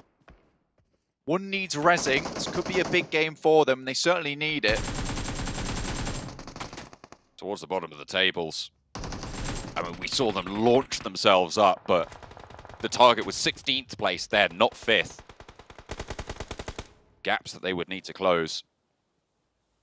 Grand Canyon to be jealous. iNCO moving immediately. So see this circle change pace. No one's taking shots at them either. They just vacate. Ghostly there. No one even assumes what's happening. VPE could have taken shots, but they don't. They move up towards that crate. I think there are shots coming through now from them. HVVP locked in combat between Reject, Besiktas on this western side. They control a lot of space. It's an incredible ridge side for them to play from, but there being so many teams on this edge, it is difficult. iNCO suffers some damage. HVVP and Besiktas have been staring down Reject for so long in the tower. iNCO moving up on the far side, protected from HVVP, but not from Besiktas or Reject. The car, the only thing keeping them safe from teams across the way. And Nanibete spotted yet again. Aegon XI8, they leave 1 player forwards, and the rest are left to deal with Titan down the hill. 2 players alive. Ghost lights up 1, and it's traded off by Teak. Blade low behind the tree, does manage to get a heal off. Stands up and takes care of Titan. Very difficult to get Ghost back on his feet, but for I8, 9 eliminations is good so far. Titans out 3rd place, at risk of being leapfrogged by a couple of teams underneath them. iNCO so far down to 2 members. Squash being removed, but only 2 eliminations. Sure, they've got some central positions, but haven't done too much of it. Besiktas stands up. Good shots come back from Becker, but now just Vitali. That's the numbers coming into play. Vitali. You say just Vitali on a tear through the ranks of Besiktas, who are somehow struggling here. And Ravenclaw finally might be able to get a cheeky little angle, but worried about off angles. Dizzies himself a little bit, takes shots over a different way. Nade from Stoned over towards Aegon XI8. IQ taken down on the forefront. 5 eliminations for Vampire now in 4th place on the tables. 4 out of the top 5 teams have been eliminated at this stage, Blank. So again, it is that chase on up. With iNCO falling, Besiktas, HVVP, the big chasers here. And Besiktas, 10 eliminations so far. It's been a great game from them, but they've taken a couple of knocks. They have to restabilize now. Aegon XA8 down in 6th place, 9 eliminations. That's good enough for now. But again, a really big run required for Aegon XA8, a big sprint. We've seen it before. I don't want to jinx them because I feel like it could happen again. given the opportunity, VPE moves up. HVVP very, very patient with this game, allowing Besiktas to take most of the damage, but also most of the eliminations. At this point, there is a chance where these two teams, Besiktas and HVVP, are competing for similar spots within the tables. Reject have been holding in this tower for so long, and finally it's coming to bear.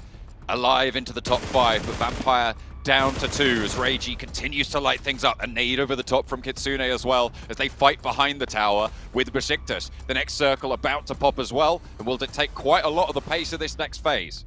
Ooh, right over the top, directly on target, a little bit close, but gets one of them, sends another over the top. Schweppes is trying to eliminate that final player, moves up and round, but exposed by a lot of teams. The nades aren't going far enough, but 2 left remaining. Sends this one a little bit higher. Where does it bounce? Much further towards them. 2 down, now just 1 out. Has to move into the sightlines of Sung. Damn one staying alive in the top 5, racking up points, but they're being pinched away by teams across the road. The circle shrinks away from the teams up the top though, and everybody's going to have to move. Sung will have to push forwards as well. Who's going to get there first? Besiktas go down the mountain. They are now in the position where they took down the players earlier from iNCO, and will play behind the car that they burnt out before. HVVP trying to move around them as well, as Sung finally falls to a nade answer from Vampire, but they're on 2 in the field. It's a smart decision from Besiktas because they're going to try and get the resupply from the members of iNCO that went down. Getting nades at this stage of the game is extremely important, and iNCO was nowhere near anyone close enough to actually send their nades through. And with being in the buildings for a while and not using much utility, that could be really big for Besiktas. Although they have kind of put themselves in an awkward spot within the circle. HVP currently in, Besiktas still have to go further. VPE, again, a good performance, looking to secure their position towards the top side of the tables and get into that grand final. A really good sprint from them today. A massive resupply as well coming through for Schweppes. A full, fresh level 3 and an AUG as well on the back. A really powerful set. Reiji goes down to Besiktas, who are on 11 eliminations right now, Blank. Meku tries to get past the sightlines of the scope and somehow staying alive. Matic gets the challenge, stays alive as well. And now HVVP have a little bit of high ground to play with. For the first time, Reject are not a factor now, and Besiktas need to be worried. Vampire out the open, they've weathered so much here, and all of these teams are competing for top 5 spots now, Blank. They've done so much, and we're probably going to see all 3 of them in the top 5. The question is, in what order? Incredibly surprisingly good spot here for VPE. Vampire playing from the fielded side. The hay bale, I mentioned it earlier. A hope in hell and a hay bale to work with. You might just need to pull out the pitchfork and start shoveling away to get a little bit of a ditch inside of this side of the circle. Hunker down, play from there. Besiktas currently doing exactly that, and Tixi just looking for these shots over towards VPE. If they can open up onto a knock, their life becomes so much easier. Matic is going to send wide, see if he can find himself a better position. Tries to bait out these shots to allow Tixi to hit them. They know there's a player behind this crate. They've been scouting this out for a long time. Once those positions are zeroed in, the power diminishes greatly, because Meku is going to absolutely know where Vampires sit right now. Matic is, as you say, baiting out the shots, launches Tixi into the sky. You've got to be careful with that. You do not want to be shut down, because these players can hit shots like that. They are nutty. Besiktas slowly crawling through. They realize they need a big game here, and 11 eliminations so far. If they can clean this out with a chicken dinner too, Besiktas sat in an incredibly strong spot. A lot of our big teams finally putting their names on the leaderboards, pinning it in there towards the grand finals. Right at the end, it's a little bit dicey. This is the time you want to step up. You can start jumping above a lot of these teams that just have fell off, aren't able to keep the gas burning in the tank. The surprise entry here for me is Besiktas. To be honest, this is a team that I had fairly closely discounted, especially given their performance in the regionals. Getting in here to the last chance. Did not expect to be them in the conversation for the top 5 spots and a qualification to the grand finals in Jakarta. But here they are, fighting and fighting hard. They're on a hefty elimination count, and the shots start to come through. This fight between Besiktas and HVVP, that has to come through, and Zessi goes down first. There is a nade being cooked though, and they need to fade off, and Enjoy lights them up. 2 players fall, and HVVP might be drawn short here, but Meku can drop these smokes. Can Peace get the nades on, or can Schweppes light it up as well? Kitsune behind the buggy. The burn is there, and HVVP struggling. Should be able to get 1 res. Tixie crawling forwards in the meantime behind cover of smoke. The res goes So through close. just on the edge. Kitsune steps up for 1 more res as well. Can they get back to full force? No, they can't, but they still have 3. More than anyone else in the lobby, but Meku gets taken down by Stone, and the shots are not there to answer. They're covered off with the smokes from Besiktas. Enjoy spotted, but Matic gets the knock. Looks for the flush as well, picks up the point. We'll be able to find it. Who's getting it? But Stone is spotted as well out in the open, and HVVP are striking hard. Peace there behind the vehicle. They know where he is, but 2 players active for HVVP. Peace tries to hold it on Outblank. 8 eliminations, Stoned. Schweppes finished off the final player from Besiktas, only find themselves a 3rd place. Unlikely he's going to make it through, but HVP have done an astonishingly good job with the smokes. The cloud has kept them safe for so long, and that will take them to greater heights there, towards the sky, and in the top of the leaderboard. What a good job from HVP. A really tough spot to play from, with so many teams around them, making it difficult. I think for Vampire, they had a chokehold over that lobby for a long time, but it's definitely those smokes coming out from HVP. Not only did they deny the sightlines from Vampire Esports, they set themselves up on the right side of the ridge. They control that side of the ridge for so long as well, just in case they have to play out this end game, which allows them to take shots towards Besiktas, hide back, get those reses right at the end. It's very, very well done, and hugely intellectual. I really like that end game from them. What a way to close it down as well. And this is why we were still expecting to see Vampire and HVVP compete for these top 5 spots. They finished yesterday at the bottom of the tables, Blank, but here they are, vying for the top. It's just some very purposeful gameplay coming through from both these teams to allow them to get this far into the match. The fact that Vampire takes a pretty horrible spot over there, but sees those loot crates, that is what is the big game changer for them. And I mean, it's making the best out of a bad situation, and that's what HVVP and Vampire have done today to get towards the top.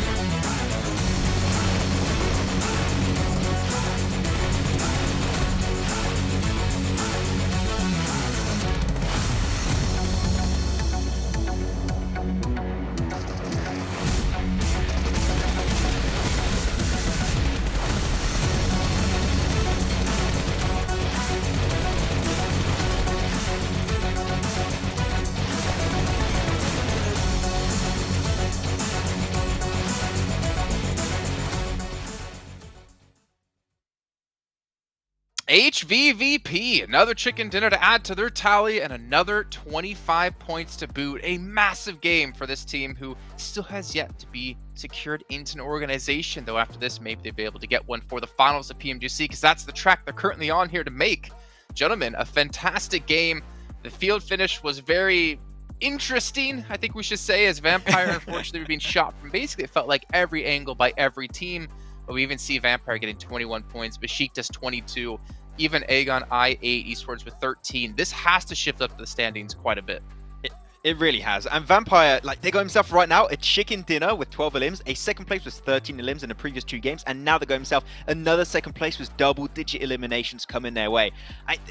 I don't know what change happened between yesterday and today, but I'm loving it. And it seems like when they just get into that late game position, they still have 4 players alive. They just overwhelm the lobby at some point in time, unless you have Sung, which it's a field finish.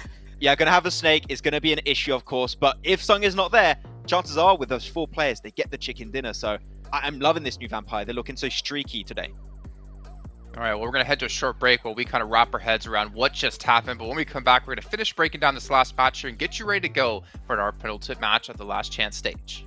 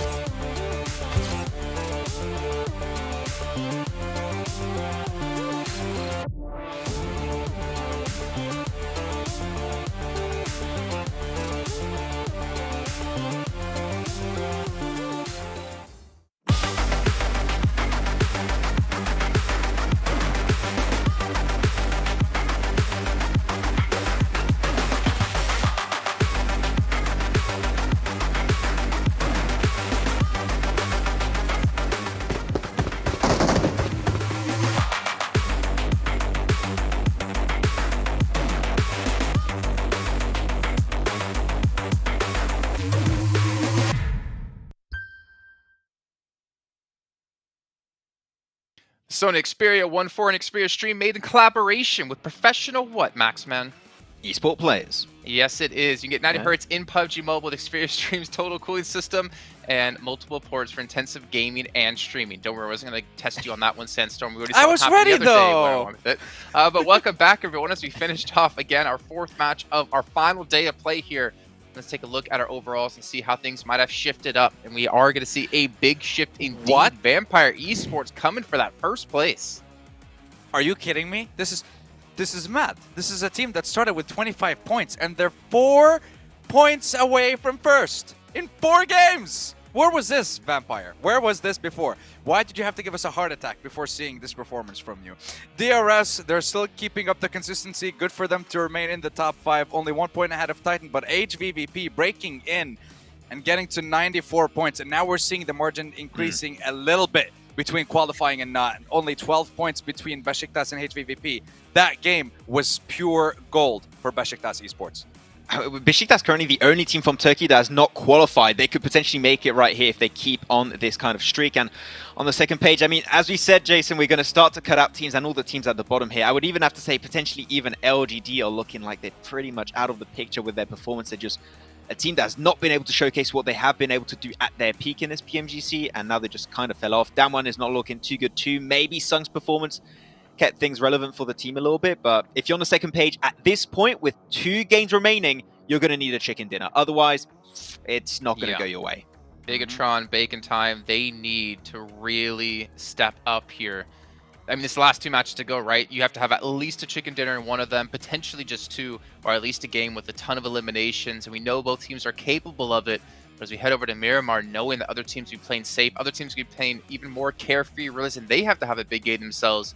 But I feel like the strategy of the lobby does change quite a bit as we get towards the very end of events like this. And we'll take a look at your guys' teams to watch. So you guys explain why you went with who you went with. We have HVVP, IHC, and Besiktas out of almost both of you, as we have the reject pick coming in last second here out of Sandstorm. So talk to me about the reject pick first. Reject have been, I mean, we've said it multiple times. All we see from them is a flash in the pan, one great game, and then they just completely disappear, which surprised me considering that they're one of the strongest teams, obviously, from their region. And I expected them to do a lot more throughout the games. They might surprise us with something here, but I just picked them because I want to focus on them and maybe see something. I'm not asking for a chicken dinner. I'm just asking for something from Reject. Besiktas, the last game that they got, definitely good for them. They have something to build off of. And IHC, we're seeing the consistency, but it's downhill, unfortunately. They were in the top 5, and now they're not. They have 2 more games to stay in. So what happened, IHC? Where's your performance gone? Where are those elims? Where are those points? You need them again. I'm looking back on IHG's numbers real quick right now, and the thing is, they're still getting themselves some decent eliminations. The thing is, they're not getting into the late game ever. Like, they get themselves first game, 3 eliminations, then 6 eliminations, then 5, like, which is decent. It's a decent average to have. They just go out in 11th place, 13th place, 15th place, and I think the main issue with that is that they're just trying to take fights to stay relevant in the overall rankings by getting these big elimination games, but you're just losing a player here, a player there, and then you have your Vampires or your HVVPs that still have 4 players alive at the very end. You're going to hit that wall eventually, and it's just not going to work out. So sure, taking fights is good, but you need to keep those players alive to really aim for that top 3 at least. All right, well, here we go, gentlemen. 2 matches left to go, separating all these teams and a chance in the PMGC Finals. We'll throw it on over to our casters here so we can dive right in to Miramar.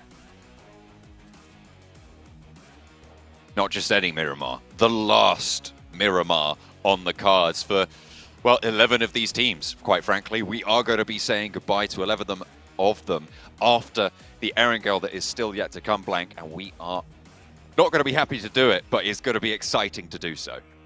Yeah, it's very difficult for us to make a decision like of where these players should end up. I think that everyone's really tried very hard throughout this entirety of the survival stage, as well as the last chance. I don't think there's a single team that has dropped really low down. I think over the Enigma Galaxy, really, but again, they've had their group, in which case they had to really push it all the way to the end, and then the survival stage where it was another one of those really big pushes to get towards the end as well. And I think that they've been really stretching where their limit lies, and I think that anyone who is a fan of that team can be proud of them for that fact. But at this point in time, it is now pretty much impossible for them to make it through in towards the top 5.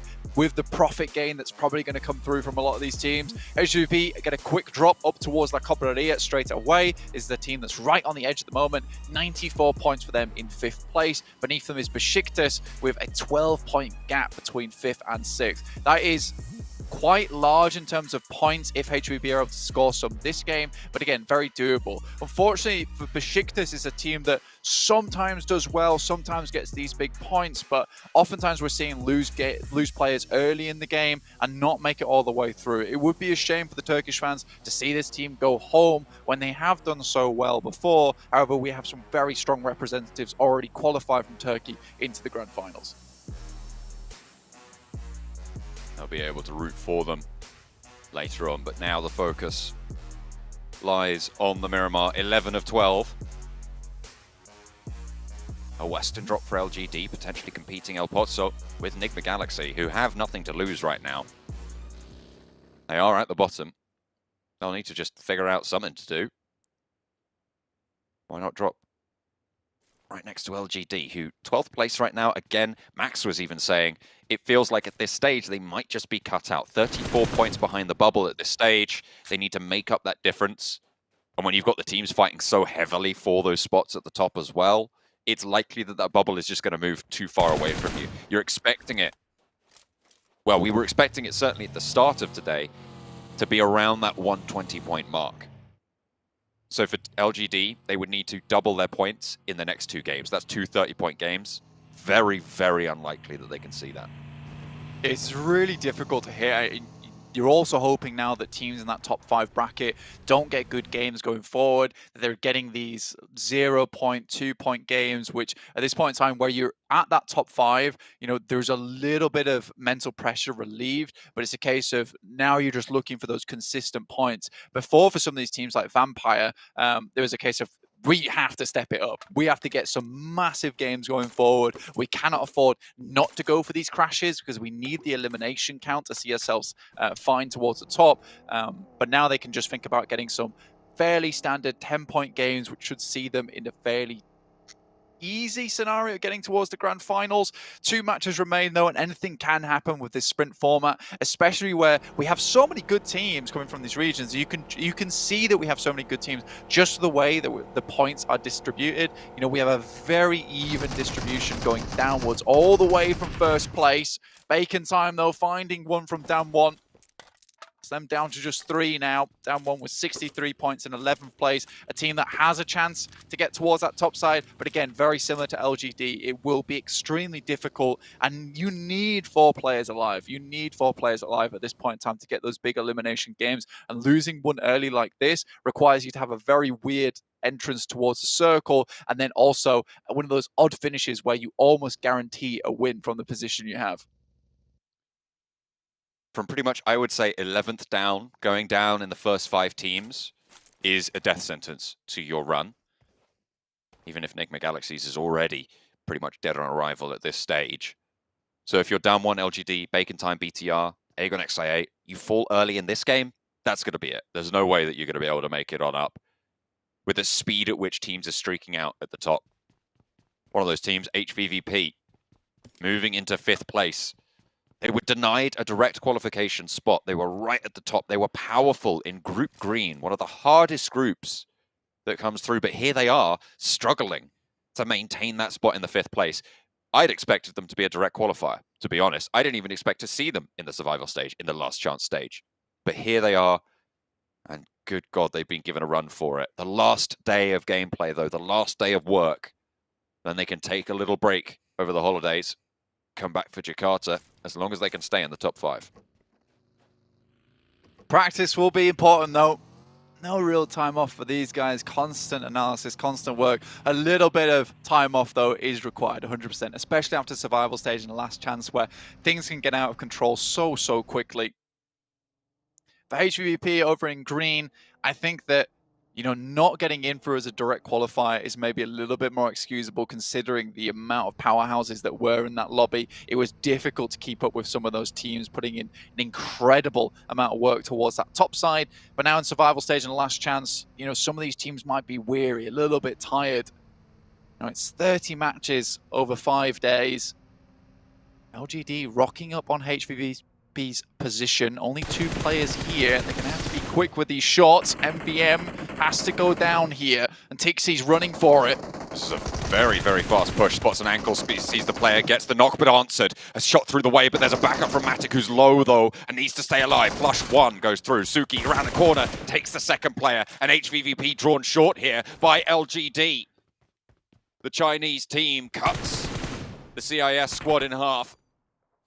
Lose 1 player for it, and that is not a good start for HVVP. Not at all. I think this is a good opportunity taken by LGD, though. Heading straight towards the position, understanding that Tixie's been out here on his own a fair few times. They get 1 point off the back of that. Now they're looking for a high placing. Maku and Kitsune send up. Try and hold out these players. Spot MVM. Smokes are going down. DMR with them. A resupply from both Tixie and Matic.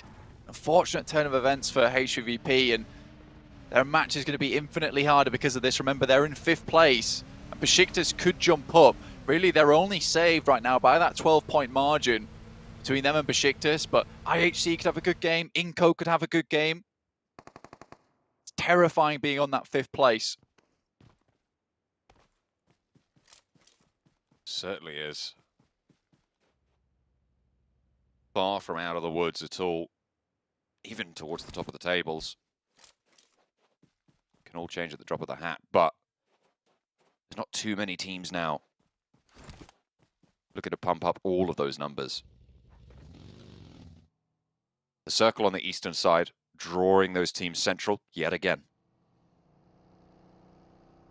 Direct contest from LGD as well. I mean, that has been planned. That is purposeful.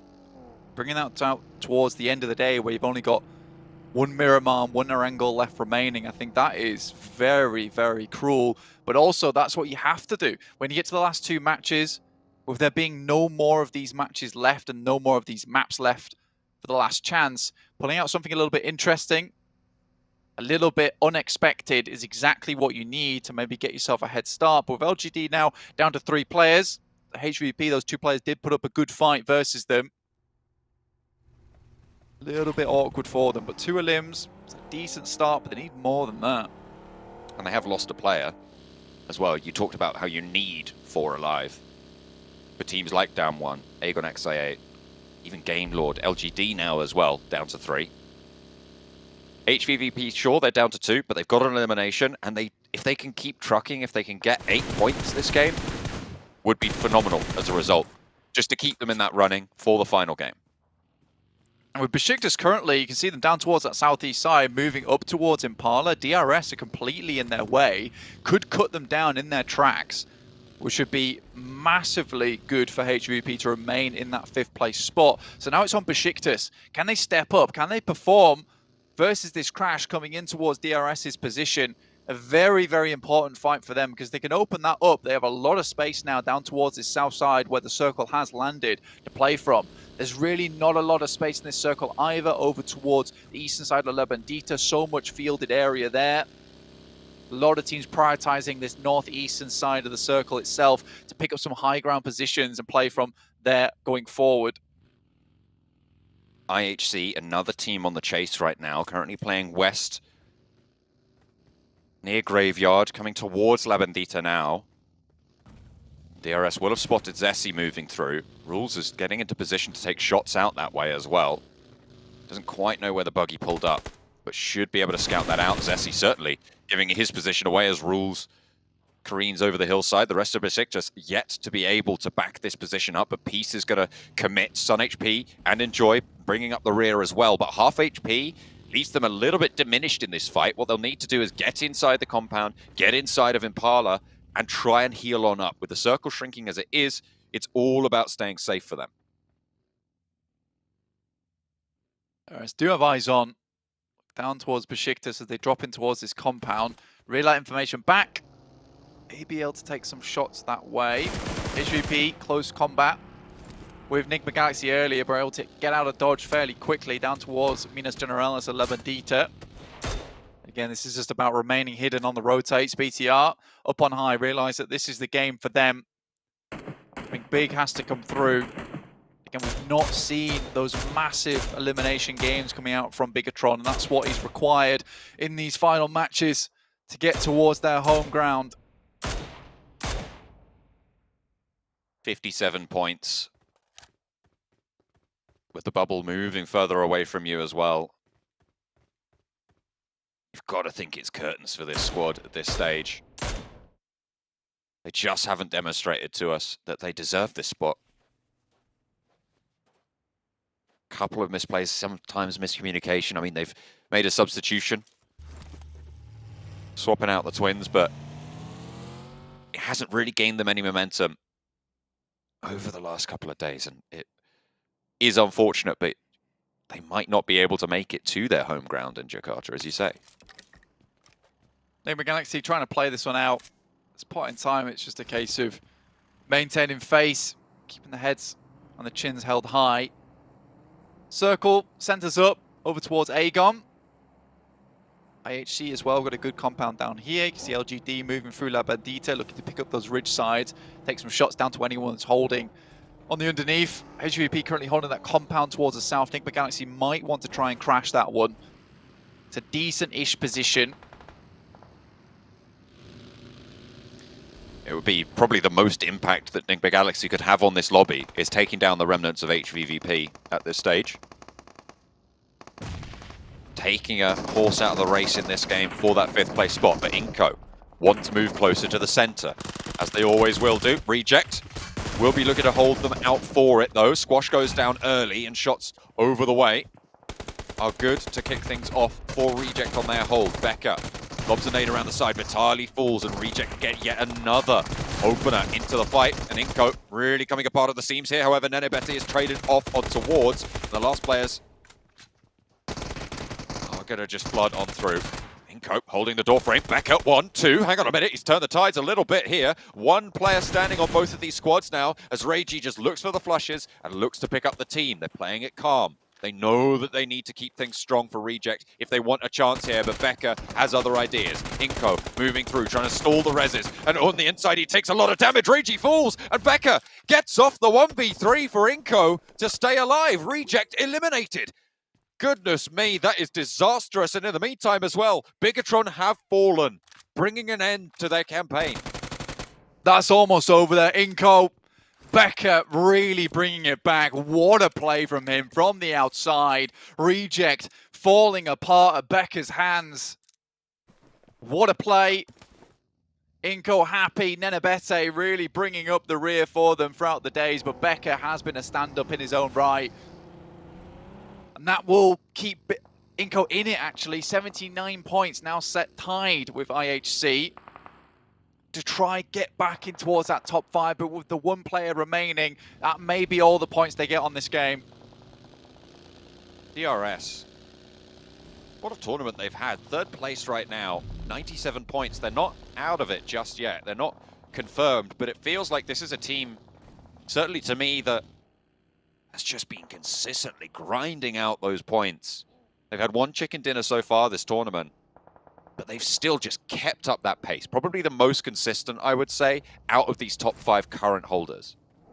Yeah, a quietly brilliant team. Don't bring anything absolutely insane to the party, but what they do bring is just consistency, like you say. It's very difficult to not see them towards that end game.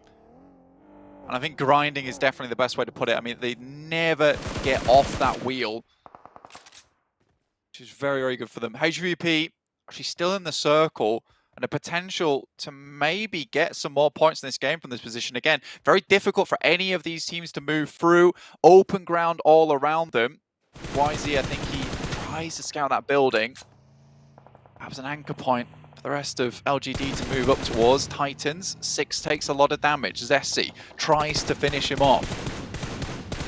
Shots towards 6 from Besiktas. And a pretty crucial team to be taking shots at as well. 96 points, only now 1 point ahead of HVVP with the elimination that they were able to claim. Besiktas starting to close that gap as well. They're 12 points behind HVVP, sure, but now with 83, they're only 13 points behind Titan. Gates were pretty firmly shut at the start of this game, but now start to come off the hinges just a little bit now. Icy takes down Killer. Suki take that elimination away. Happy days. YZZ also taking some big sprays over that way. DRS will regroup over towards VPE's position. The Vampires. They have been on a streak today, on a massive tear, in fact, Blank. They started today on 25 points, did Vampire. 15th place. Now up on 108. They managed to get 83 points today.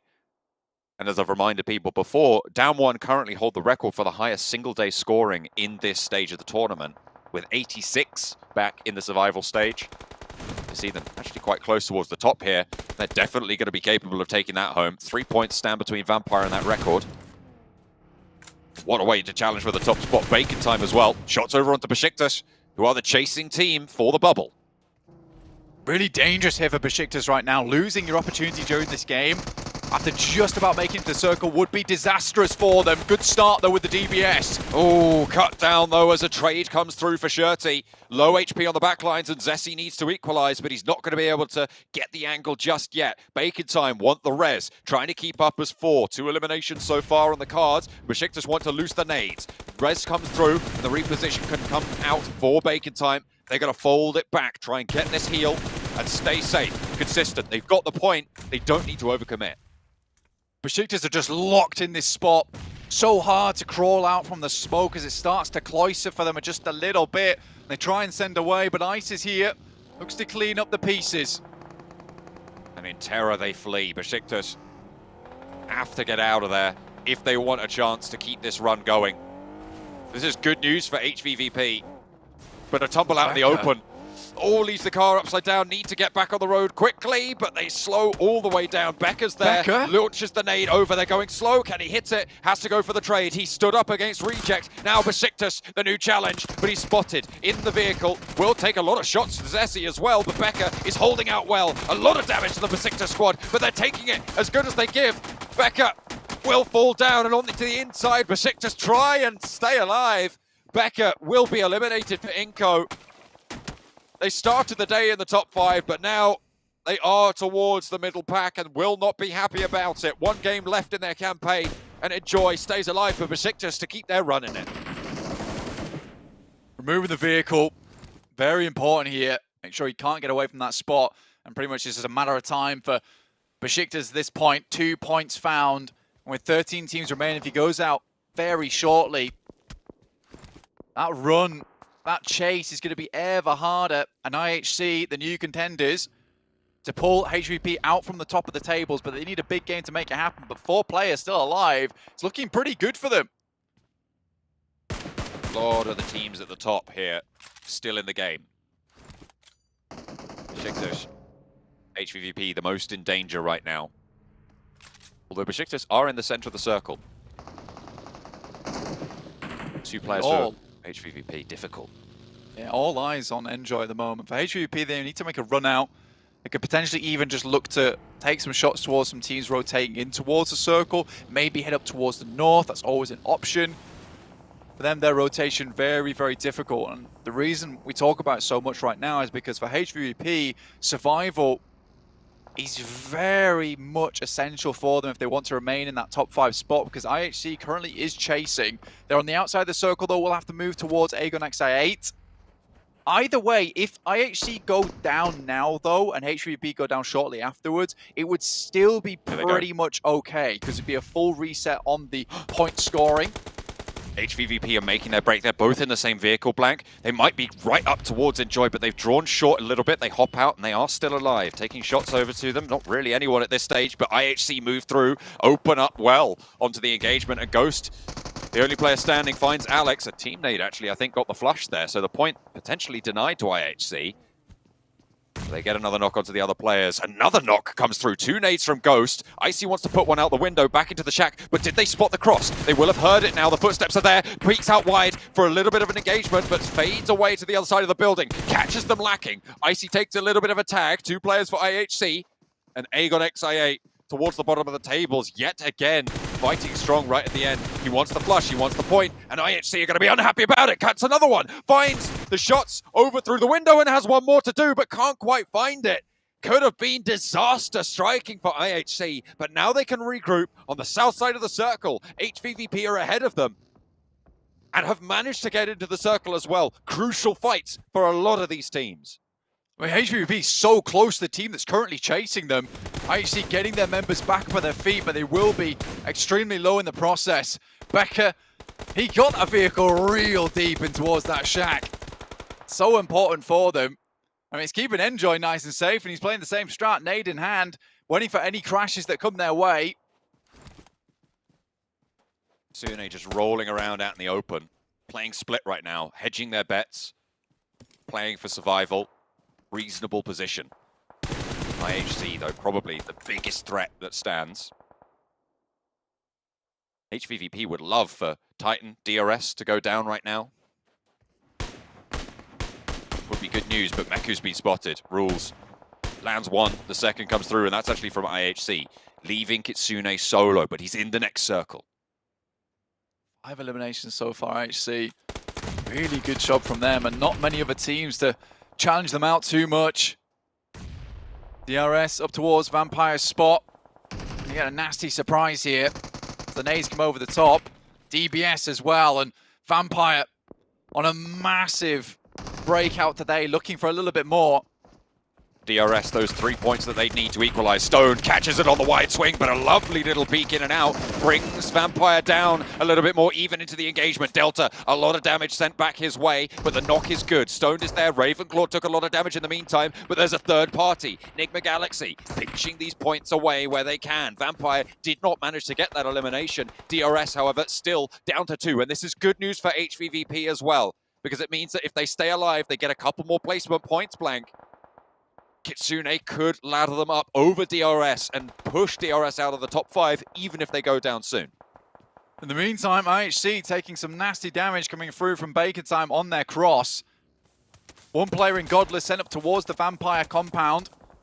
Currently embroiled in combat with the guys from DRS.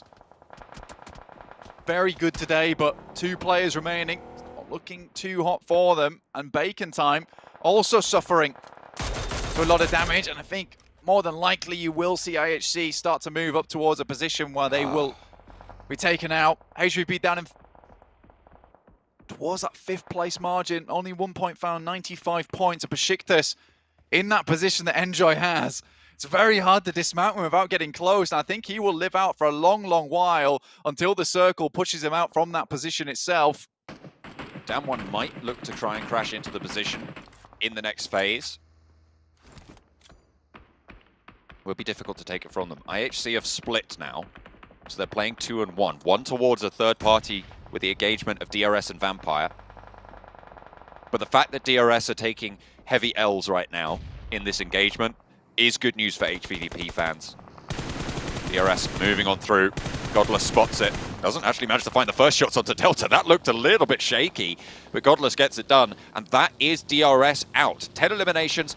0 eliminations, 10th place coming on through. That keeps HVVP and DRS very, very close. 95 to 97 right now, so very much a battle for the bubble. Titans are going to fall as well. It stays alive, and IHC might leapfrog all 3 of those teams, Blank, with a good game here. Move up all the way to the top if they can keep it moving. Keep the candle burning. Enigma Galaxy looking down towards the guys from Alpha 7 who roll up, look to solidify that position towards the top of the tables. 8 eliminations so far for them on a really good game. On that side of the map, just been crushing it. Bacon Time as well, maybe going out here and ending their run in the last chance. Down 1, also have dice towards them. Enigma Galaxy on the north side, 34 points, 1 elimination right now. There's no way they're going to get into the top 5, but might ruin the chances for a lot of other people. That he was saying Enjoy might last for a little bit longer. Nade in through the window, 7th place, 2 elims for Besiktas. That'll leave them down a little bit lower, but how far can IHC go right now? They have 9 eliminations. They were sat, 97 points for DRS is the marker for them. They're currently on 88. With the placement points that they can rack up as well, with the center of the circle position that they have. Potential, it could be a 3rd place position for IHC. Definitely doable for them. IHC really needed this, and I think that they have played a good game over in survival stage, as well as here. Bring it back into the fold. Really good moments coming through from this team. Looking for more now from them. Schweppes gets knocked. 10 eliminations now for IHC. Really taking it to the limit for the Mongolian team. Pushing up to try and join their countrymen in those PMGC Grand Finals. Revo opens up towards down one. This, of course, an important engagement for the top spot as well, but Enigma Galaxy rolling up to Game Lord. Akashi holding on the inside, just covering off that door frame. Ralph down first. Enigma Galaxy continue to try and bombard in, but Navallo cut down by Ravenclaw from Vampire on the south side. 8 eliminations from Alpha 7 opens the gap between them and Vampire, but if they go down here, would be very, very tricky for them to get much further. Vampire have taken a knock, and they want to third party this. Trades back and forth between Game Lord and Enigma Galaxy as Akashi pushes on out, looks to push through the smoke, has to be on the swivel, finds 1-for-1 yet again, and the trades are even once more. 2 players down on both sides in this compound. Freak and Victor the next challenge to go through, and Victor wins it out. No trade is there. Will go for the flush immediately as well, leaving them the first full hit going on in, but Vampire can start to descend. Alpha 7 on the other side. The top 2 teams in the lobby taking their toll. 10 eliminations for IHC on the south side as well. And the teams from the top of this hill will have to push down towards them. It is just the sounds of wings flapping, buffeting the rest of these teams back. Victor still going strong though for Game Lord. 5 eliminations found. Navallo still knocked here. Lord, last remaining member for Enigma Galaxy. IHC down below. But Vampire would look to finish this one in first place. A very unlikely first place entry too. Like you said, John, it has been a gargantuan point scoring day for them today. Into the final game of the day. I'm going to need to get out my abacus blank because I'm going to need to keep track of things really, really hard to call who's going to be able to take it. It's all on the last game, really. IHC putting themselves amongst it. With the placement points they've got, I think they've already leapfrogged over HVVP. Top 5 now, so placement points starting to ramp up very, very, very quickly. And with down 1 going down soon, surely, unless they can get some cheeky shots over to IHC's position. Game Lord potentially also soon to fall. Navallo cut down. Last player standing. Victor for Game Lord. To keep themselves up. IHC spot yet another point. 11 eliminations now. And they can turn their attention to Vampire, but they still have this backstab potential as Game Lord fall. A7 massively unwilling to let up on that first spot. They light up IHC. Oh. No knocks found though. And Carrillo sent backwards from Zjol. The building that held Enjoy now giving Forest Sanctuary. Mythic out wide on the angle. Can't really peek into it. Sees the crate in there, probably desperate to see what he can find in there, unless it's already been resupplied out of the smoke to cover off Mythic's angle. Vampire, hang on a minute. What? Revo! Revo? 4K nade? Pops Are you a nade. joking me? Where did that come from? I have no idea what... Okay, well, here we go. Nade over towards Forest with Vampire out of the mix. Forest has to push out wide and gets cut down. IHC, they're definitely going to be in that third place. But can they catch Vampire? Vampire didn't have the highest elimination count with the placement points they had. It wasn't out of the question, but it would need all of these points to go over. A full 4 elimination to come through. The 16 eliminations on the cards for Alpha 7. With that 4K nade from Revo, we're definitely going to need a replay on that. Into the fight now. 4 versus 3. IHC fighting for the spot. A nade over the top is good. Mythic will fall, and that's the off angle. Crucially found. Revo in for a second. Zjol up for the challenge, and 2 of the players fall from IHC. Alex now with a 1 versus 2 against Alpha 7. Top fraggers in the lobby. Mythic flushed. Looking for more. Carrillo in for the challenge. Around the side of the tree. Alex will not be able to find him, but he gets the flush onto Revo. The blue zone pushing. Carrillo biding his time, getting the heal. They're slurping up those points as well. Out into the open. Needs the challenge. Waits for Carrillo to peek. Can he get the win on the knock? Will he be able to find the second player peeking? No. Carrillo just is able to step out, get the spray, and Alpha 7 take the chicken dinner. In the penultimate game, the final Miramar, specialists at this map. They show us why, but what a run from IHC.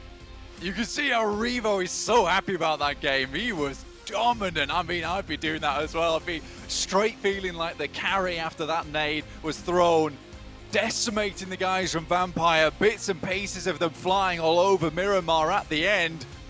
But Alpha 7, they take a massive amount of points, should put them on top. 1,500, 1,600 damage for Revo. In the second to last match to do that as well, 1,100 of Mafioso. This has been a ridiculous game for these two lads. But for IHC, that's the big storyline that we're looking at. Getting a massive amount of points on that one. It was very, very good for them as well because they were just securing points where they could. They knew they had to get rid of Damwon as fast as possible as they wanted to get further up in the rankings. That's going to see them massively secured towards the grand finals. It'll be really, really difficult to remove them from that one. But now we have probably 6 teams with 90 points apiece, very close to one another in the leaderboards, and it could be 3rd, 4th and 5th interchangeable from many, many different squads. Absolutely. Alpha 7, with that final fight as well, have tied the record with Aegon XIA. 19 eliminations on the game, Black. What a way to claim the top of the tables. I mean, they still have 1 game left to go, but with Vampire going down a lot lower, and them being in the mix and more worried probably about getting eliminated than anything else, might not be possible for Vampire to jump up in this final game. We'll have to wait and see though. We're looking at Vampire, DRS, Titan, HVVP, AHC Esports, and on the outside you've got Besiktas all looking for those other 4 spots.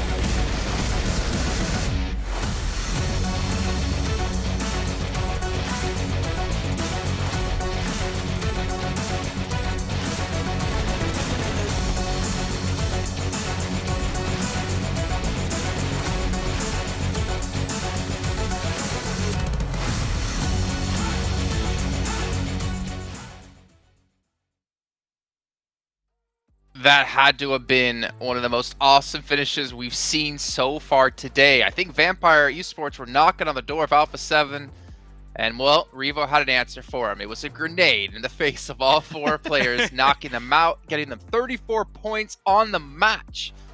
A ridiculous game here for Alpha 7, and they've almost solidified, if they haven't already, their place at #1 here at the end of the last chance tournament.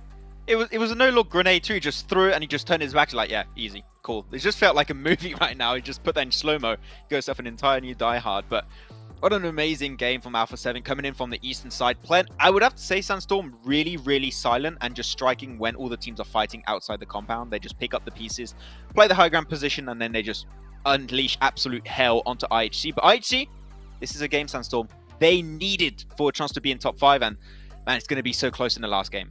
Yeah, and this is why I was focusing on IHC and I was focusing on the side of Reject, teams that needed to perform in order to have a chance to get to the top 5 in the final game. Unfortunately, it didn't work out for the side of Reject, but IHC did.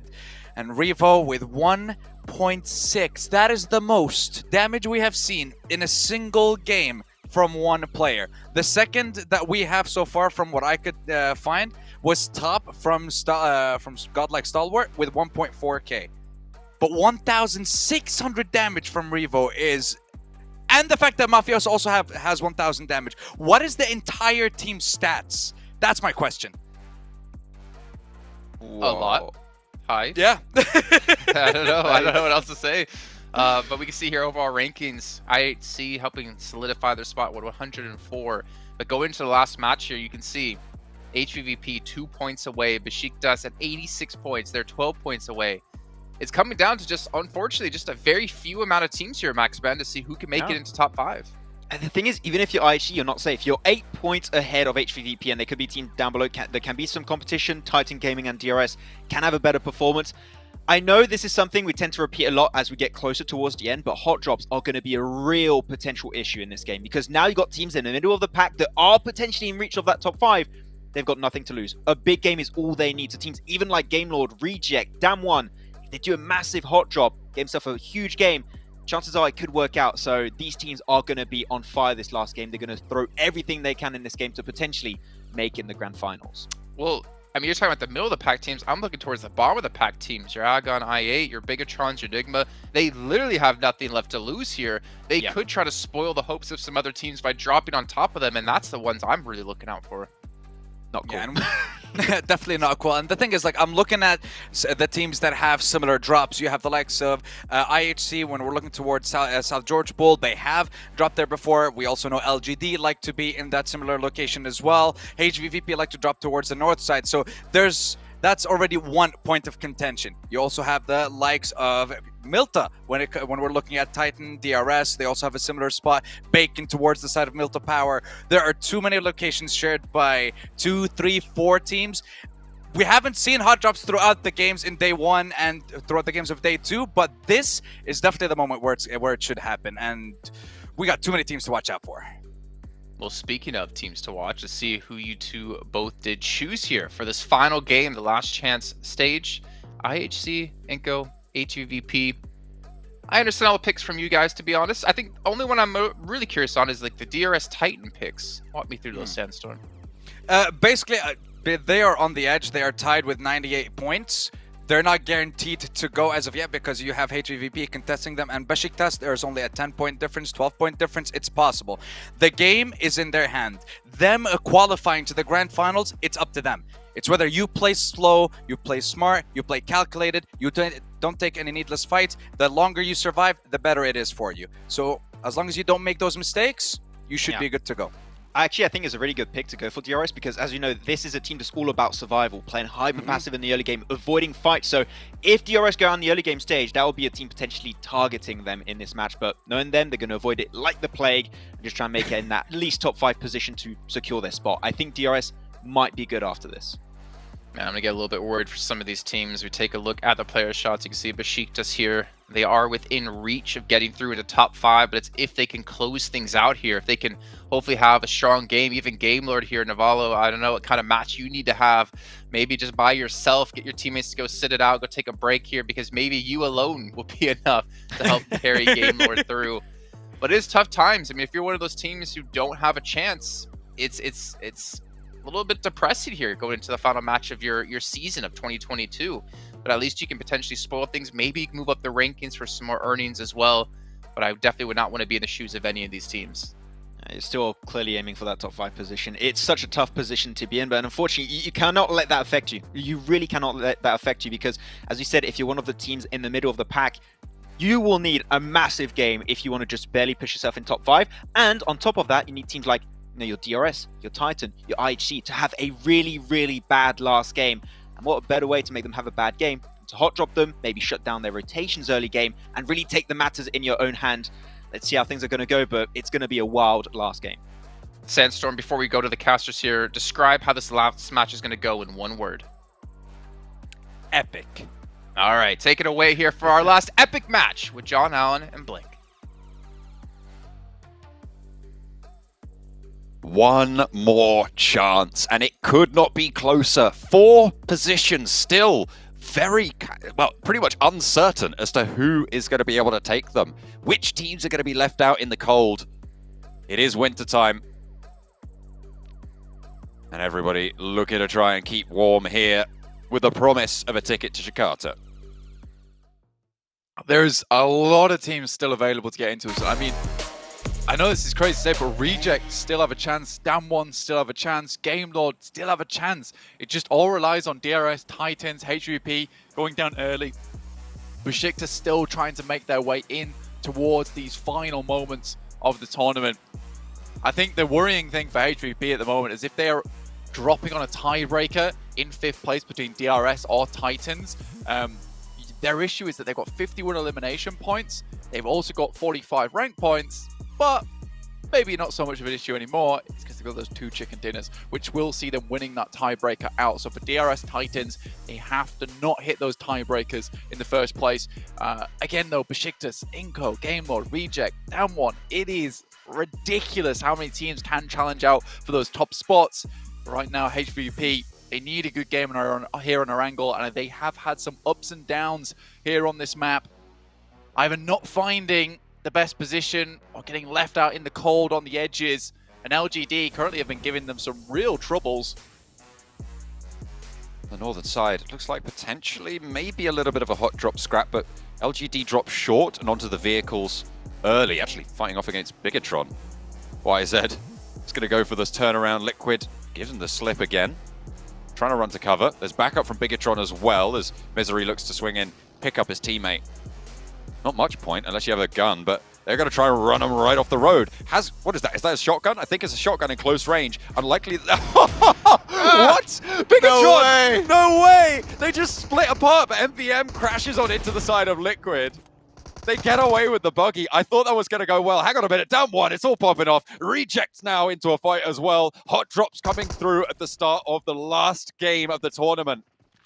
And the placements are going to get a little bit easier if teams are going to start to diminish themselves with wild starts to things. Down 1 and Reject, both on 74 points, both close to one another. And at the moment, it's Down 1 with the advantage. Forest is low. Both teams have lost a player. Divine is down. And Reiji soon to follow. Will have got Rez there, but needs to hold on the outside. Divine wants to Santal, cuts down through the alley.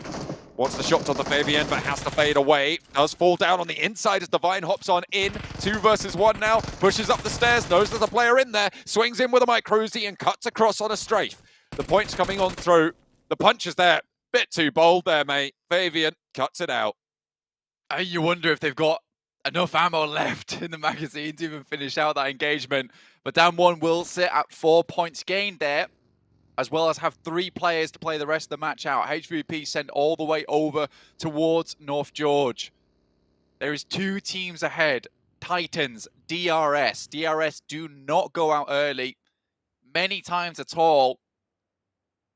If these 2 teams fall now, it makes it so much easier for HVP. Again, that is if HVP don't fall themselves, because Titans and DRS, I think they've done an excellent job during this last chance to get themselves towards where they are right now. DRS, unfortunately, has been falling slowly but surely, because you do see that consistency coming out from DRS, but you don't see those similar games that IHC, VPE, as well as A7 have shown us over these last 6 matches, which is just unbelievable point scoring in certain games. And having that star power to hit those big matches. A 19 elimination game, A7 100% should leave last chance with that grand total prize pool at the top. They're the only team currently over that 120 predicted bubble. 10-point average. Vampire still a little bit short of that. Bacon time. Going down to Titan. That's a point. That is a point, and that is a pivotal point potentially. Because Titan, of course, 4th place, 98, breaks the tie with DRS. Puts them just a toe ahead. 99 now. It's one off the triple-digit mark. Titans, that was important not to fall to that. iNCO had a chance at the top. We're there for a long, long while. They go for the same strap, central, set us up, set us back. But for iNCO, for them, it's a big game needed. Right, this can't be one of those matches where they sit central and hope that the game comes to them, because it certainly will not. These teams are hunting for eliminations. You've already seen what Down 1 have done. Getting Reject confirmed to not go through to that grand finals, not have a chance to sit at the top of the top 5 in last chance itself. We are first team leaving us here. A couple of times we've seen HVVP go down to the fact but they stay a little bit too long. Don't move early enough. This time around from North George, we've breached that 5-minute mark, so soon they should be looking to leave. Rotate towards the east here on this circle. It's still a long journey for them. A long journey ahead towards that eastern side of the map, which has caused some problems in the past. So all that knowledge that they've garnered, all that knowledge they've gained over the past 2 days has to be brought into this one right now. Very small point difference between them, DRS and Titans. Even they could sit themselves above IHC, but right now it's just those two teams they're looking to beat. Again, they have to beat everyone underneath them. Besiktas, iNCO, GameLord, Damwon. They're on for a big game. That is certainly something that could prove a big problem for them.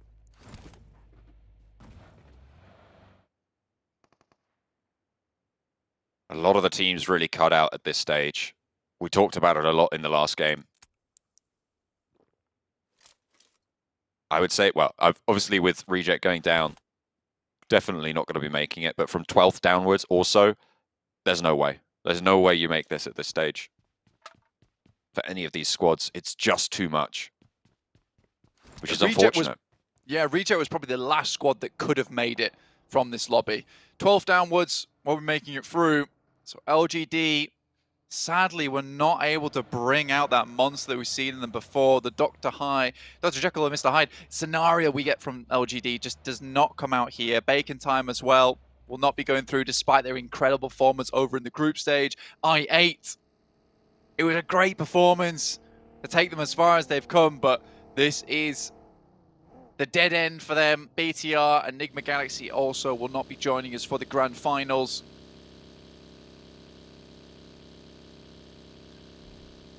Unfortunate. Blue zone envelops HVVP on the northwestern side. Still yet to move. 7 minutes now. They are really picking through everything in North Georgia Pole. LGD have already made that break for it. MVM into the ruins on the south side of the river. They don't cross up north. A lot of that area getting cut out in this circle. And they'll try and move in on that south side. With Down One and Reject taking that fight earlier, you were talking about how it made it easier for HVVP. It's going to make it easier for LGD as well. That area on the northern side of that chunk on the south of the river will be a little bit more open, less sightlines to worry about. And smoothly run through. I mean, we saw a lot of times Reject heading on the west side of Rozhok towards Sunken. Obviously, you don't want to go this way at that time just because of where the circle is landing. A7 heading further down towards that south side, towards where Besiktas currently are playing. From Yaz, BTR moved out from there much, much earlier, and iNCO's got a little bit of a lineup underneath them to the south side. HVP locating a compound to play from, all the way on that northern edge. IHC on Novo, still playing on the island. They'd have to move through and pass Titan. 4 points behind at the start of this game, Titan were from IHC. With the elimination point that they've got, they are currently... they were 6 points behind at the start of the game. They're now 5 points behind. They get a squad wipe, they get a placement point. That's going to push them up and over that barrier. And if you're ahead of one other team in this group confirmed, it's kind of likely that you are going to stick it up, because unless Besiktas blasts out, there is only that one spot really that could chop and change. At the moment, HVVP have that unfortunate mantle. Real struggle bus. And the line is so close as well, right? It is just a step that you need to take, but you're hoping that DRS and Titans don't have that good game. But in the same way, I'm hoping that DRS and Titans do have that good game. I mean, DRS are on track for it for a very long time, but maybe this is all that they have. I mean, Titans and DRS currently so far, the majority of the points that they've gained is through placement points alone, not those eliminations. But if they can get those consistent points and HVVP fall early, as we've seen them do multiple times, it's a bit game over. Suki taken down to a spray from Fluke and not going to find a trade. Oh, there it comes. YZ does manage to pick that one up. Vampire lose a player to LGD. LGD went north of the river. I thought they were going to stay on the south side, but they did swing north and actually have slowed HVVP's approach. Will give them a lot of cause for concern, and HVVP will be very nervous to take these engagements. They're not moving just yet. Waiting, biding their time. Again, getting towards the end game is very important. We've seen HVVP do something similar to this in the past. Over in the PMWI, just going for that numbers play, just sitting it out almost. fact, not even PMWI, just in Western Europe, is just sitting it out, trying to go for those placement points and hoping that that sets them over the edge. In the case of Western Europe, it did not. The team got far more eliminations, but I think that's where maybe you identify the overall ranking, see that Titans and DRS don't always get the huge amount of eliminations that maybe HVVP can find. So a survival game could be good here for HVVP. The option that they have, other than going across the river in the same fashion that LGD did, is swing all the way to the north of Yasnaya, where they might find this Bacon Time fleeing towards them. In fact, they might find them anyway, as Bacon Time getting sent back by Besiktas, currently playing on the east side of Yasnaya Poliana on a 2-2 split with the other duo down south side. Instead, though, HVVP looking to mount up for the bridge. No one on the other side to control them right now. Kitsune will see Bacon Time moving, and Bacon Time will see him as well. Kitsune needs to get back to the rest of the team. Cannot afford to go down here. They cross the bridge, and they know there's teams across the way, but they will hold the gas station, or actually maybe even overshoot it as the circle shrinks down. Again, a little bit leaning to the east. A lot of positions now already taken up within the circle. HVP again is that slow push, that slow rotate that they really do suffer from, whereas most teams have already found a position within the circle. There is a slight edge towards that northern side that they might be able to play, but LGD in very close vicinity, who are really looking rabid during this game, just taking any fights where they can. HVVP swirling around that tower. It's in the next circle. Could be very, very valuable for them. There's about 5 or 6 teams who are crucial for these spots, and Vampire getting spotted by Besiktas. Vampire have lost a player already. They're not fully out of danger yet either, Blank. Would be pretty unfortunate for them, certainly, if they did go down and if they fell all the way out of the top 5, but 118, not out of the question. They could be pushed up on over. But that would require, I think, 5 20-point games from other teams. 4 20-point games from other teams, right? Which is, I think, unheard of. Be very unlikely to see some. I think that at most you'd see 3 teams getting 20 points. And again, that is a couple of teams getting a huge amount of eliminations, some teams getting the chicken dinner and very little eliminations towards the end, which is something you realistically only see over towards Sandhawk, Erangel. Typically, one team will be the greatest winner of them all, holding one singular location, everyone else suffering at the hands of them.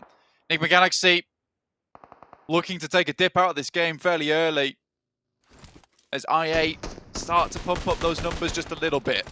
13 minutes into the game, Hamodi hits a nasty shot over towards Blade. The headshot is nice. But a pincer maneuver comes in from Aegon XIA, and they establish a crossfire nice and fast. Freak last standing, spots Ghost, gets the knock, takes a lot of damage, has to heal it back on up, but in comes UZM, rolls up to this ridgeline yet again. First aid should be popped off there. Freak will be able to get it done.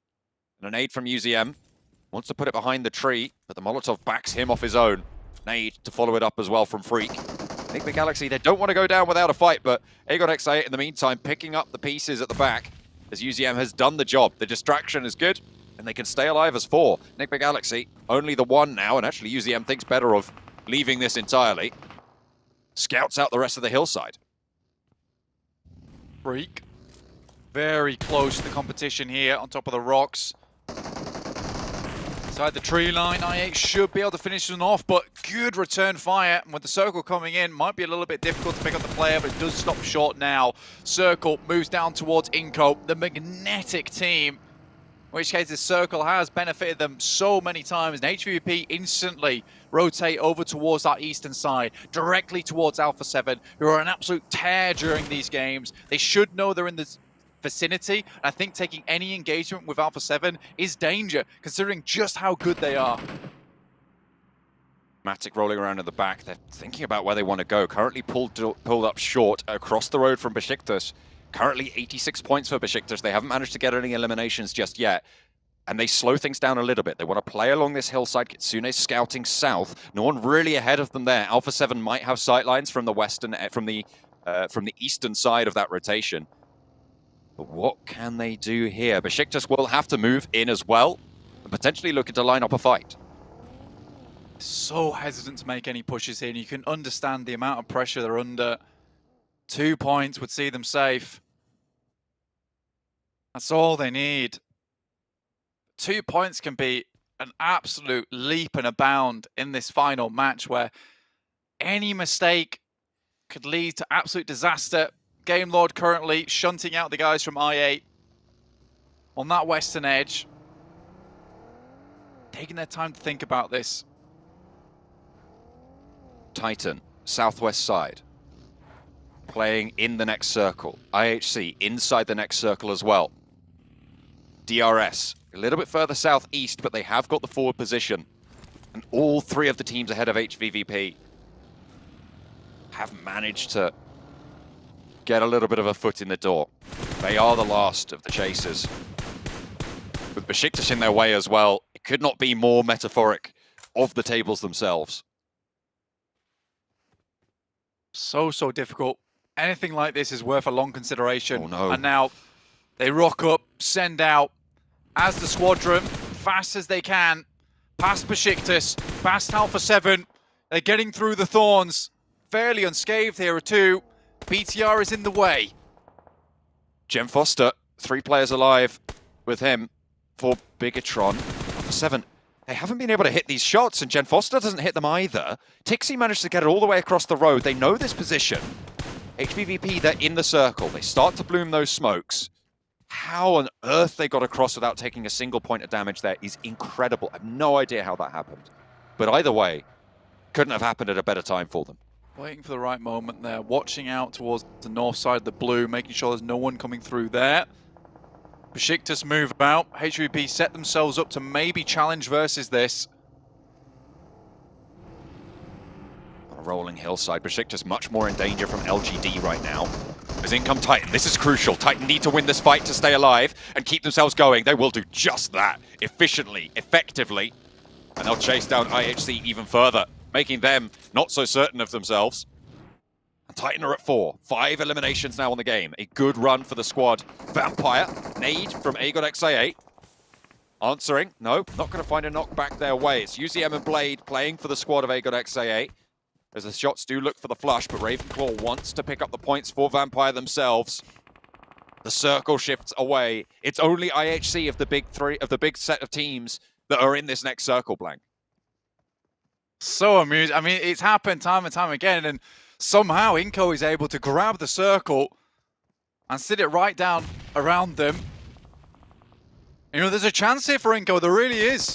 They haven't done so much so far. They do typically wait to the very later parts of the game before they start taking any kind of shots towards anyone else, but they need big eliminations, and sitting still, sitting pretty, looks nice. But it doesn't get you the big prizes. No, again, just these shots just aren't sticking in this final game, Blank. LGD, they lose 1, but they will be able to get over with 3. And ahead of Besiktas, it's HVVP. Hold up 2 teams here. Titans lose 1 on the cross. That's from DRS. 2 teams battling out against one another. Dear. And look at that. A massive amount of damage comes their way. I think that's down to just 1 player now. 1 player left for Titans. A really important position for them. 5 eliminations on the game. If they go down here, Blank, they will set the marker. As Besiktas try and make this mad dash as well. Sun HP cut down out in the open.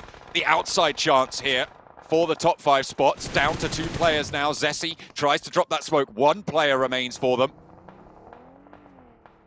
As the Titans continue to just stay alive on that 1 that they have. And they will fall. 5 eliminations in 10th place. Up to 103 points. Great nade. Tixie. For HVVP, they've had 2 eliminations, but DRS have had 3. 103 points is the marker now in 4th place currently for Titans, but they're out. Kitsune able to lay it down as well. And another 2 points added to the tally for HVVP in crucial fashion, in crucial time. Up towards the last 8 teams. HVP just need to go a little bit further now, and the placement points might just see them a little bit ahead. Besiktas still chasing, but 1 player, iNCO, directly in the center, but much further to go for them with only the 2 eliminations they've got so far. It is so down to the line right now, and Titans are terrified of what could come next.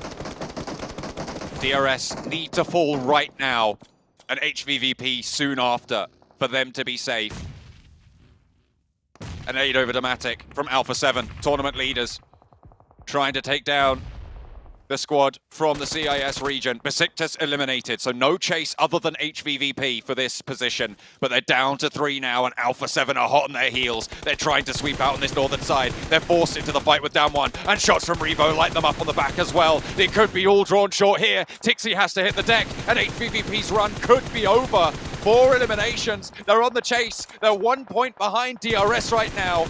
They're on 100 points total, 7th place right now. They need a couple more placements to see themselves over the Titans, stay alive. All desperate positioning. Every single ridgeline matters now for HVVP as they lose Kitsune. And Alpha 7 might just rock up on this position as well, take a little bit more from them. Look how low Meku is. They need 2 placements, and that would just about do it. But look at the amount of teams that have so many players left on board. Down 1, close to falling, but realistically, HVVP are the only ones close by to make that happen. It's going to be on DRS. DRS are going to need to make a move towards iNCO or towards IHC. This is the team that can go down ahead of them. This is the chase that they have. And with the first knock from IHC, they're going to be happy to be able to pick up these points on a team that's chasing them. DRS out in the open. Meku spotted yet again. Mythic not going to let up. The test for HVVP. They've been shut out so many times. But they need to stand tall now. They need to stand strong. No meds for Meku. I wonder if Tixi can even throw a bandage over. Has got 5 of his own. Might think to do so. But perhaps it's better to just invest in keeping Tixi alive. Meku down. Goodness me. Has to make the long crawl, but very unlikely that'll happen.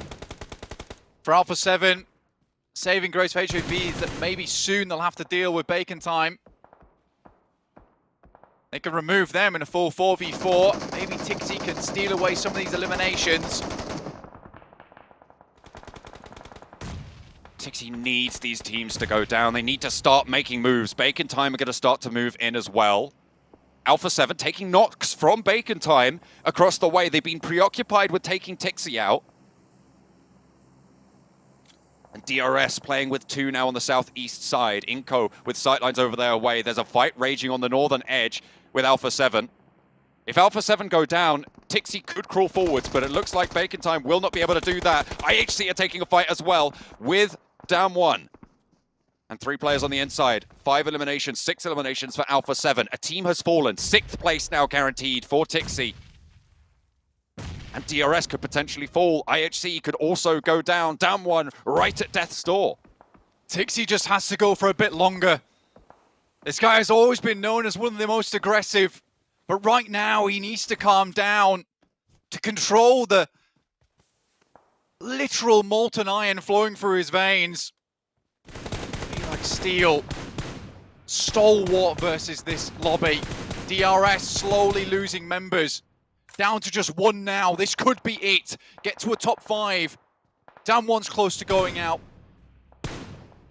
If DRS fall, the ladder up is there. HVVP will be ahead of them. Gianti flush, last player now, Delta for the squad. Titan already, I think, at risk.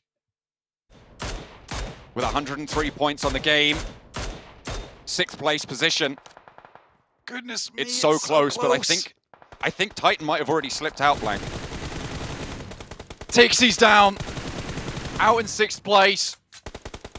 We'll have to find out where it lies at the end of this game. The desk will bring us the information. But now it's glory on the line for A7. iNCO also looking for a big game here. A chaser. Not a lot of eliminations found for them though, John, and that's the big scary thing. HVVP, it's really down to the wire for them. But they do have the chicken dinners to back it up. The tiebreaker will go their way should it come down to that. But you do not want to be risking it like this. We've almost confirmed our top 5 as well. It is between HVVP, and Titan. Everybody else fighting for the gravy. Alpha 7 roll on in, playing spoiler to HVVP's chance. But they might not have been able to do quite enough as the teams in front of them fall. iNCO. Vitali goes down, the nade doesn't catch Carrillo. Mafioso on the off angle, looks for Nenebete. Has backup, but the shotgun over the wall is good. Hopping back and forth. He's not French, but he's certainly frogging it up in this compound. A hop over, finds the final shot as well. And Nenebete for iNCO. Brutal on the approach for Alpha 7. iNCO now at 8 eliminations in a top 3 scenario. That sits them fairly high here, John. 87 points, 3rd place. 10 points already delivered there. Sat at 97. iNCO might even make the jump themselves. That would be crazy. With those points, I didn't even consider that blank. That is so pivotal. And it definitely is possible. Just need a little bit more. I mean, 4 players alive. How doesn't iNCO go down in 1st place in this match? IHC would have to absolutely hit a slobber knocker here with some insane shots their way. Vitali checking the bushes. But Zyol and Godless have to move out into open ground. They still got a corner. They still have it. How unfortunate for HVVP that iNCO, the team that just sends to the middle, are being given this circle again, given this chance. But they have to play up on the walls as well.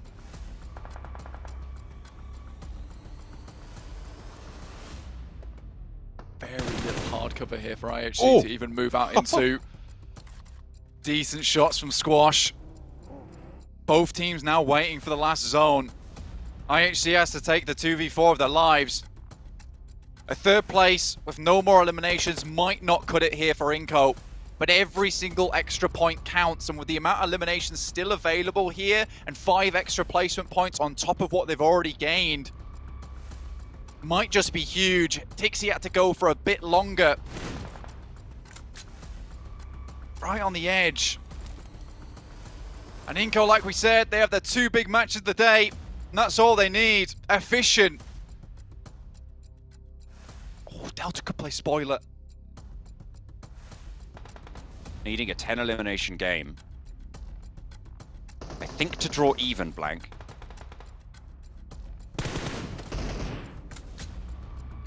Or actually to jump on over. 25 points would see them at 104.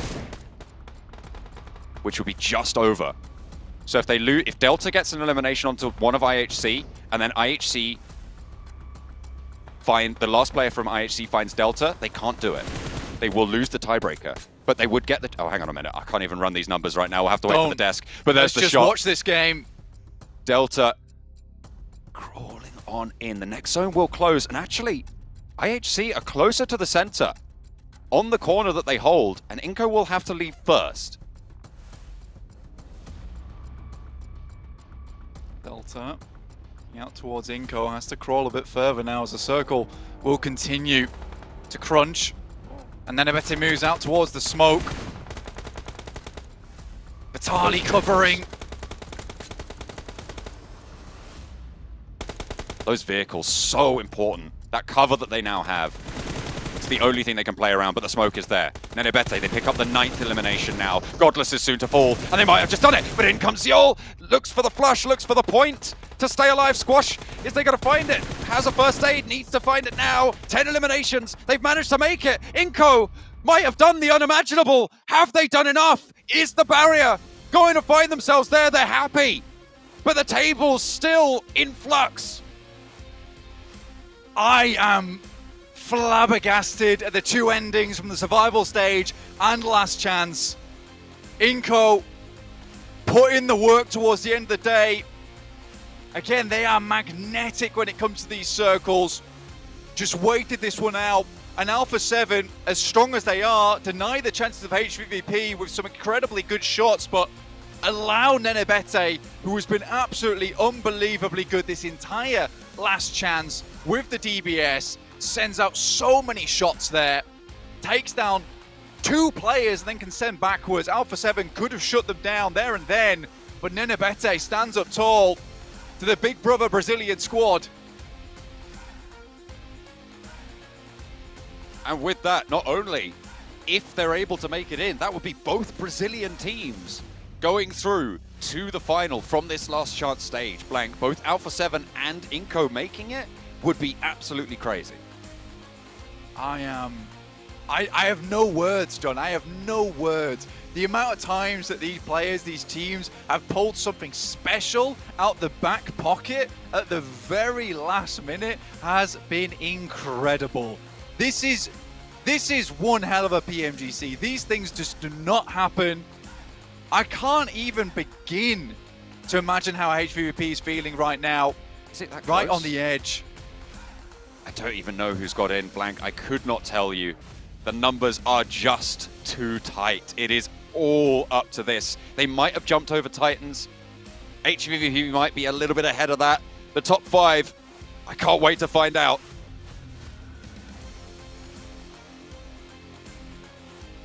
It looks like, hang on a minute, they've just found out. I feel like iNCO know. What a way to find out. The celebrations are there. I think that can only mean one thing, Blank. They are going to join their Brazilian teammates into the PMGC in Jakarta.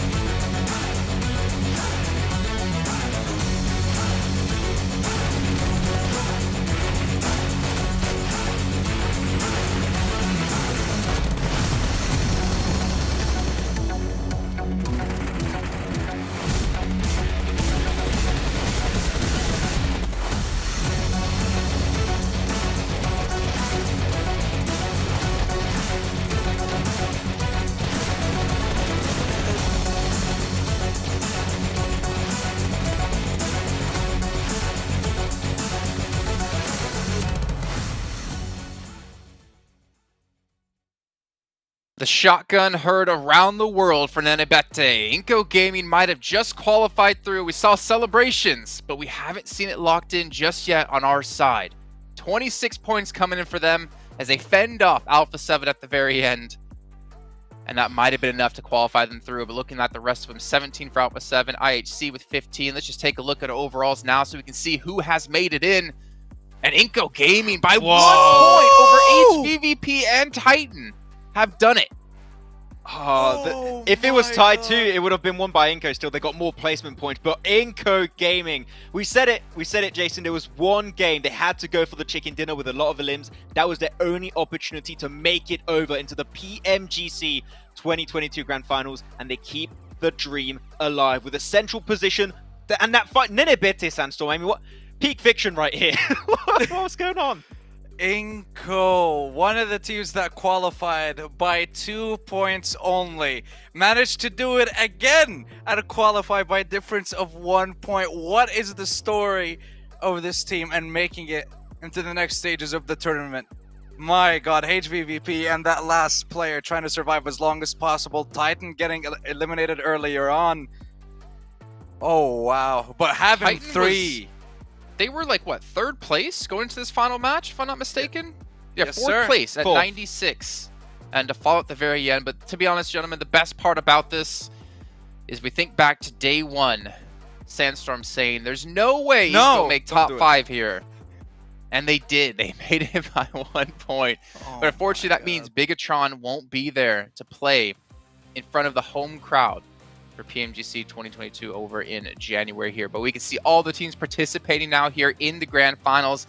Honestly, this is setting up to be the best PMGC. It's already been the best PMGC, but the best PMGC Finals we've ever had.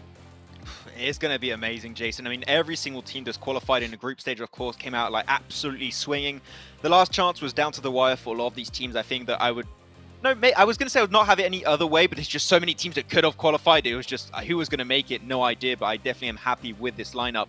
And SMG and also Alter Ego are two amazing teams from, of course, Indonesia and, of course, from the PL scene for Team SMG. So I cannot wait. 1 month cannot pass any sooner, Jason. Okay, Christmas, screw that. Get in the grand finals right now. Okay, I don't want my presents. But this is my question. Why are we waiting a month? Can we not get it started tomorrow? Please. These games are too spicy to wait a month for. No, we can't, Sandstorm. Sorry. Here's our MVP, though. The last chance stage. It's going to be Revo, and why wouldn't it be? I mean, the nade we saw from him over onto Vampire to completely demolish them with just one nade alone was amazing. But Alpha 7 in general has also just been almost on a whole nother level compared to a lot of the teams we've seen so far in the last chance stage. Yeah. And hopefully this time. No, I was just going to say, hopefully this time they'll be able to perform at the highest level possible when they get to the grand finals. Alpha 7 does have a history a little bit when it comes to getting to that final stage of the tournament, getting towards fighting the best of the best, and then just faltering at that last hurdle. But now, having 3 teams from the PEL, having 3 teams from Brazil as well, that is definitely a clash that I've been waiting to see for such a long time, and especially with Influence Chairman as well being there for Brazil. I said it in week 1 that they're going to be one of the contenders for top 5 at the end, so I'm still watching that. All right, well, gentlemen, that is going to be it for us for now. I'm sorry, Maxman, we get your point in a second. We have to hear from the guys on stage. They have just qualified through in 5th place by 1 point. Let's hit that on the stage with iNCO. Ladies and gentlemen, nothing is impossible. We're back right here at the main stage of the PUBG Mobile Global Championships 2022, where we have just concluded the 6th and final match of day number 2 and a final day of the final chance qualifiers itself. Of course, ladies and gentlemen, I am joining together with Nadabat here from Team iNCO Gaming. They just recently finished their final match, and of course, congratulations. You've just made it to the next round itself by having just 1 point difference than the 6th place. So how are you feeling right now? Então, ele disse que nada é impossível, porque depois do final do 6º jogo, vocês conseguiram a classificação por 1 ponto. Então, como está sentindo?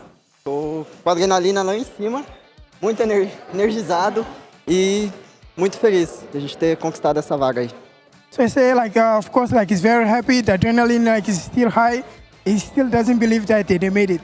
Well, they definitely made it right there. The results already out. And of course, what does it mean for you and your team to advance to the finals this time? Então, o que significa para você e para o vosso time ir para o final desta vez? Cara, é um sonho pra gente. É tudo que a gente veio batalhando até chegar aqui e acho que significa é o nosso sonho. So for them, it's like the dream that came alive because they've been fighting all the way for this dream, and now they finally they can make it. It's truly a dream come true. And of course, what was your plan before the match? What was going through the team's mind during the last circles of the match itself? Então, qual era o plano antes do último jogo e o que ia na cabeça de vocês durante as últimas círculos do jogo aí? Rasga pro meio e mata quem tiver na frente. So he said he's just going to the center and kill whoever was in front of them. I like that a lot. Very simple and straightforward. Go to the middle, go and kill everyone, and just go for the win itself. And of course, last question here. Now, you guys are making it to the main event of PUBG Mobile Global Championships. Which teams are you looking forward to defeating in the grand finals, and why? Então, vocês já conseguiram ir para a final? Qual é o time que vocês querem derrotar mesmo na final e por quê? Não entendi a pergunta. Qual dos times vocês querem mesmo derrotar na final? Acho que todos. He said all of the teams. All right, there you have it. All right, ladies and gentlemen, once again, congratulations to iNCO Gaming for that amazing gameplay right there. And of course, that concludes all the matches we have right here at the last chance qualifiers, the PUBG Mobile Global Championships. Ladies and gentlemen, we are going to be passing it over to our host and analyst to get a little bit more details about what had transpired throughout the whole competition right here. And of course, we will see you guys in a bit. Take care, everyone.